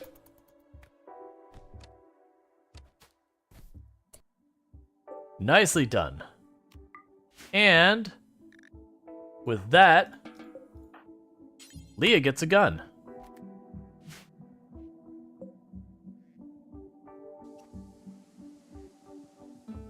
And the only injury was we got a couple little bruises. Oh, I can't start the fire again, can I?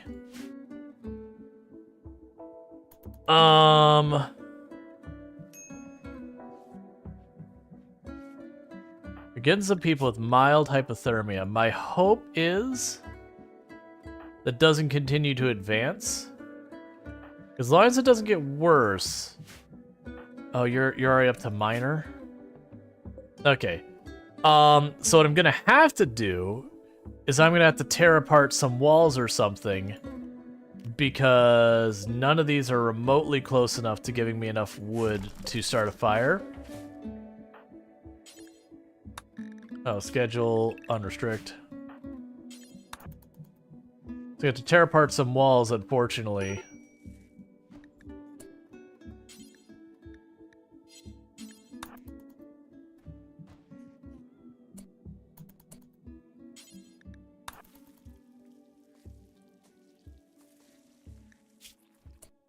No, stop it. I understand you're trying to cook. I appreciate the need. But, hear me out. You'll never do hauling. That's so annoying. You need wood. Alright, we'll just take apart more then.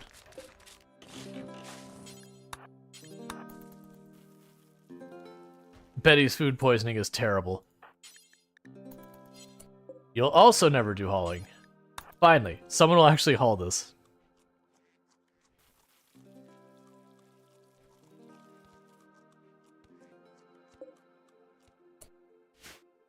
Okay, we'll need to tear apart more of the building.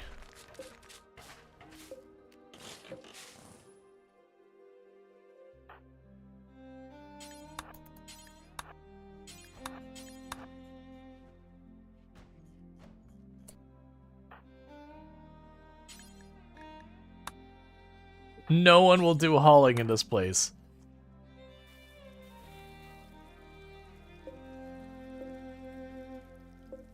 Oh man, that is not giving us remotely enough wood.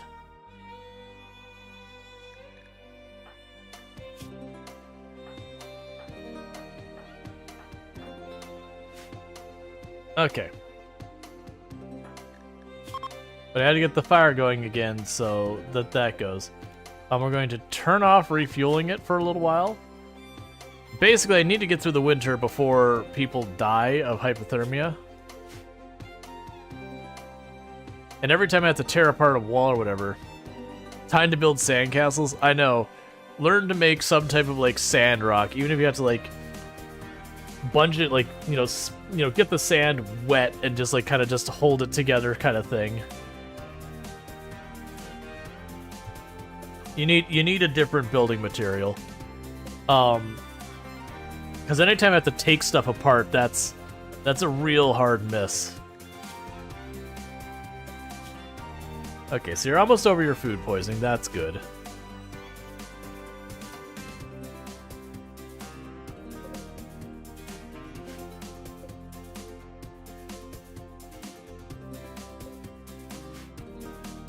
Alright. Oh, that's not good. Alright, so you are going to keep that going now. That is going to be problematic for our people. Grab everyone. Go huddle by the fire for a minute. Okay, you not hypothermic anymore. You aren't either. Give the others a minute. Okay, you're free to go.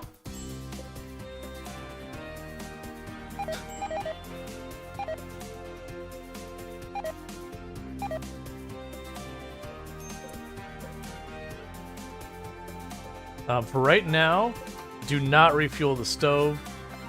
Someone's gonna lose the front half of their house.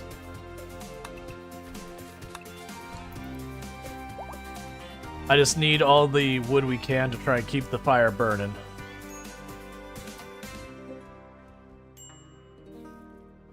That gives us 2 days of fire.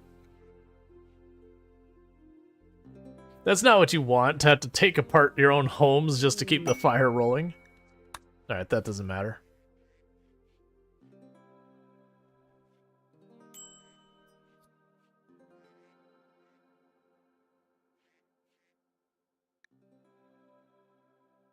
Like, food-wise, we're still doing mostly okay. Not good now, because all that just happened.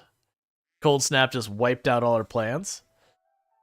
The ducks are probably also doing a number on our food supply. Honestly, let's go here and say only 2. So we'll only keep 4 ducks.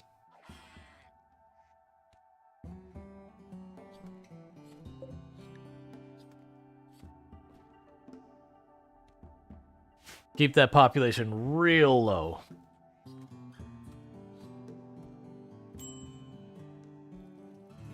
Quest expires in 24 hours.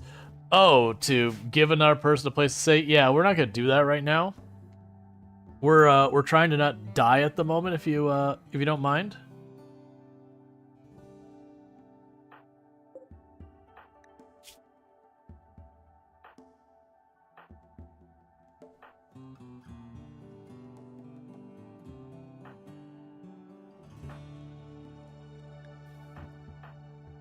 Trying to keep an eye on everyone.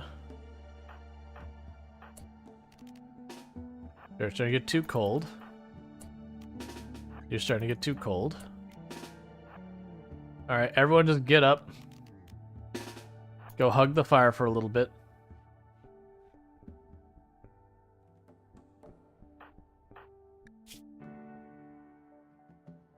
And then go back to bed.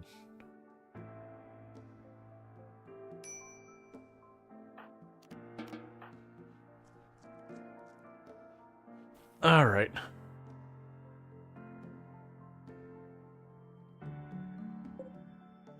We still have a little bit over a day for that.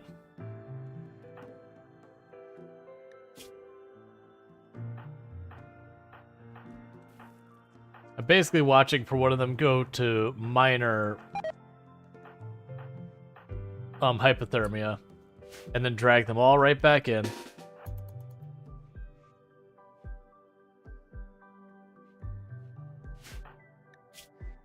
Let them cool off, and repeat the processor. Guys, remember that part of the Coral Island when everyone was just started freezing to death and started stripping their houses and burning them down? Me either. Hey man, Coral Island gets rough.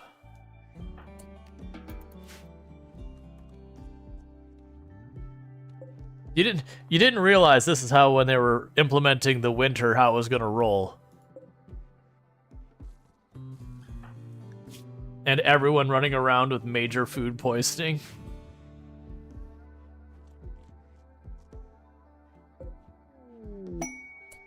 Cargo pods, you got anything good? Slice caps. Okay. Honestly, I'm not that eager to go chase after them. You're in intense pain due to your food poisoning. That's fair and reasonable.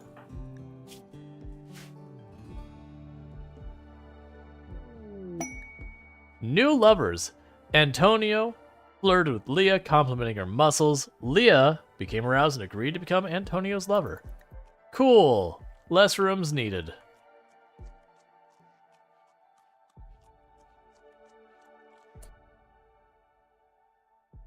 Okay, I was just checking to see, like, in the game if they're related. They are not. I was like, you're both into fashion. I really hope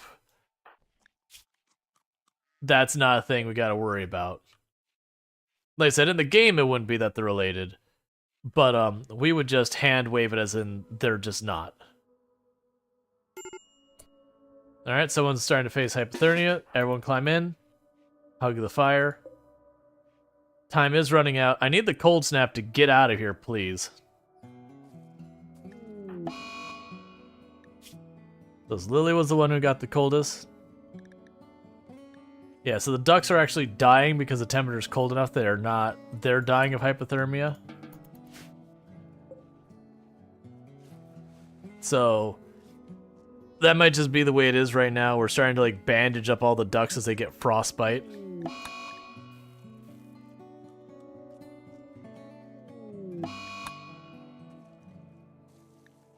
Please go away, cold snap.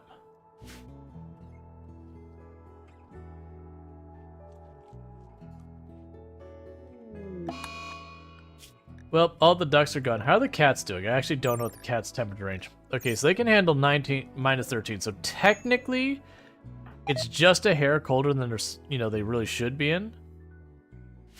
But at the same time, it's close enough that's doing all right. All right, people are starving again, so everyone go huddle with the fire. The fire that just went out. Alright,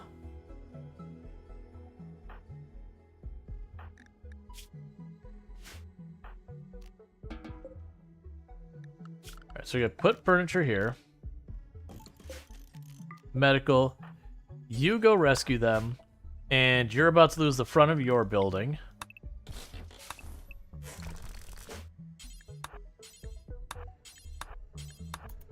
Get to it, Betty.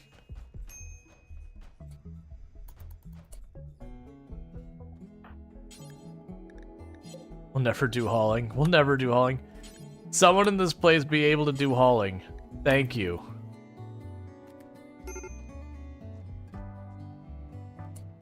Okay, so everyone pile in the room now that's not cold again.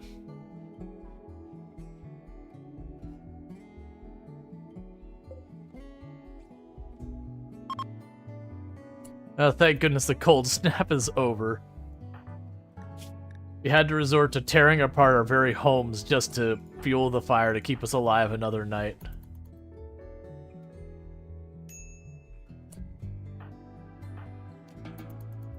It's also putting our food not a great place. Temporary workers. Okay, so Leah is going to have a baby. So we can get another colonists.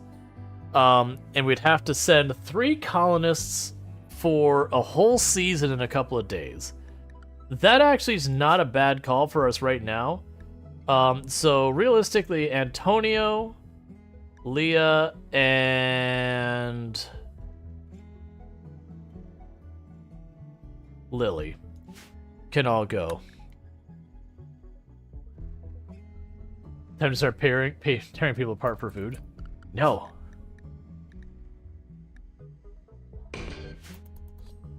Because they're waiting for materials and all that to show up. So by reducing our food load, that'll make our life even easier.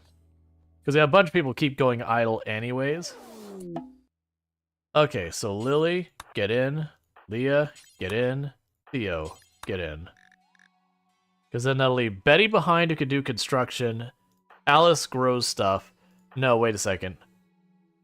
You know what? That's actually fine. We can go with that. Alright, so Zimmerman here is going to stop existing real fast. Because that'll be our next one of the people from Coral Island.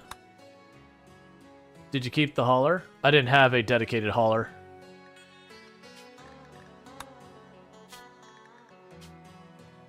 So there's Zimmerman gone. And... oh, I should have said Antonio. That's fine. I've got my growing person, which is the most important one right now. Alright, so we've got our next new pawn showing up. I'm going to go ahead and save before we get into this, just in case. So we're going to go to this mod. New colonist. And, alright, warning, we're going to get a bright screen again. Bright screen is showing up, so I do apologize. And the next contestant is Surya, who is...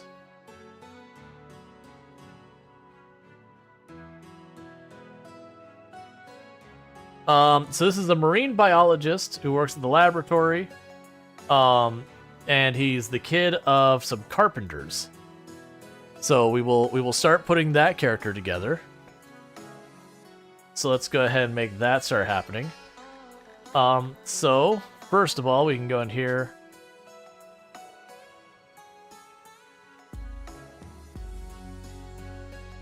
We can go child scientist. Science prodigy. We'll go child scientist. Cool. And then this one.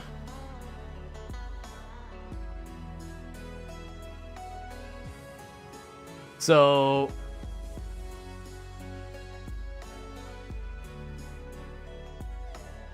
Navy scientist seems to align the most of that since they're a marine biologist. So we'll have that. So they're scientists. We're gonna end up with a lot of people who end up having like science backgrounds or whatever. They're definitely not these two. So let's go ahead and add the traits. What do we know about them? Yes, you're new to the island. He's definitely not an optimist. He was an independent character, as I recall. Alright. We don't have any, like, super obvious ones for him.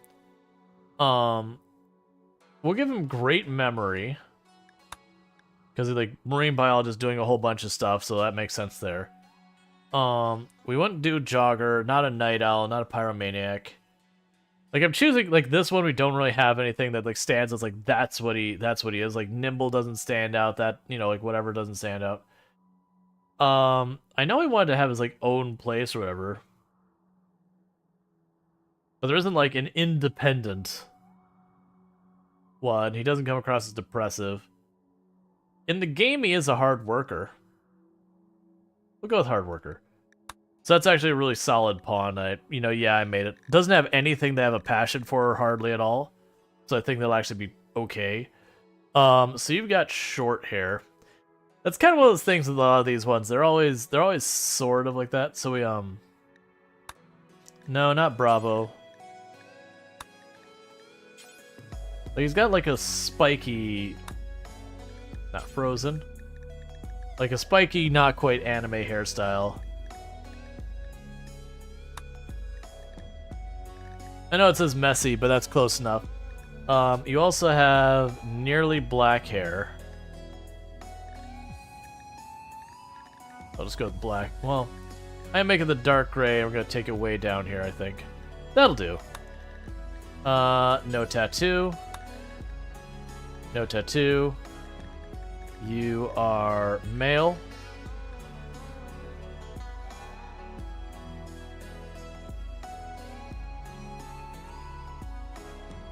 Yeah, we'll give them just male. Their favorite color. They also have like kind of the brown, tan, brown thing going on. It's lighter than that, tan, brown. Like, we don't know what their actual favorite color is. So let's see, is there anything I'm missing here? There's not a health condition, is there? Oh, we need to actually set the name. And we'll do that.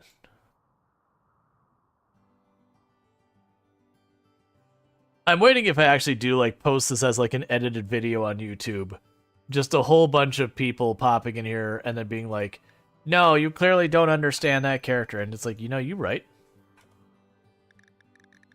I also find it amusing that it's still, like, assigned to, like, mercenary sniper and all that. I don't care enough to try and figure all that out. Okay, so we've got all that set, and we will save this character. You're getting some Mad Santa's vibes from the haircut? He's just a mad marine. Okay, there you are. Oh, you start with a sniper rifle. I definitely should not have that. Okay. That's not something I should be given for free. Alright. So we got our new colonist. Who... Are you trapped? You are trapped. So we're going to have to dev mode them somewhere else because they spawn in a tiny little pocket of water that they can't get out of. Is there a move?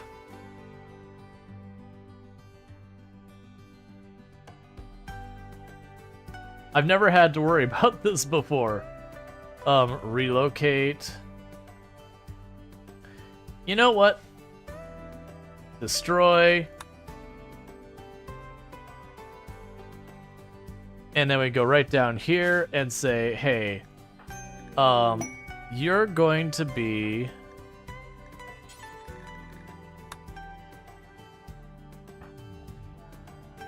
over here.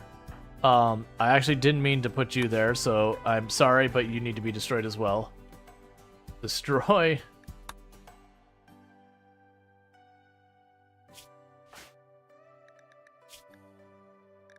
Oh yeah, I should not get flak, and I should not get the sniper rifle for free. The clothing I'm fine with. Wait, what was that? What?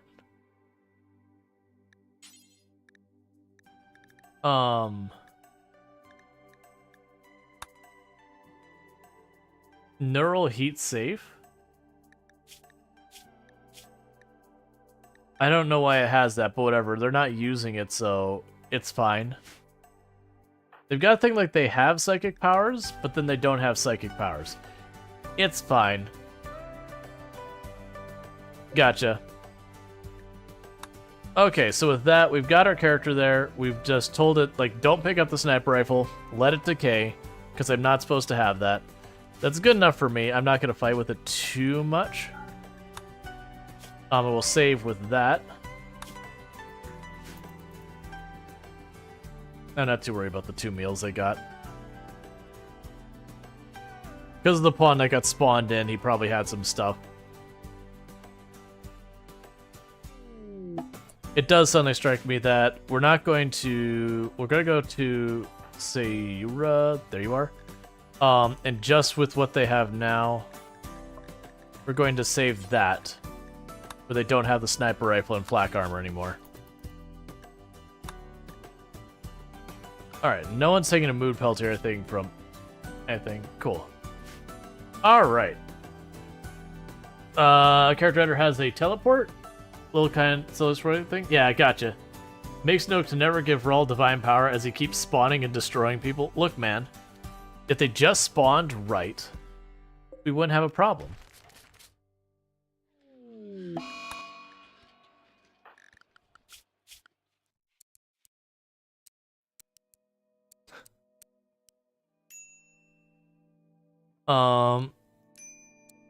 So give you the option of hunting, and you'll do research. We'll also have you haul and that kind of stuff.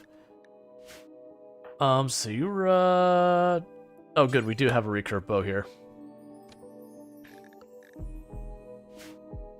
Alright. And AJ is going to get up almost any time. And so we'll despawn AJ and spawn in the next person.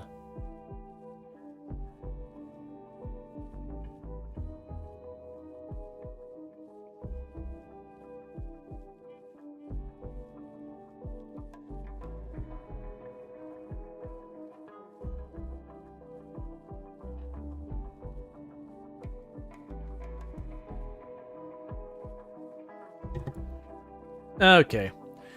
It's actually kind of an interesting idea to take the time, like off stream sometime, and like actually take characters from games, just add them to RimWorld and like get like all the relationships and all that set up, and just, you know, cut it loose and just let what happens. It'll make a very interesting twist to RimWorld where, you know, instead of just random character number 5 who has a bunch of traits, occasionally we'll get, you know, we'll get Haley from Stardew Valley, or a bunch of these random characters from Coral Island, or, you know, whatever stuff. And we want to make sure we also bring in some terrible characters as well, or at least make sure they're pro and con. Because I'm noticing, at least with Coral Island, like, you've got how many different people involved in sciences there, or like otherwise it would fit in like the research umbrella. You got like Lily, you got Alian, you've got say Surya, you've got the guy who runs at the astronomy place. Arguably you could put the teacher under there too.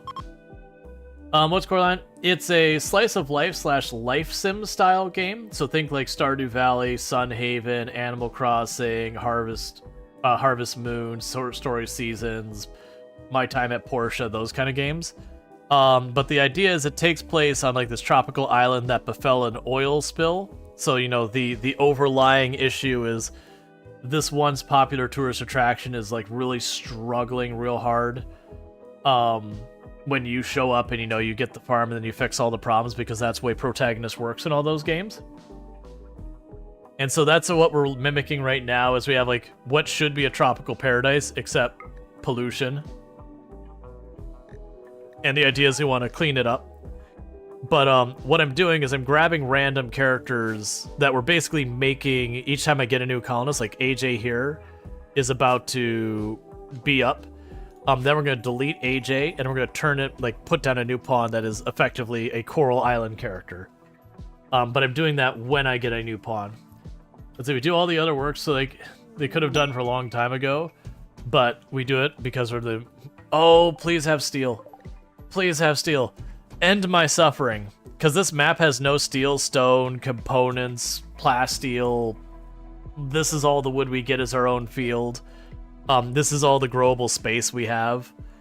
So any chance I get to grab steel from a caravan, I'm going to grab steel from a caravan. Because it's my only source of steel. So we don't even have a research bench yet, because I haven't had steel yet.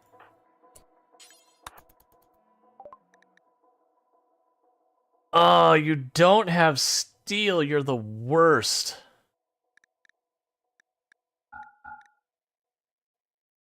Man, you suck.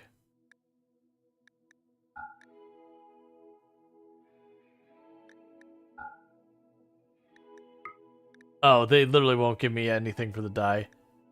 I could take a bunch of wood, and I'm going to.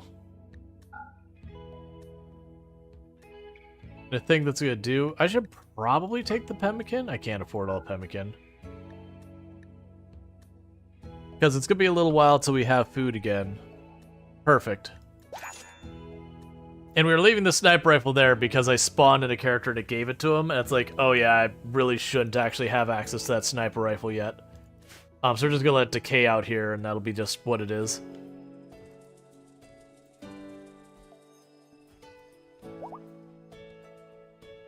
Okay, go ahead and turn off that fire. We can allow them to refuel the stove to actually get more mileage out of our food.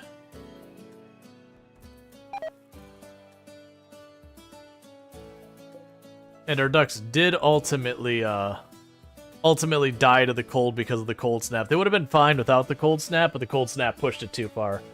And these used to be enclosed. With the cold snap, things got desperate. I didn't have enough wood, so we actually tore the front part of the buildings down to keep us from freezing to death. So I gotta wait till my next batch of trees grow to rebuild the buildings. It's a whole experience. How much steel comes from cargo pods? Thank you for the follow. Welcome to the stream.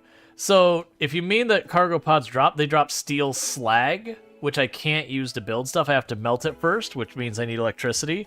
So I have been collecting it, but it's useless to me. If you mean the cargo pods dropping steel, I think it's variable. It would be more than enough for me to build the research table.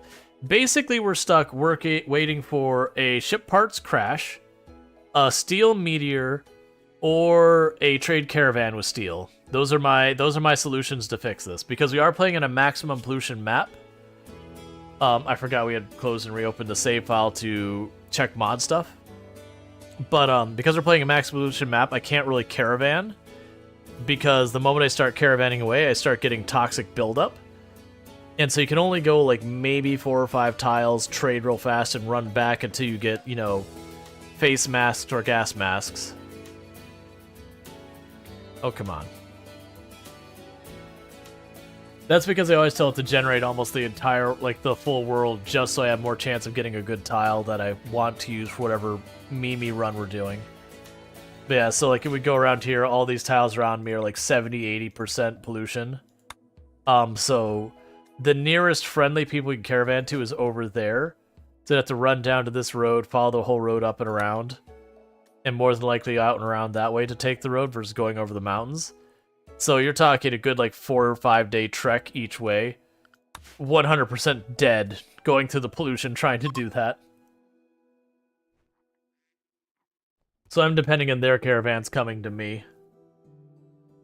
Why is one of you bleeding a lot?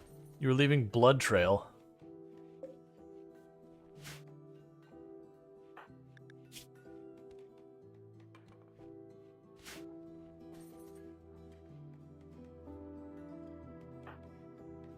Okay, AJ, it's just about time for you to cease existing. Alright, so delete that. We take AJ and run him off to the side. Because now we get a new pond, it's a new Coral Island pond, so we'll just go like this. And AJ here will now cease to exist. Goodbye, AJ. And give her the sniper rifle while we're at it. Okay, and with that, we're going to be showing a bright screen again, so bright screen incoming. That's your warning, bright screen incoming. And we'll roll the dice, and we got Suki for the next character. So that's Suki, with the pink and blonde hair. I'm going to have her favorite color be pink, because clearly that's something. Alright, so let's try and make Suki real fast. So Suki runs the inn. Let's see if it tells us anything. I want to say, like, Suki's, like, a real gym body and everything. Yeah, it says a very strong, confident woman, yada, yada, yada. So, Alice is her sister. Correct. So, what we're going to do is first go in here. Yeah, she's athletic.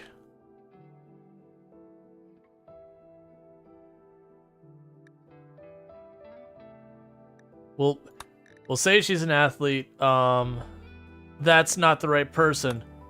That was Alice. What was Alice's setting here before? It was something... Does anyone remember what Alice had before I accidentally changed that? I did save this beforehand, right?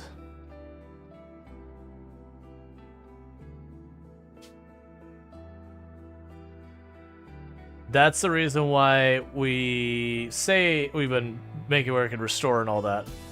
I do not remember it all. Bookworm, thank you. Yeah, I think we had this version of it. Okay, try this again without ruining a character. Clips exist? Yeah. Alright. Yeah, and that's the thing. We got it. It was Bookworm. I remember now they mentioned it. That's correct. So we will have Athlete for one choice. Because this will be Suki. And then the other thing is she runs the inn.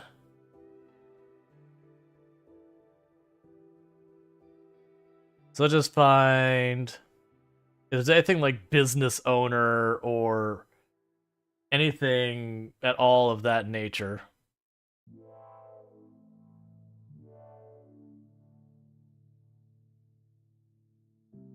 Let's see.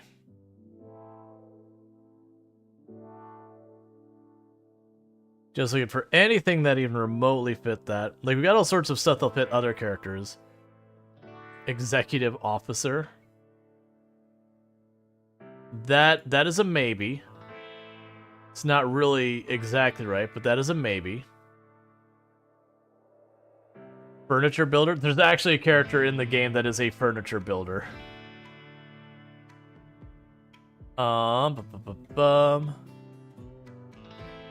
There's something in her house. No, not housewife. Not house servant. Corporate stuff. We can check if there's like anything corporate. Land work, language analyst. Yeah, there's a mad scientist thing. There's a master chef and master trader? Now I have someone else who master trader makes way more sense.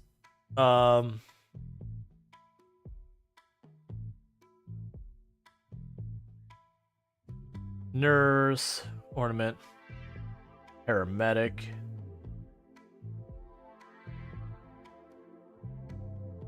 Politician. is definitely not fit. Propagandist. That's the whole thing is some of these ones being able to very quickly find it. These are things that I don't usually keep that close a track. Because usually you don't really care about all the individual stuff. You're just like, okay, make the character. You know, they get what they get. I'm sure there's people who actually customize all their characters down to the last little bit. Good to see a teacher's one for when there's a character who's literally a teacher. So I think we go with like the executive thing. So executive officer. Which is interesting, that makes them incapable of social. Despite being really, really good at it. It's probably okay. Alright. So, I think because she, like, power walks and everything, she's gonna get Jogger, because she literally jogs in the game.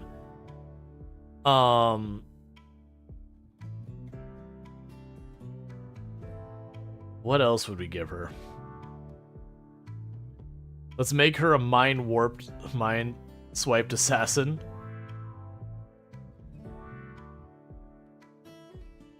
Yeah, I'll probably give her that and maybe steadfast. Because, like, she's been through it in the game and all that, and she still is, like, solidly sorted. Alright, so none there. None here. We're gonna make the favorite color pink. But like a pink. The hair color, I'm not gonna be able to pull off her hair color. She's also got the long hair, so that was down here somewhere. Yeah, it's called Decent, which is a really odd choice of name. So she is like blonde and pink, which I just can't do. It's just not the way the game works.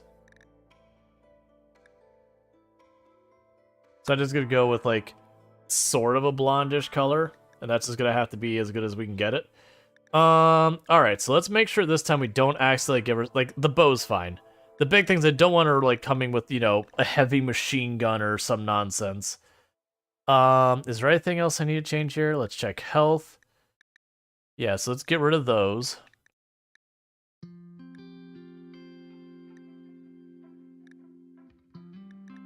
I don't really care about trying to set up all our stuff. Okay, so that's good enough. Alright, so she should exist in our world. Oh wait, we're missing actually naming the character. That's kind of important. So Suki.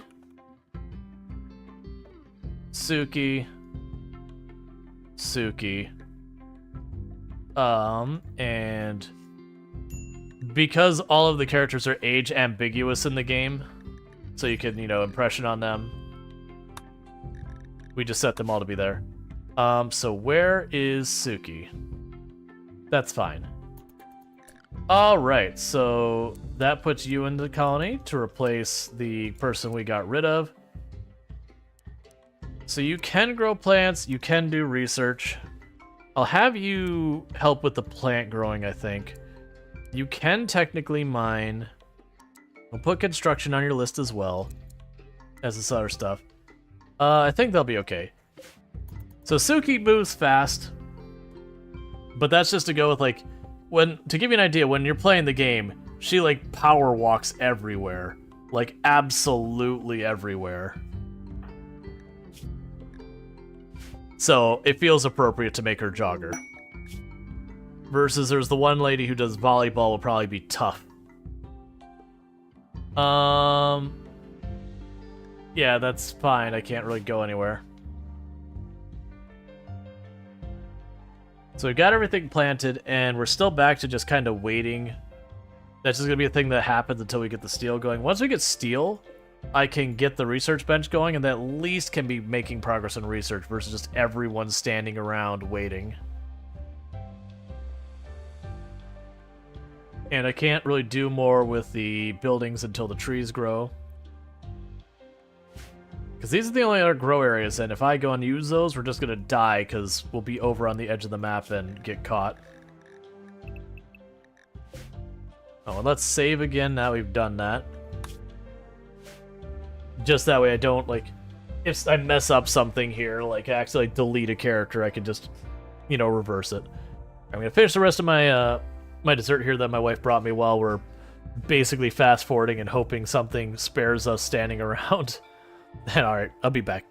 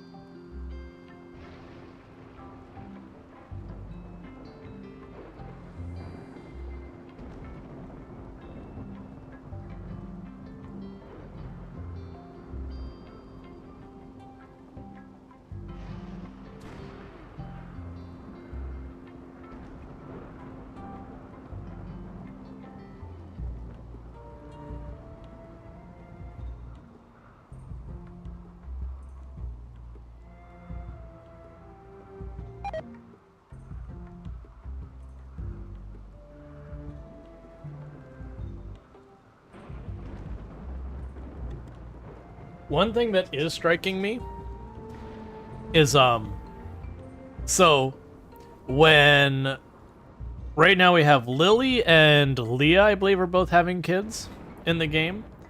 When they have the kids, I figured those kids, we don't go out of our way to like name other colonists or like name other Coral Island characters. We'll let them just get whatever name they get, I guess. Because it would feel weird for them to have a kid and then to just hit the thing to delete their kid and then make it one of the other townies. So I think kids of the colonists will be the only ones permitted to keep their names. That we won't just delete them. And it's not even because the children thing, it's just from the storytelling perspective. You can, hand wave away. It's like, oh yeah, Suki crash landed and had paralytic abrasia, and then got better. And it doesn't matter what the character was before. Versus being, oh yeah, Leah and this other person had a kid. That was their grown-up teacher. That taught them everything. That was their dad. To get into the whole weird, like, I'm my own grandpa kind of storytelling. So we're probably going to be eating kibble soon. Because that cold snap wiped out all our plants and we're getting pretty close to running out of food. And I said I would not kill the cats deliberately. And unfortunately that rice is nowhere near ready because we just got out of winter.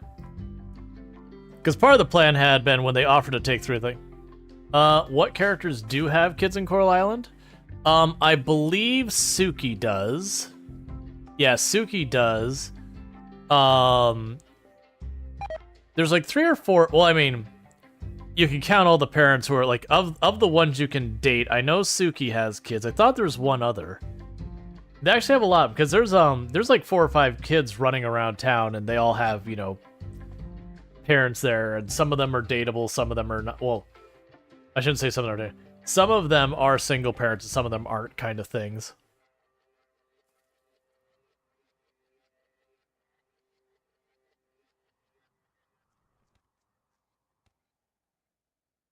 But it is a whole thing.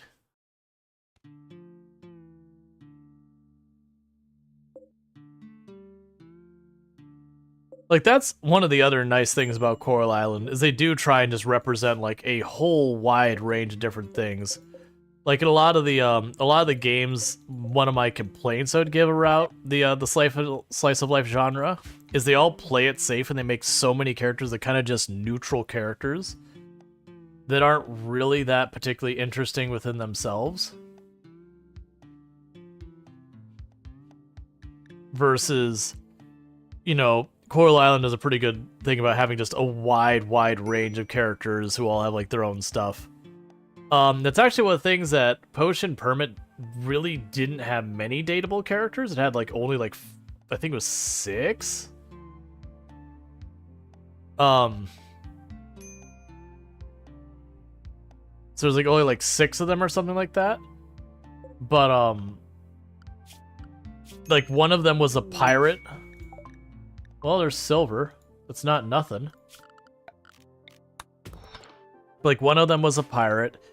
You had another one of them was by day. It was a person who they had DID, but it was like in their world, which this isn't really how it works. But like by day, they were like the diligent mailman who was kind of quiet and kept to themselves. But then in the evening, they would be a pirate, but like not really. They just kind of act the part of a pirate, and run around and do all that kind of nonsense and be like super confident and all that. Yeah, I'm gonna have to make it so they can eat the kibble.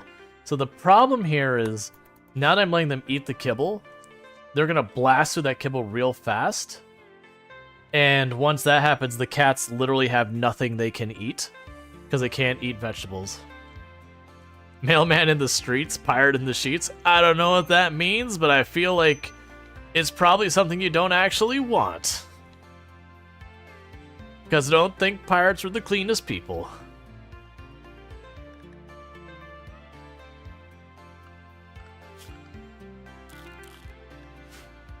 Figure you might as well go up there and help mine. You got nothing else to do.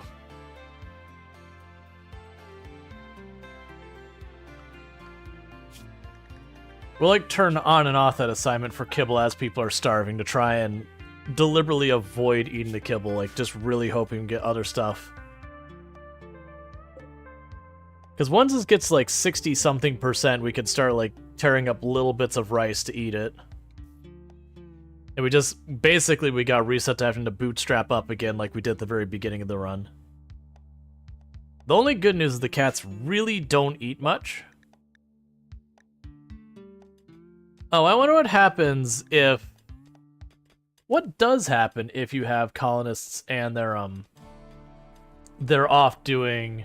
Can you fish? No. There's mods that'll let you do that kind of stuff, but no, there's no fishing by default in the game. Alright, so let's go to our zone and increase our Area 1 zone. But restrict everyone back to Area 1. That way when this raid goes, we're good. But yeah, so we sent both our people having kids. An animal migration of cobras. Okay, so the question is... If I attack that animal migration, will only the ones I hit turn on me? Or will they all turn on me? Because if they all turn on me, my god, we are so dead. But if it's just one, we could potentially hunt them. I'm going to take my chances, because there's a way I can make this work for me as well. Why are you moving so? Are you food poisoning? You're food poisoning.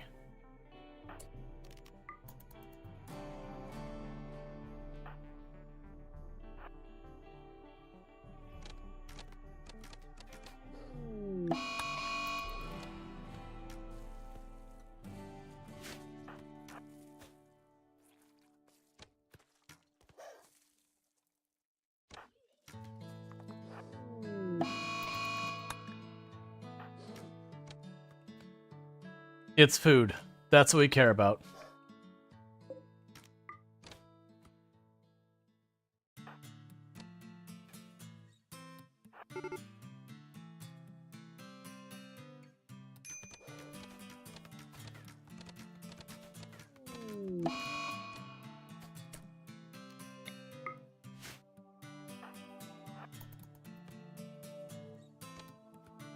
That's no good. I think you're on Go Juice. No, you're not Go Juice. You just have pollution stimulus. Okay, we're alright. It didn't go badly. I got really worried when he was moving really fast that he was just going to knock over Betty in a few seconds, and that was going to be that. Basically, I'm trying to solve our food problems really fast.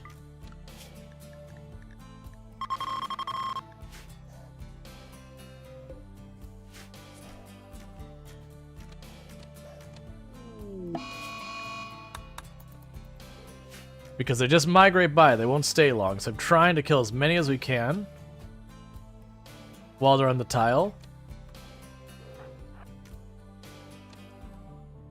And then we'll just make a priority to butcher as many as you can. You do like the idea the kids made in the colony became the original characters? Become their own original characters, you mean? Yeah, I think it's a reasonable way of approaching it. Yeah, so these will probably be the last two. The rest I don't want to chase them. Alright, so that's all we're going to get out of this.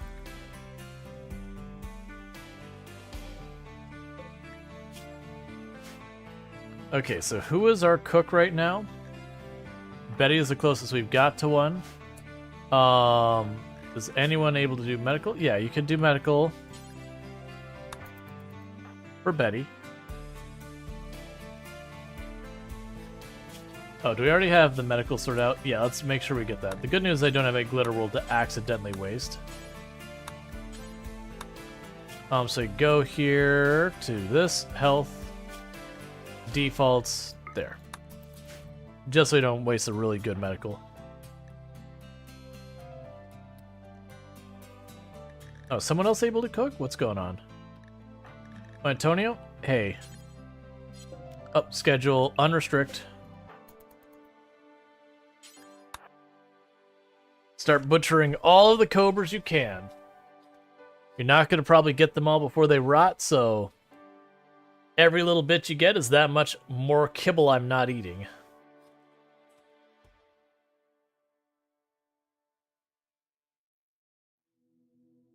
And if we can make those last long enough to get us to getting our rice up, then we don't have to worry about eating kibble and starvation and all that. Cool.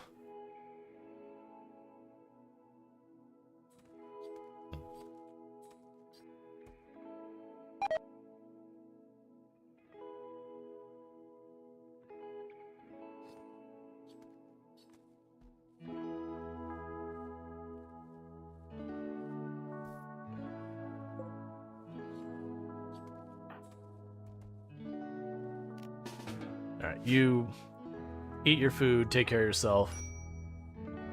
Alright, you can just handle it on your own from here. There's only one snake left. Did that last snake die before we left the map? Nah, there's one we tagged, but it didn't die. That's still fine. We got like a good 7 or 8 of them. The sad thing is cobras don't give you a whole lot of meat. Can you make pemmican? Yes. But it takes plant matter and meat to make pemmican, and right now we have no plant matter. Honestly, for right now, don't make the kibble.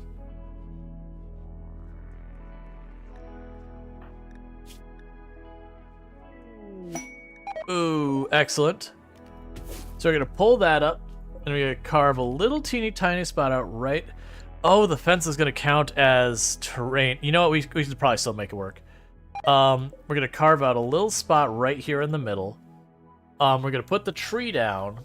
Because if we do the garland tree or whatever it is, I can... Actually, didn't we figure out we could plant it in sand? We'll figure it out.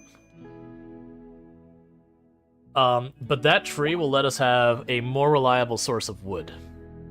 Once we pull it up and do all that stuff. Because then we can have someone keep pruning it, and they'll keep producing wood all the time, versus this taking for absolutely ever to do anything.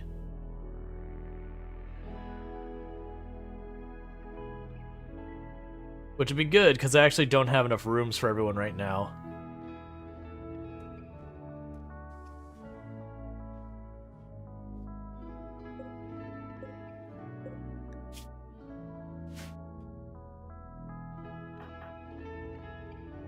Okay.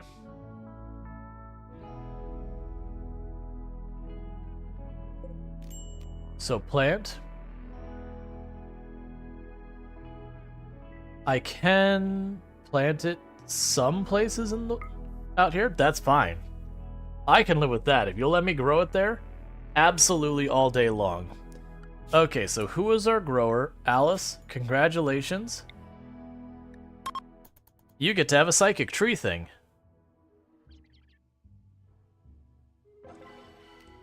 Choose woodcutter, accept. Yes. Lily's baby prep. So again, I'm curious how this plays out. We have our 2 people who are going to have kids. We sent them out to do the work thing, and I think they're going to have their kids before they get back, and I don't know mechanically how the game handles that. Like, are we just not, like, are they just going to come back and there will be babies with them? Are they going to come back and they won't have the babies with them? Will they come back and, like, the moment they touch down, that very precise moment they'll go into labor? We're gonna find out is all I know.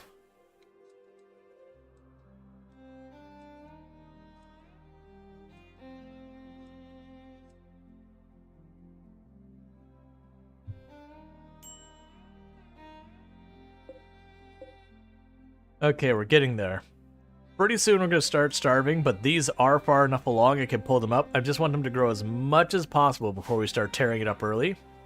Because every little bit farther along they get, we get that much more quantity and nutrients, or cumulative nutrients, or whatever you want to say. So if we get that far, rare thrumbo. Either of you have serious health problems? No.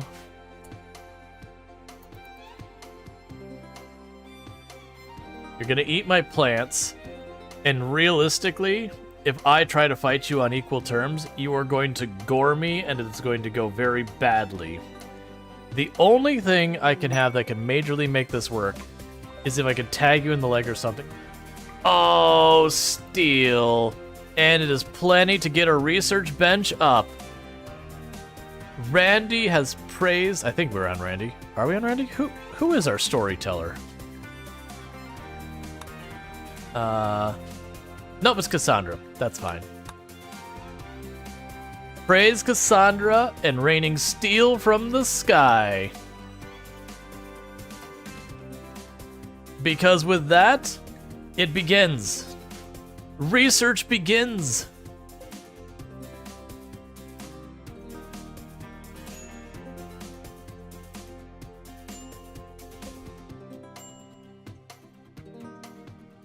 Oh, weird. They can eat the little tufts of cactus here. Well, I hope they do that versus eating my plants.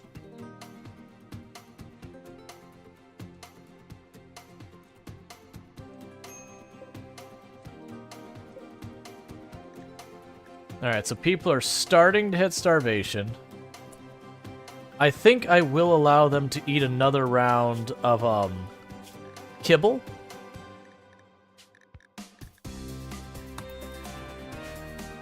Because that should be enough to tide them over till this pops up, and it might be worth their interest to just let them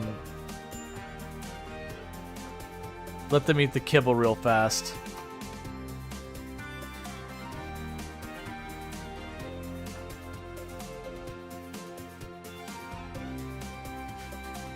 Alright.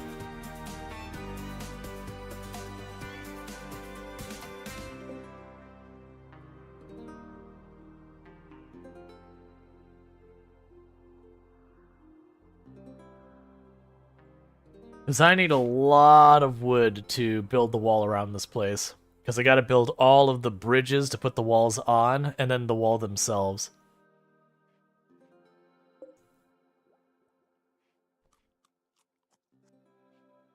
Alright, so I think we go to assignments, so we take them back off the kibble.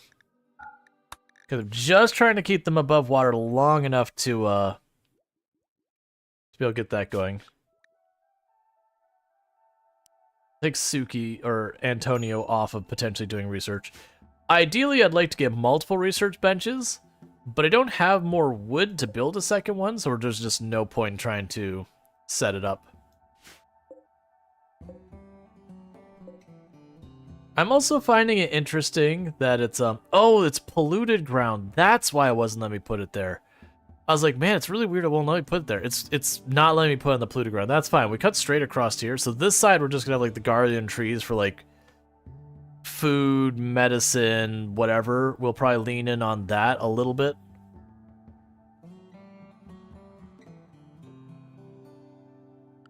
Is there more pollution we want to pull up? Let's check our zone pollution area. Yeah, because I could put another house here, another house over there. Could probably clean up some more area around it to make more room for more houses. I could probably put another one down here, like just without like right inside the fenced area.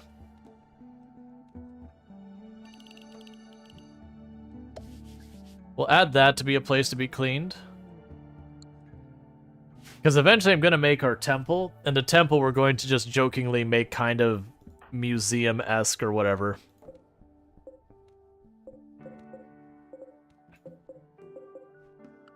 Alright, so we're going to go here. Those 3 rows. We're going to have them start pulling up.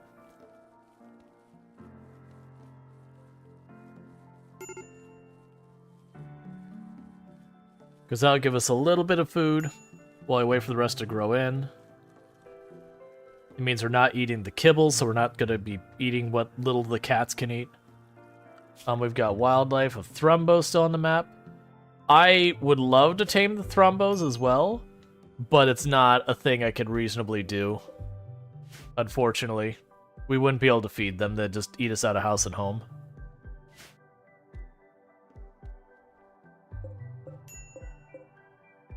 Yeah, 94% by the time they wake up tomorrow, we should have that ready. Then they just gotta float for a little bit longer.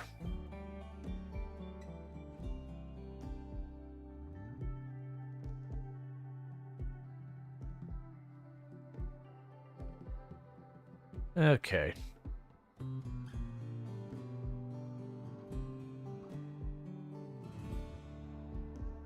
Yeah, I think step 1 is to just wall it off. We'll probably wall it off around that. I think will be about the range. Maybe actually a little bit larger. Wall it off to around like this kind of a range. And then down here, basically just make like a really long kill box here. And the entire idea is by making them wade through like really deep water, they should be really, really slow. For once, I actually think with this one, I want to go for like mostly bolt action to have as much movement speed slowing with as much accuracy as possible.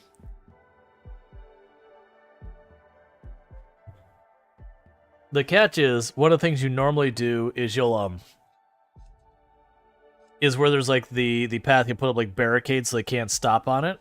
I'd rather they just wade through the deep water. And it might even be something that we don't go for the narrow passage there. Then instead, we leave it wide open back here. And then we cut down to a little bit narrow at, like, kind of far, like, towards the end of our range. So that way they can spread out and we just spray them. Either way, we just want them to move slowly.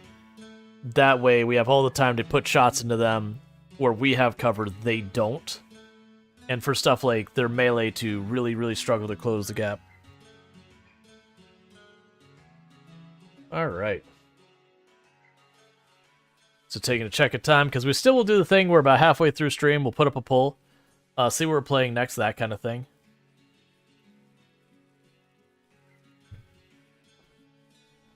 Like the last couple times I've done the poll and then RimWorld has run because I've included, which makes sense usually when you have a poll that says, what are we playing? The game we're already playing. You know, obviously people who have tuned in more than likely have tuned in because that's a game they're interested in seeing. So it does kind of have a selection bias that benefits it.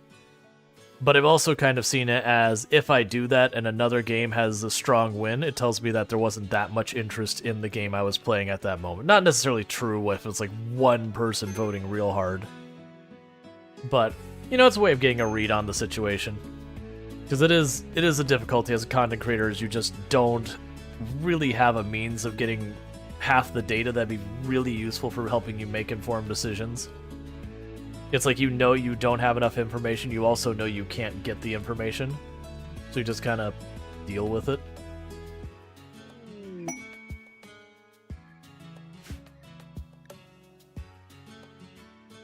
I also find it interesting that the orange stuff will not go on the pollution. I don't think it matters at all. It's just kind of an interesting observation.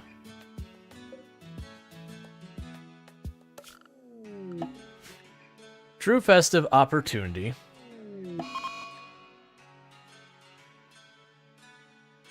Surya is pigging out because they were rebuffed by Betty. Okay, we don't have any of the things at once. Oh, has everyone been... Yeah, everyone's the same ideology. We're good. We're not, like, doing anything meaningful with our ideology, really. Not at the moment.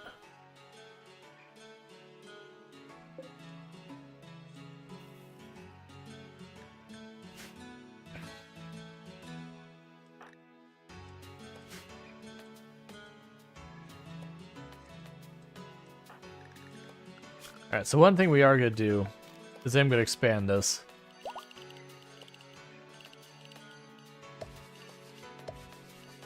And the big reason I'm doing that is I'm noticing Alice is standing in the pollution when cutting that, so that is going to cause toxic buildup if we don't clean that up. Plus, we'll just clean up the pollution on this little island as itself and get it sorted out. If we get the Pollock tree, I'm not sure how I want to handle that. I suspect I have to plant it up here, and wherever I'm going to plant, I'm going to be deliberately polluting, which means other plants won't grow. But if this becomes a reliable source of wood, I could potentially get rid of this area and put some else there. I would dedicate like a chunk down here for pollution handling or whatever.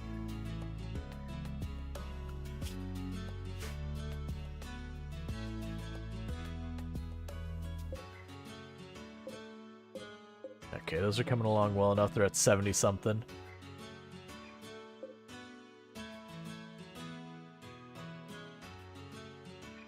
I wonder if we're just gonna get the message, like, disease, plague, Surya, Alice. Don't do that. So.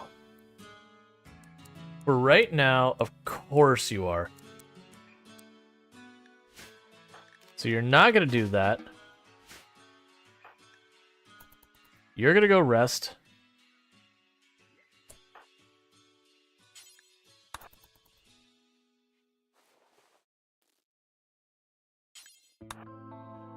And you're gonna treat them. Sadly, that's the last of our medicine, so that's not great. We'll probably have to preach health Alice. Oh, I still have the dev tools up. Let's get rid of those.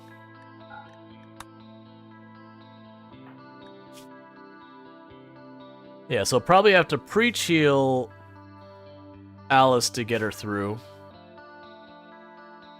Wait, I had... Why didn't we use that medicine?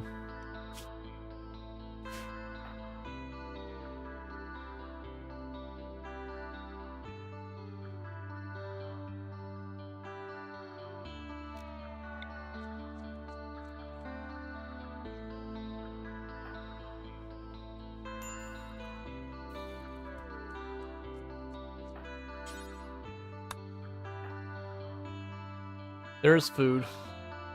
Complex clothing has been researched. Okay.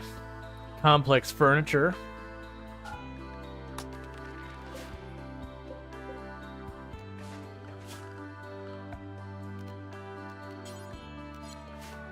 Have to wait for materials. Okay, you're already on it. The important thing is that people are being fed and all your stuff.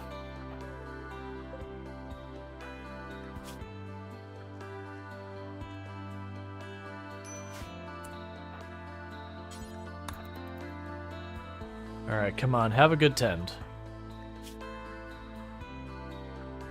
Of course, you canceled your tend that you need to go tend. That's fine. 62, at least it's a good tend. I'm willing to accept that.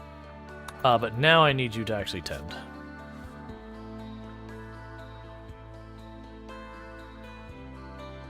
Alright.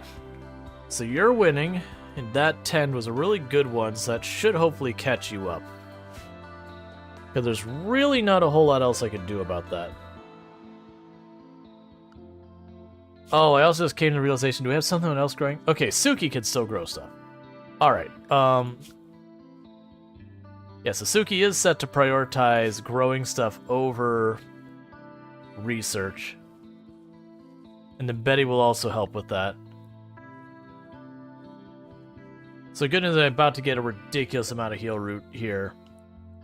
So we should be okay that right around the time that our heal route runs out, the 3 here, I'll get like 100 more.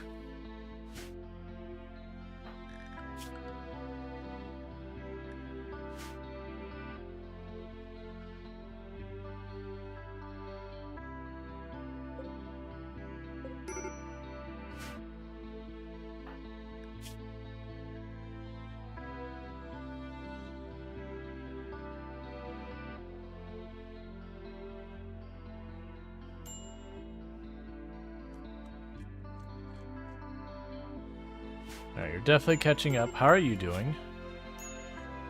You're fine. I need you to go to bed, please. I need you to go to bed, please. You have plague. If you just work with me for a second, I would much appreciate it. Okay.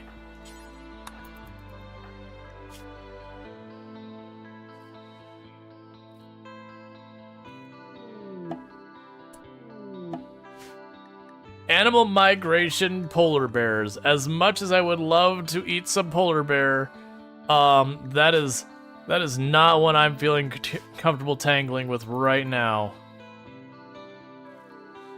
Give me a real good tend here. 59% is probably enough to keep you alive. As long as you stay fed, that's probably enough.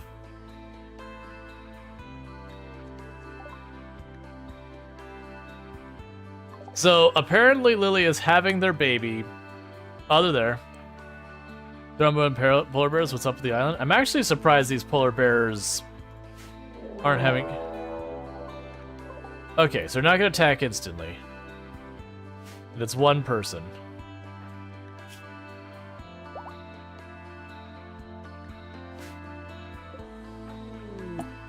Healthy baby was born. Cool. I can't do anything with it because I guess the baby is over there.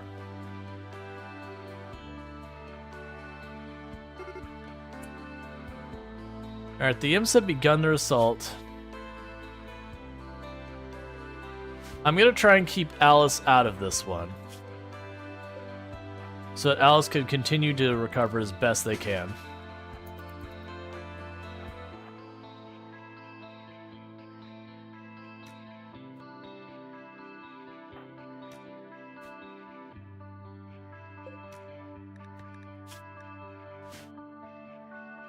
I'm not sure I want to address this one. Because 9 there is apparently amazing at melee.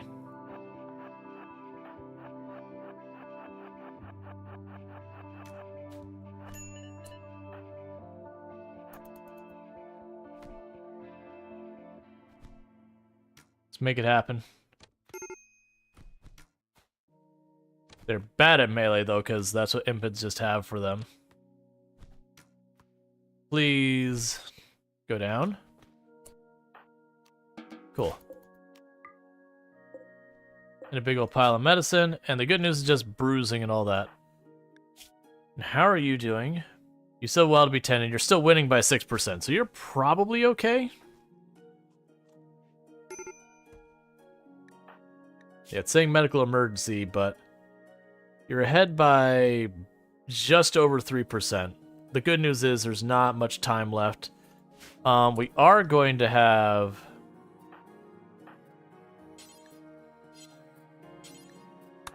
I was going to have someone feed you, but they won't. You should be fine. There we go. Okay, so we didn't lose Alice or Sura to plague, which is good.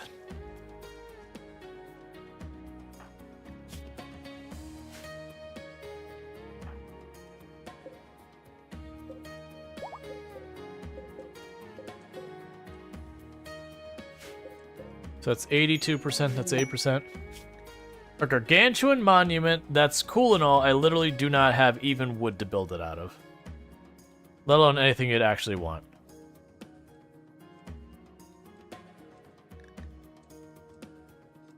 Alright, so the hope is that we can hold out just a little bit longer for the potatoes. We can pull up what little stuff we've got now, but we could do better. Alright, I was just watching to make sure. TikTok has a thing where after long enough of having your stream up, it goes, "Are you still streaming?" It's like, nah, yes. But it makes you do this little like puzzle piece move thing to verify it. It's really annoying. I think it's because I'm like not typing anything in chat or something. I have no idea why it does it. All right. So that's still going well.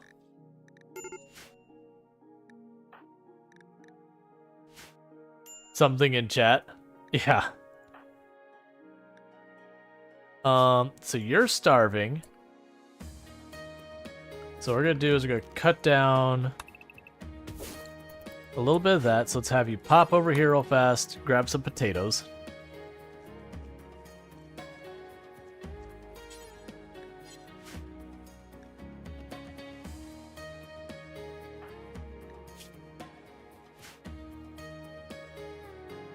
Okay. So you're also starving.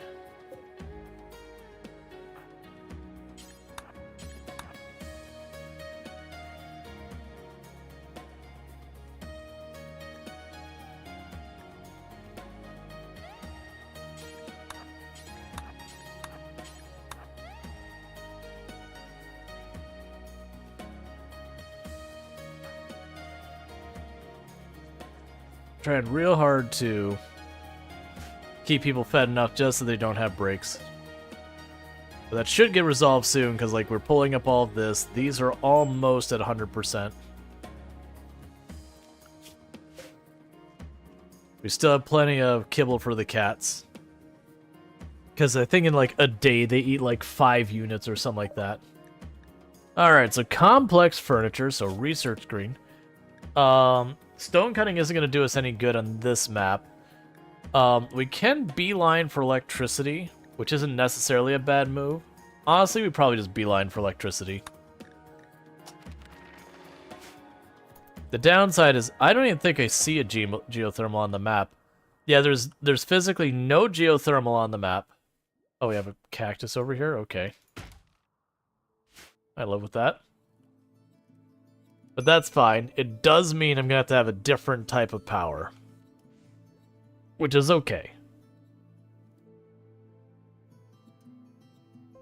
Since we're not doing random research, I do have the ability to be like, I need this research.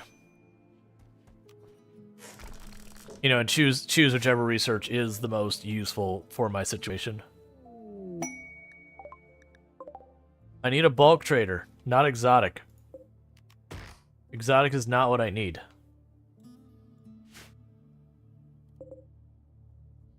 On the plus side, I do have some medicine I can trade. Water wheel. It's a shame that water wheel won't work on this, considering the tile is all that. It just, you have to have river specifically for the water wheel. It's one of the reasons why it makes it so rare you can use it is, you know, you have to deliberately choose the water tiles, the river tiles, sorry, not the water tiles.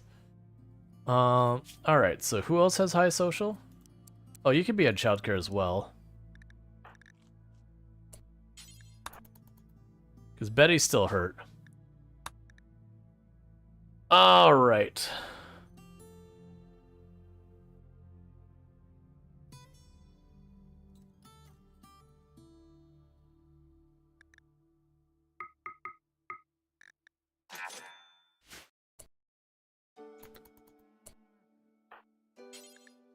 Grab some glitter wool just in case they have another dangerous fight or whatever.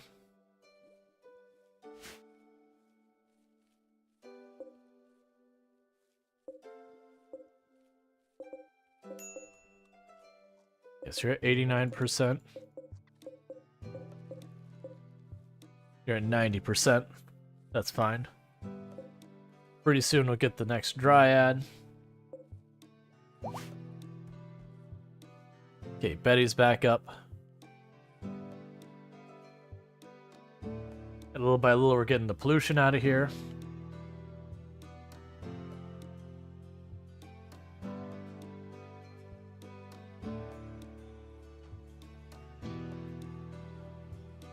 Alright.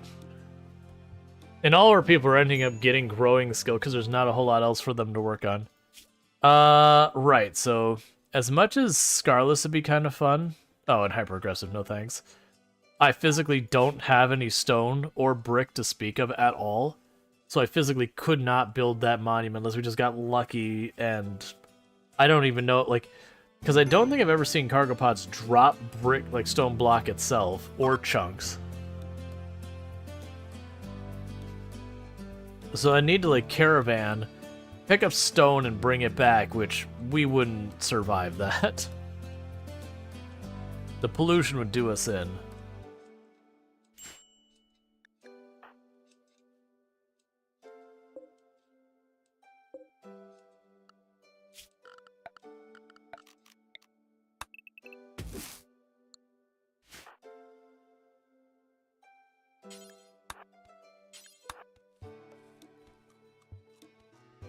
Okay. Just trying to tie it over a little bit longer. Psychic drone low, starvation on Suki. The next thing I'm also going to need is furniture.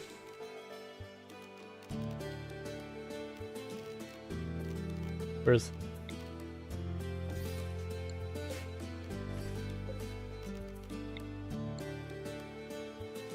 Okay, there's the other one. So build a copy of that for the two babbies. Which also makes me curious, if you have no chairs, what do they do? You get some rest, but you're also not tired tomorrow? Your eyes are, though? Sorry, I didn't mean to yawn. You're not looking forward to starting work in about 2 hours? Oh yeah, you definitely make sure you're getting some rest and all that, because especially where you've not been feeling well, you know, it is one of those things you get like so tired when you're sick of just resting and all that. At the same time, you just don't have the energy to do things. You just kind of sit there and be like, bleh.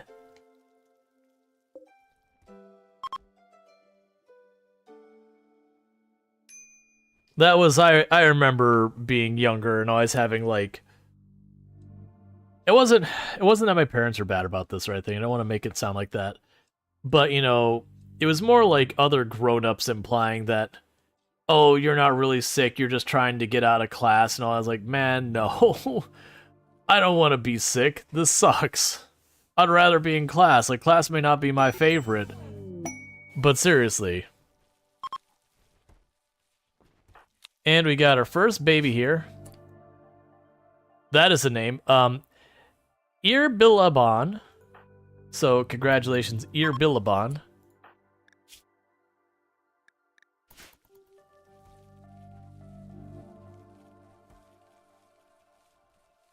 Oh. We're gonna do this thing where we're gonna just chuck the baby everywhere. Because it's slightly too hot around. That they'll just keep moving the baby from location to location because they'll be like, it's too hot. Move it somewhere safe. It's too hot. Move it somewhere safe. It's too hot. Move it somewhere safe. Even if the baby doesn't get like heat stroke or anything like that. So one person will put the baby back and they'll immediately bring it back out. Can you make a passive cooler? If I had wood. I have the technology. I lack the things. Considering you can see I tore off the front of some of my buildings to avoid freezing to death during the winter. That's how bad wood has been. Because you want to see what wood's available on my map? That.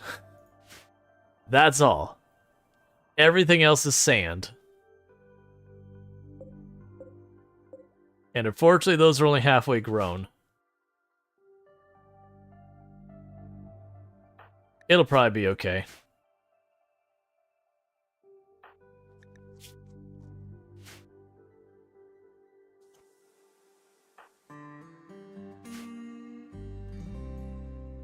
They were just gaslighting you then? So you would gaslight yourself in the future? It's perfectly normal, I'm told. Yeah, it was just a thing at the time that there was this belief that every other kid was feigning illness to get out of class. And just like, don't get me wrong, it's not like there was never a point in my entire life that... It's not that I'd like feign illness, but maybe I'd overstate it kind of thing. But that was so incredibly rare. I always assumed that was a television thing where they had like some like television report where they're like, oh, kids out there are pretending to be sick to get out of class, and every parent bought it. Like, you know, the kids drinking hand sanitizer thing, which was apparently one kid did one time, once ever, and didn't even die from it, if I remember correctly. And like every news station was going, oh my god, the kids, they're all drinking the hand sanitizer and killing themselves. Lock it up. Everyone lock it up. It was like, oh my god, please.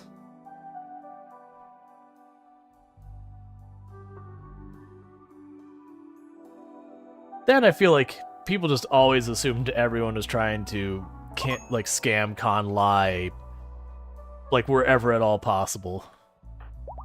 It really felt that way a lot.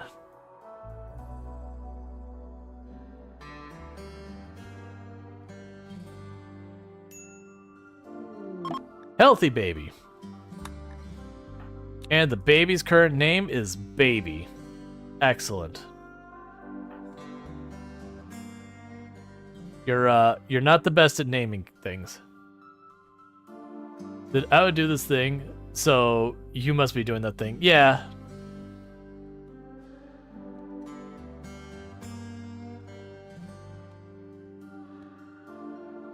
What was it that there was a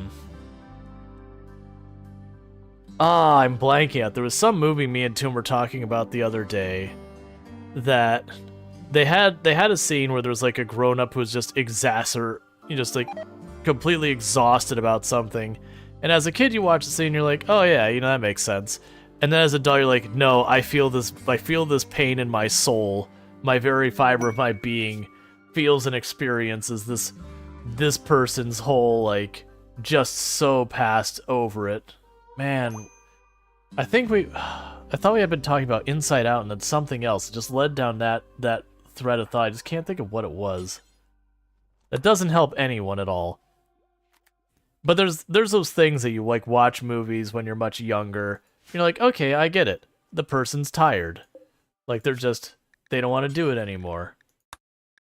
And then as an adult, you're like, oh, I feel this person is just like every bit of their being wants nothing to do with this thing they've been expected to do for the last 30 years. Hey, Antonio and Leah are going to get married. Cool. There's a lot of movies that hit different depending on your age. Like, both like young and old, just like, this is a good movie, but like, just, you'll have a scene that, you know, as a kid, you're like, yeah, you know, the adults are the worst, always bossing us around. And that exact same scene, like from the adult's perspective, you're like, oh man, I'm just trying to help those kids and they don't listen. Like they're, you know, they don't realize what I'm doing is for their own good. And you can have both those things, and like you as an individual can experience it both outcomes just depending on when you watch the movie. That like the scene has just a totally different meaning to you. Like Biodome with Pauly Shore. I know I saw it, and I remember like scenes from it. I don't remember that much from Biodome. The only time I remember Biodome is there's a Weird Al Yankovic song called Albuquerque. And he was like, the in-flight movie was Biodome with Pauly Shore. You're on the scientist side now? Yeah, I just don't remember. Wasn't it, don't they go in there and like the group of them are like kind of like partying, hanging out, and the scientists are like, you're messing everything up. And I think by the end of it they kind of come around. I just don't remember much about it.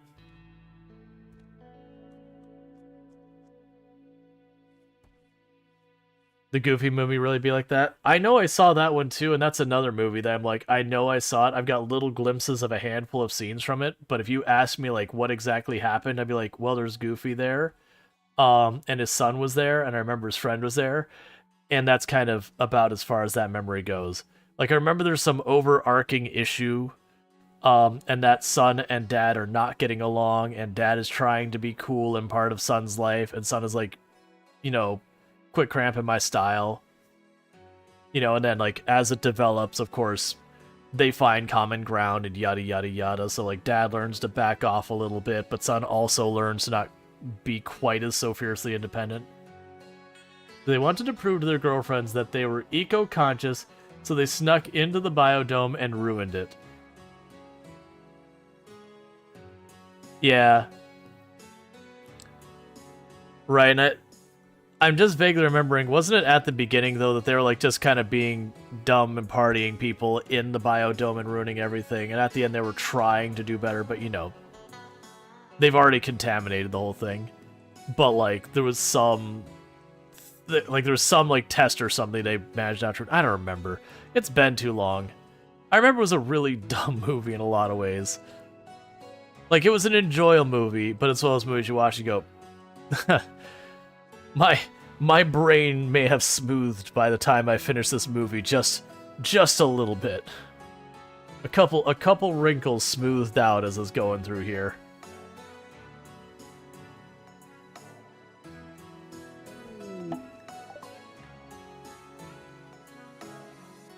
Oh, okay. I was like, what? Alright, so we've got our plants growing, all that. Hopefully we get these dryads out here soon.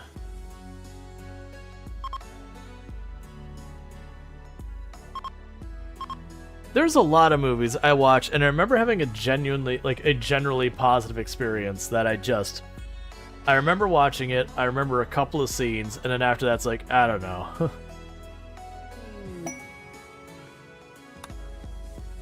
Like, not that the movie was bad or in any way, it just didn't stick with me. I'm glad we still don't have the ducks, they would have just straight up run away.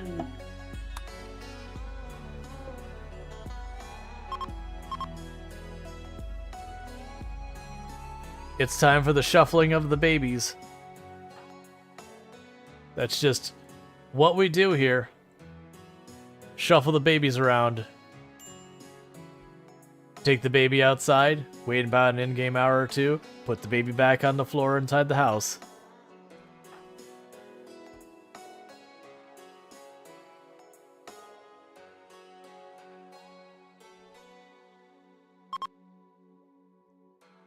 Baby shuffle to the left, to the left.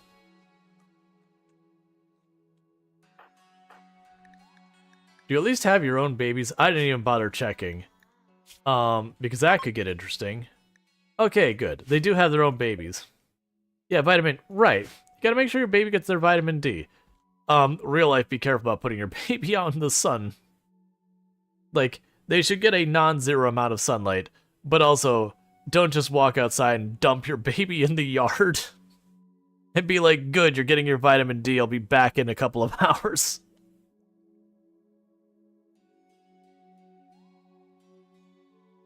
That definitely is not... That's definitely not conducive for a baby having a long, healthy life.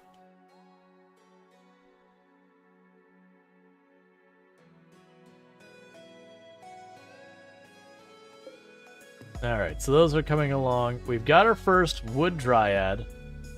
So now every 2 days, it'll spit out 32 wood. So instead of this nonsense where we go like 2 whole seasons and then finally we get a giant wood payout, this one's just like a trickle of wood constantly, which is a lot easier to manage than just a giant sum and then wait.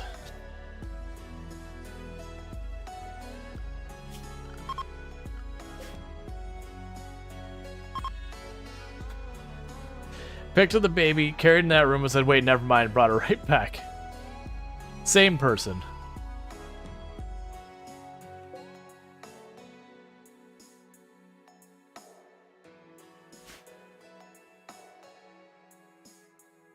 Let's see, I would take, so I'd take my baby to a tanning booth. Don't want those grossly pale babies. Oh no. You'd hurt, like, that would hurt a baby so badly. Like, babies usually have ridiculously sensitive skin to UV. This girl says, you mean the northern country does that with the... do that with the cold? Yeah, I mean, there's probably different areas. This is coming from the context of Florida. taking your kid outside in the summer in Florida for any meaningful period of time, which again, we're talking like infant here, not older kid, is a tricky prospect. The UV place close to the beach is bad. You never had baby or tan. The heat alone? Oh yeah, it blows my mind. Like, I get... If you're ever going to do the tourist thing in Florida, the summer is not the time. Let me just put it that way. The summer is not the time. No age group is the summer the time. But when you have, like, little kids and you take them to, like, the parks and it's, like, middle of the summer and all that, I can't... It's like, you just think, go... I can't think of a more miserable time you could have a kid around. That poor kid is just melting all day. And, like, seriously can have health problems from it and all that. Like, you don't just go out in, like, 96-degree maximum humid weather for extended period of times without doing everything possible to mitigate the heat and humidity. That's how you get heat stroke.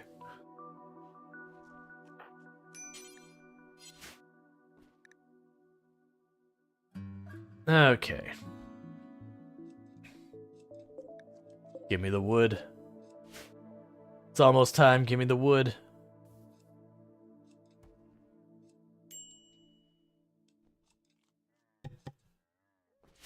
Okay. I guess you're gonna live on an atoll. You have to get used to it. Like being out in the sun. I mean, in real life, the idea is you spend a lot of times indoors. Like, I mean, obviously, RimWorld's a different situation. Like, we're talking primitive living here. We don't have air conditioning. Like, in reality, if we were going to be living out in places like this, you'd have buildings more shaped like this. We'd have, like, maybe a room here and a room here. And you'd usually have, like, angled windows around here, like this kind of thing. And then the idea is... then wind would blow up through the middle here. But, like, that wind would also get pulled into the buildings, and you'd have the windows go out the other side. That way you have, like literal breezeways and everything to handle it all. You wouldn't just have these, like, round wooden boxes to just steam yourself in all day. But, yeah, nah, there's a reason why there wasn't many people living, like, even modern society-wise, there wasn't many people living in Florida until after the air conditioner was invented. Like, it's not that there was no one living here, but compared to other places, it was very sparse. Because the heat was so hard to deal with.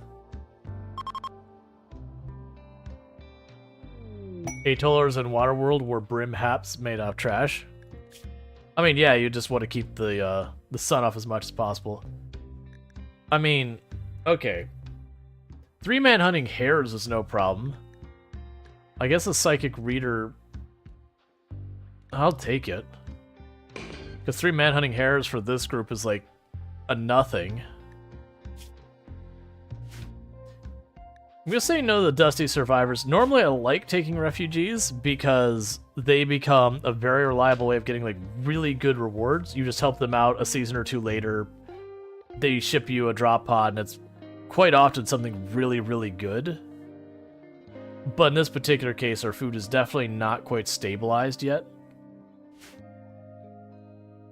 So we're kind of waiting on that. Thank you for the follow. Welcome to stream. I am thinking we're going to have to cut down part of this tree field. So we're going to depend on that dryad for wood. We're going to cut down like half the tree field to make it more food. I mean, honestly, actually... once I can stabilize this oven to actually be able to use it, we should be in much better shape from there on out. Just because what I'll be able to do is cook the food and get more mileage out of it. I don't know how we haven't triggered infestation over there.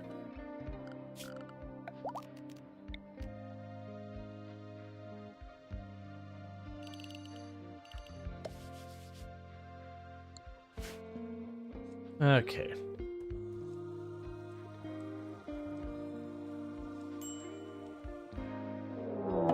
Alright, so there's the rabbits. Get of all of our combat capable people. bunch them up over here and get that going on.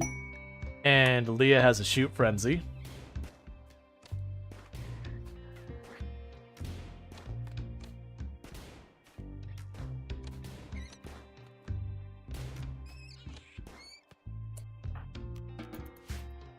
And excellent.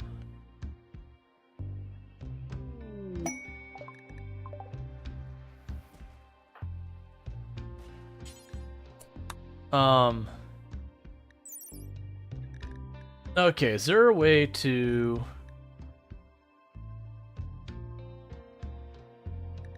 We'll take our chances. Alright, Betty. You ready for some brain surgery?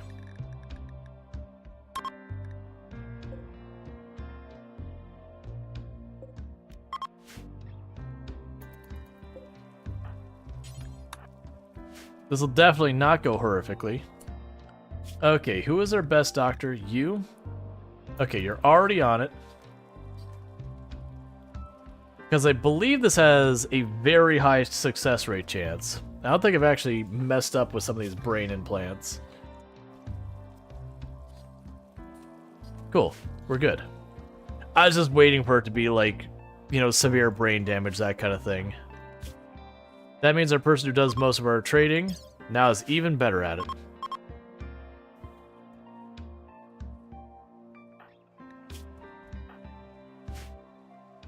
Okay.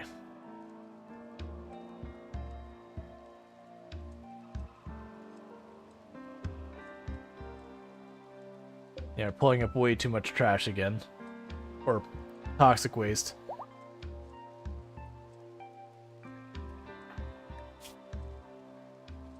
Cool.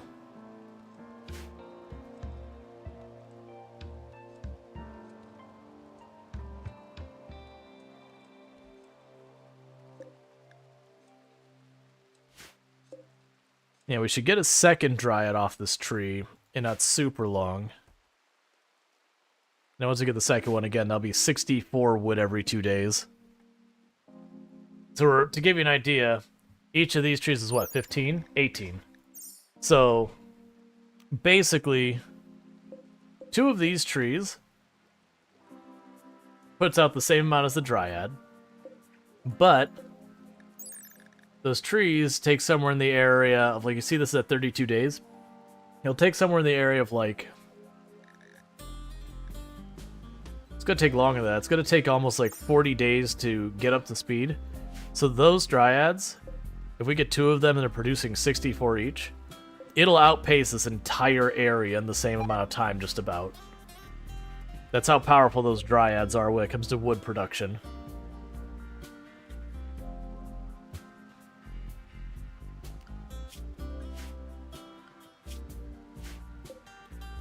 Oh, and we can turn that back up.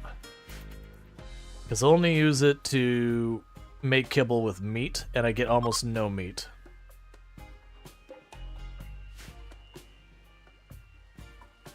And meat also doesn't last very long at all.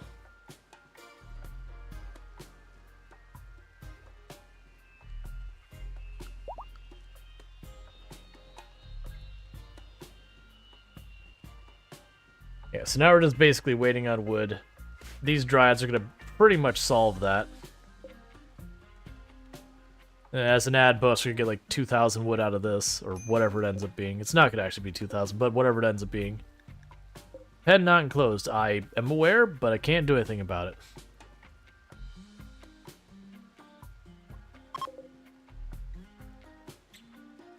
Alright, so we're getting lots of pollution bags over there.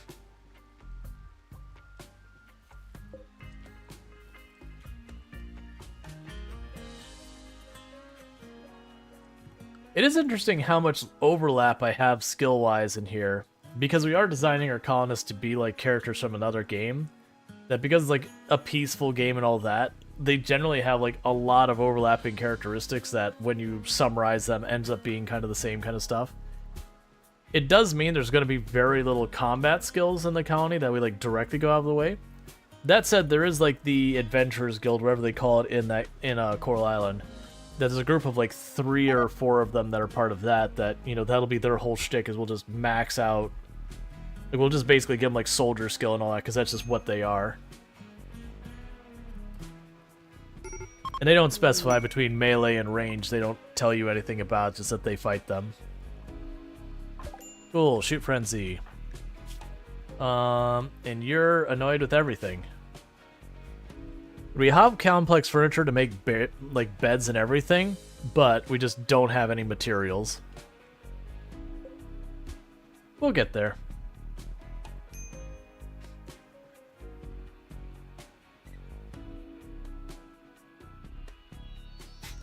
Just baby.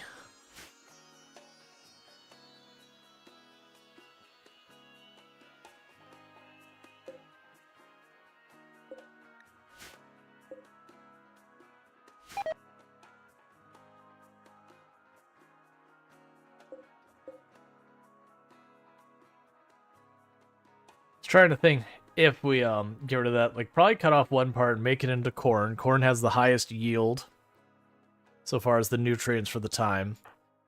And then the other side, I don't know what we make it. Maybe it just stays trees for right now as a an additional thing, just to make sure we have, you know, that burst of wood every once in a while.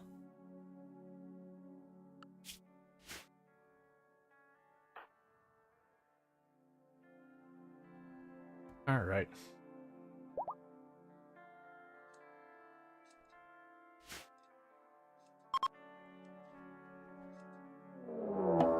Okay, again, our Manhunter pack of alpha beavers. They'll probably come around this way and then try and cross over here. Okay, so Leah has the baby, so Leah will wait behind.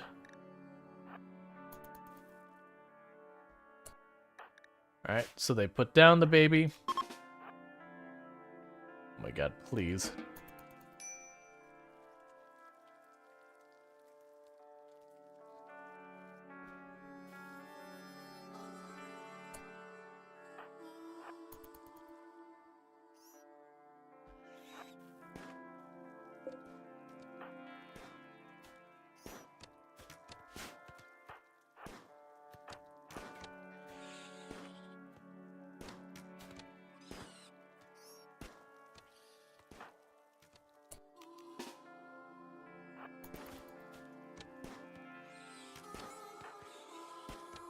Okay.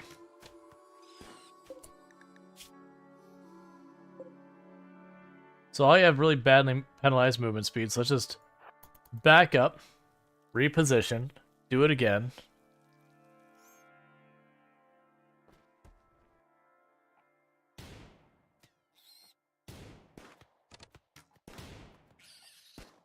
That way no one has to take any injuries whatsoever.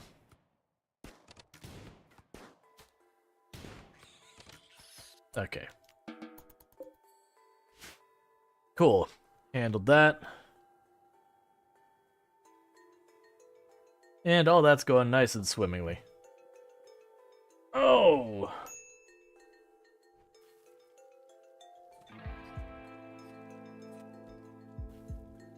And you only got one of the beavers to not instantly rot, because that's just something that happens.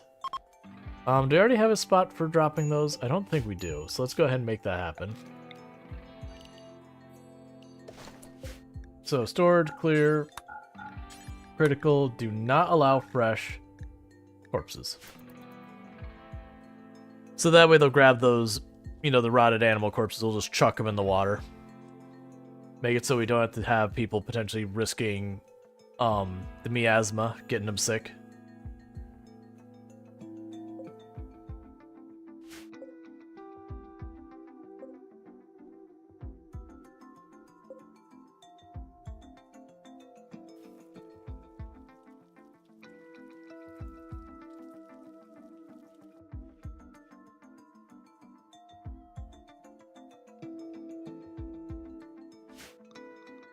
So next thing I want to build is the tailoring bench. We've already unlocked it.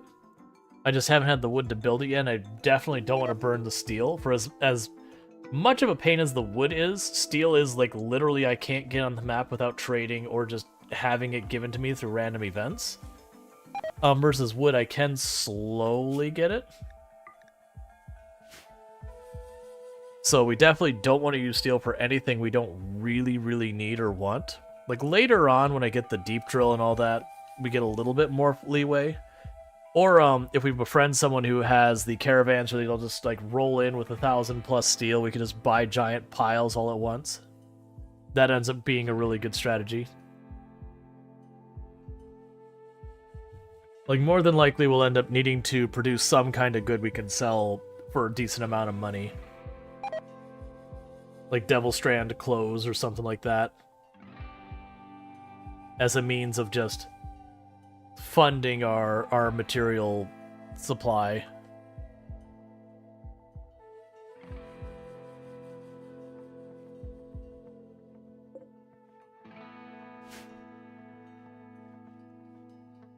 Alright. It's also good that we're not sitting here. We were before, like, the entire colony was idle. That's just, like, little bits here and there.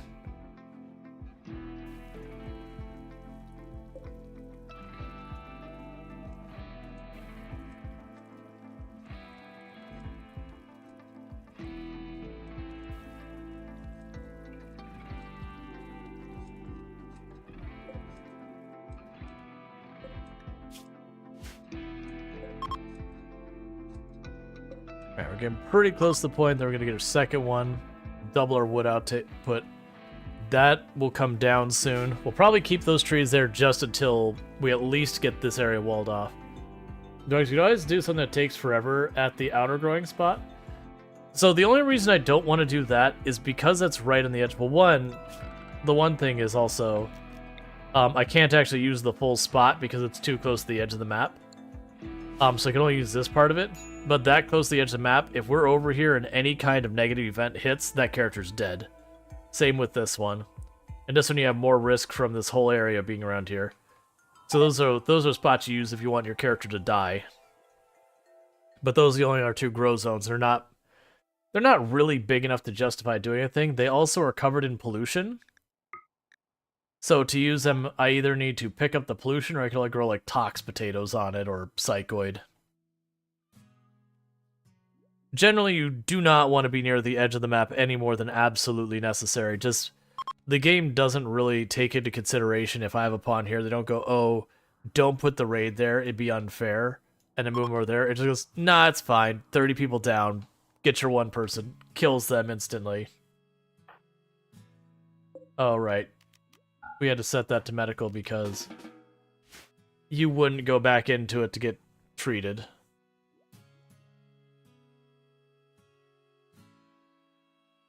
It's putting your survival in the hands of just RNG.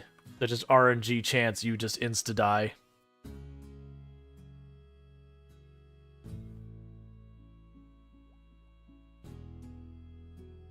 It'd be like having a fight with a group over here, and you have your people, and before the fight you just drop an anti-grain warhead at your feet, and then just have them all fire right past it. You just RNG chance your entire, like your just group just straight up explodes and they're all down.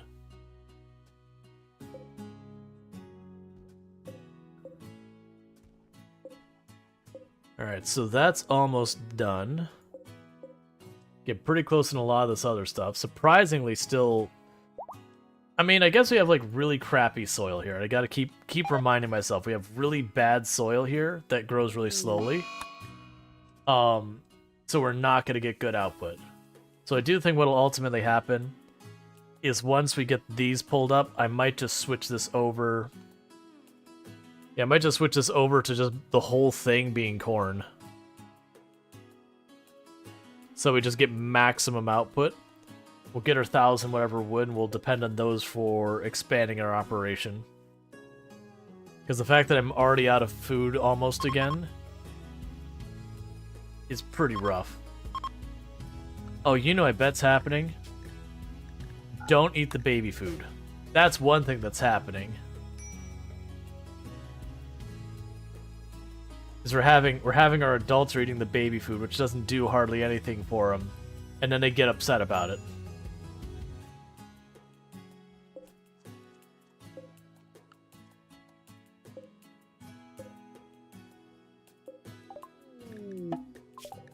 Okay, so I have electricity.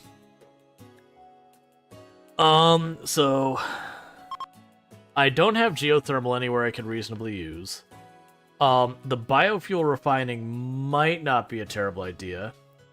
We could use the solar panels, would be reliable. I think we do the batteries first. Because if I get the battery tech researched, then we have the choice, if I end up with enough components and steel, that I can put up a wind turbine, put up a battery, and then wire that into something. See, even if you have no one there when the raid hits, the raiders would just set everything on fire and you'd be able to put it down before it's gone. Yeah. Generally speaking, anything on the edge of the map is like no choice. Like, it'd be a thing if RimWorld had the idea that either one, when a raid was showing up, it'd be like, hey, you have a raid coming in from this angle and you can make decisions about what to do with it.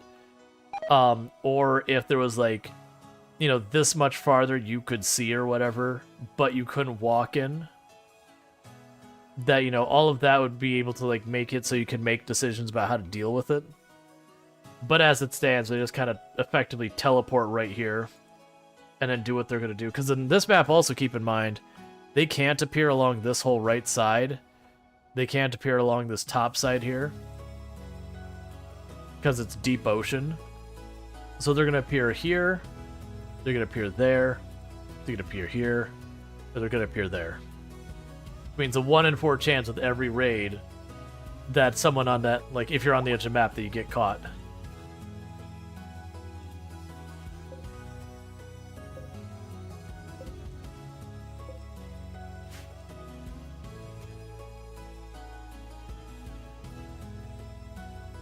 Okay, so we're finally finishing. Okay, so we have repaired the pen.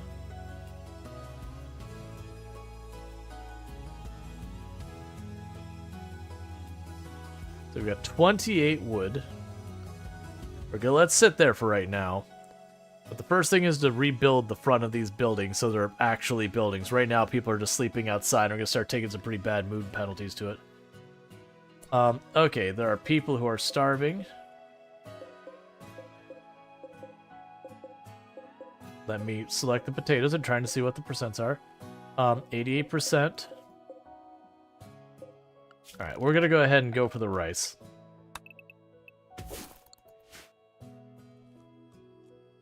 Because Alice should start pulling it all up and everyone will scatter in and here and eat.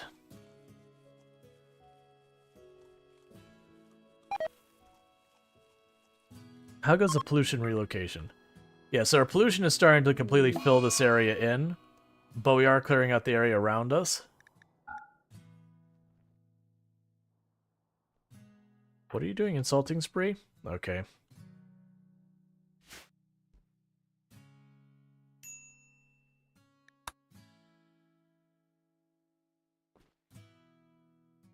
I would like you all to go to sleep.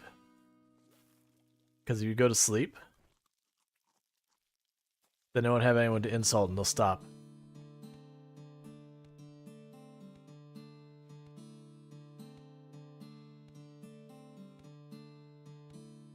Okay.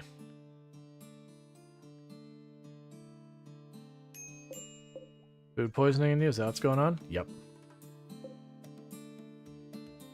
Yeah, no one for you to insult. Now, oh, never mind, you're gonna go insult Lily. I forgot Lily was Night Owl. Don't eat the baby food. The reason she did is she's on a break, or he's on a break. And when they're having a break, they'll just ignore those kind of things. Alright. So we're about to get our second dryad, which will help a whole lot.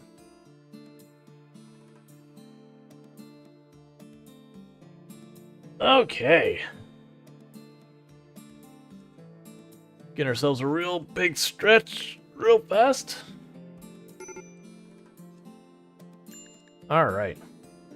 So a bunch more people are complaining about starving.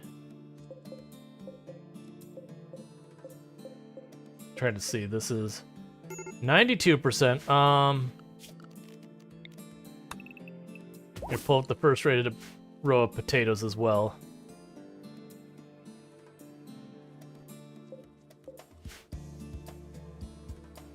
Yeah, trying their best to get the stuff set up here. Let's go production and Not the electric. Actually, if I remember correctly, it's fine. We'll do the...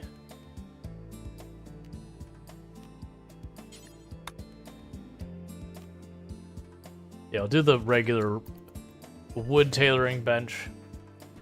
So that way the moment we get the materials, they build that. Then we'll build the walls. Because then we can put all that cotton to use. Building clothing and all that to make us more durable against the temperature. So when the winter and heat waves rolls through, we have more buffering. One of the other things I'll want to get is the... What you just managed to destroy? Okay, you destroyed a single unit of fence. That's okay.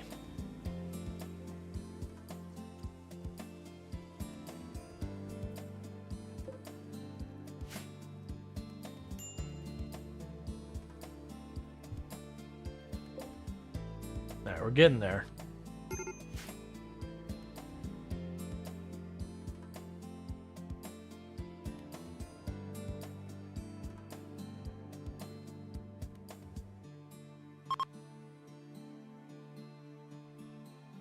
How much longer do those babies have? Those babies have 2 whole seasons before they become toddlers.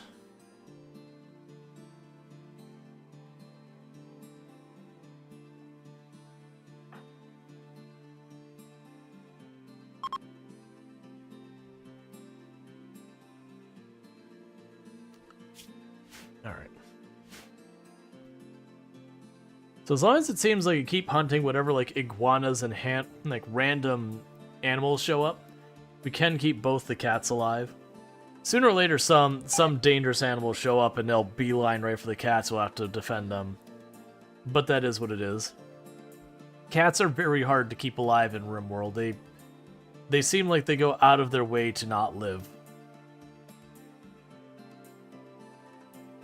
Because they tend to hunt things that are more likely to win in a fight with them. Any of the predator animals will attack a cat if they get hungry enough. They're designed as food pretty much for like the other animals in the map. That's basically what cats have. But because we're doing this thing that we're like miming Coral Island, we're deliberately keeping the cats alive. It is one of those things that struck me. If I got where the cats would able to have more cats kind of thing, how I would want to even tackle with that, because if we do the auto slaughter thing, it would probably end up auto slaughtering some of the cats that we want to not have that happen to. So I just need to periodically go through and release a bunch of cats or whatever. Okay, so you're gonna send me a person. So we're gonna wait on that because our food is not stable again yet. We've been running into problems. Part of that is our colony has grown a lot. It's a very interesting start. Yeah. So if you ever played on the maps with lots of sand, this is the thing, is there's very little building materials, so you do get bottlenecked by how fast you get materials. And you'll notice I'm struggling with food, so I can't, like, this is already probably more than I should be giving with materials. I also don't get a whole lot of places I can build stone stuff. Like, I build stone on the sand, most of it. But, like, all this other area I can't. So you can't make a particularly clean kill box. Okay, so we researched batteries. I can go ahead and put smithing on there. Ooh, that's stealing components is what that is.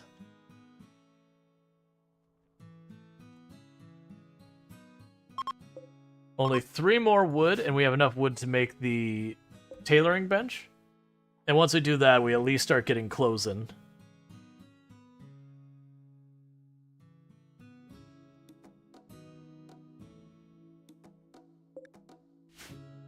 Because now that I have 2 of them, they will do pretty good about at least outpacing my consumption of wood.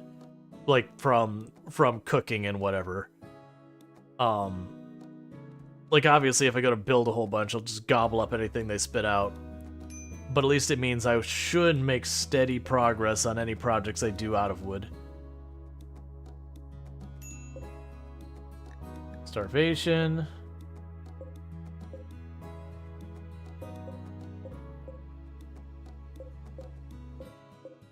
$93, $94, 88. Alright, so we're going to go over here to the rice again.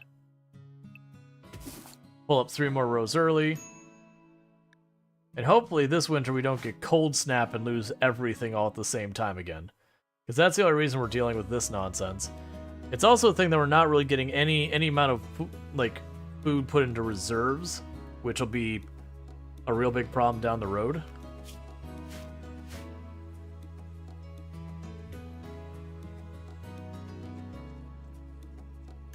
But we'll try and get there. Because we're already starting to reach fall. Like, we're end of summer now.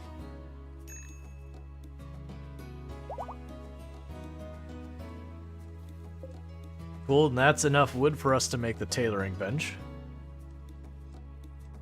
Betty will probably jump on that in a moment.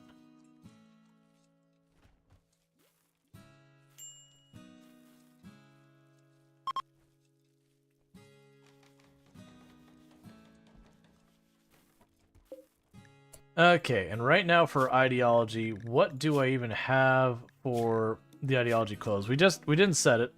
Visage map and a head wrap. Let's go here. I've got a whole thing in here. Paste that in. We do not need the parka. Sorry, we do want the parka. It's fine, we'll do that. Okay, so before I forget, we'll set duster.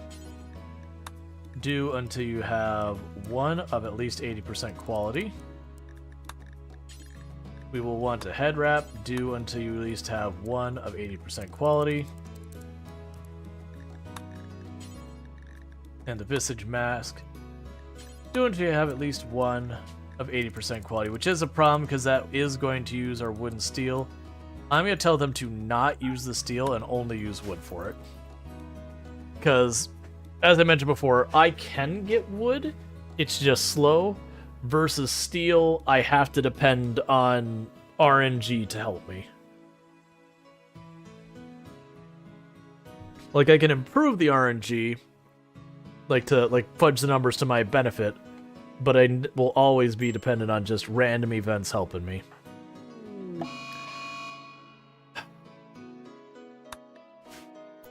We're not even on a hard difficulty, Cassandra.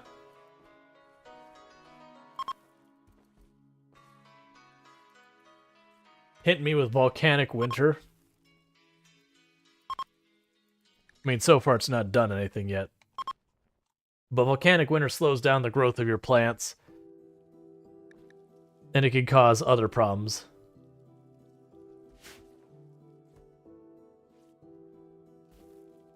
Hopefully that breaks before actual winter shows up, so all the plants don't delete during the winter and all that.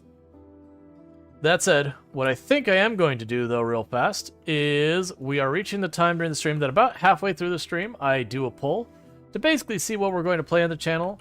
What are we playing now? I will put RimWorld back on the list, so don't go anywhere if you want to see more RimWorld. Just make sure you put in your vote for RimWorld. I'll put Project Zomboid up there. We'll put American Truck Simulator, Farming Simulator 22, and there's always been one that I keep forgetting. Let's see here. Basically, games just, if people aren't feeling this one, I usually do the poll. We can switch it up, that kind of thing. And what was the other one? Let me pull it up so I can actually see chat, because while I have the poll up, I can't see what people are saying. Alright. So let's see. Because it's just something I do in every stream is I usually put a whole poll halfway. Most of the time I've actually been not including the game that I'm currently playing to force a switch. So, because I do stream for 11 hours, keeps it interesting. But lately I've been going ahead and just leaving the game I'm playing on there, because I haven't been super in a mood for any specific game, because the game I want to be playing is Coral Island, and it's not out yet, so I can't. As in, the version I want to play is not out yet. So we're like, Coral Island Waiting Room. Oh, My Time at Sandrock. That's the last one. Alright, so we've got the poll up. If you do not see the poll, refresh your browser. It is just a thing that happens. I can't do anything on my end to help you with it. It's just how Twitch be. So if you do not see the poll, refresh your browser. But what we've got on the poll is RimWorld. If RimWorld wins, we just keep doing exactly what we've been doing right now. We just move forward with it. We've got Project Zomboid. If Project Zomboid wins, it will trigger a second poll where we will decide between I have a character who is at 167,000, 168,000 kills, which is one character, one life on Heart of the Apocalypse settings, with no mods to change itemization or vehicles on that character. So that's one thing we could do. We could do Curse CDDA. We could just, I don't know. We can come up with a couple different ideas, have a vote, and go with it. We have American Truck Simulator, which is chill truck streaming time. Really good for conversation, but it's nice, relaxing stuff where you just drive trucks, make money. We've got Farming Simulator 22. Same basic idea as Truck Simulator so far as the chill, relax time, but very, very, very different experience. Instead, that one we're farming. And what we're doing in that one is I've got a map that's all covered in trees and hilly and all that. We've been cutting down the trees, making farmland, doing that kind of nonsense. And then finally, we've got My Time at Sandrock. And My Time at Sandrock is what's known as a slice of life or life sim style game. That the gist of it is, you're in this place called Sandrock. It's a deserty place. Everything's not great. Water is scarce. Food is a difficult thing. And you are a builder. That your job is, people go, I need a machine that processes ore. And so you build a machine that processes ore, and they go, cool, and they pay you. But you're also, like, making friends, romancing, doing all that stuff, and then, like, improving the town over time. So we've got all that going on. So make sure you get your votes in. I'm going to quickly use the restroom while this poll's going, and I will be right back. But thank you again for tuning in.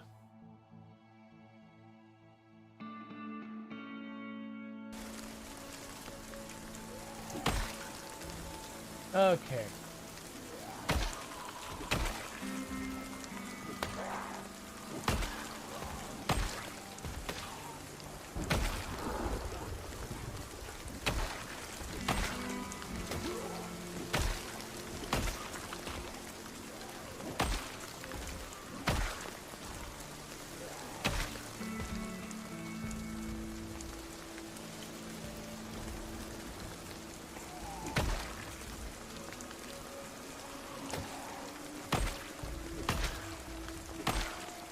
You saw that crazy move? The one where I advanced on him with the axe, like hit him with the axe and ran through him.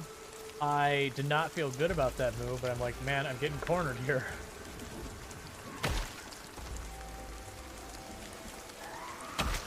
Not. No, Is there no? still bad. That was worse. No. Why? I hate you, bookshelf. All right.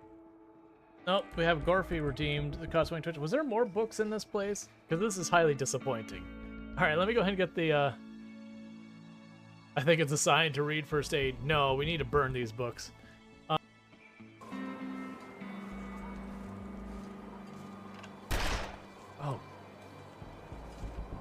And here I was making the comment to myself earlier. It's like, you don't fire the gun when you left click it without. Unless you aim it. I would be wrong. That's startling. Okay, one of these days I need to get back to playing some more Long Dark. It has been a while. I know the last time I played it, the last chapter hadn't come out yet. And I tried, like, the regular survival mode in it. I actually didn't... Like, without the game giving you a direction to go in, you get into a loop of surviving that you could just kind of do forever. But, I mean, that's normal in survival games. Alright, so right now we actually have a tie between RimWorld and Project Zomboid. Do not expect that to last. For whoever's voting in those, don't expect that tie to last. What's going to happen is you're going to get to the last little bit, and either one, the person's going to try and snipe it by one, it's probably not going to work, or they're going to mash the button a lot to put in a lot of votes right at the end to take it. It happens every time that, like, the last 30 seconds, someone starts mashing to get a strong lead to make sure they get the game they want.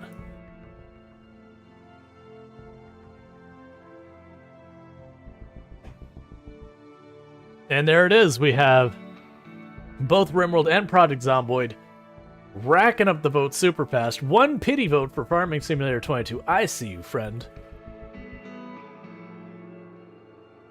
They're tied up there. We'll see. We'll see. I don't expect to stay there. Is it going to stay tied? Last second, Project Zomboid by just one vote. So what that does mean is we are going to be switching up our games. You're just laughing your butt off because the vote between RimWorld and that. It reminds you of eBay? Oh, yeah. So what that means is we are going to be stopping where we're playing RimWorld for the moment, so bear with me. We are going to be switching games, so I'm going to quit to the main menu. Well, actually, I always forget with manual saving how this all works. I think it's fine. We'll quit to the main menu. For the other platforms, I'm going to have to reset the stream for YouTube and TikTok, so that'll take me just a minute. So for all of you in YouTube, don't forget to like and subscribe and all that, and I will have a new one starting here in a minute.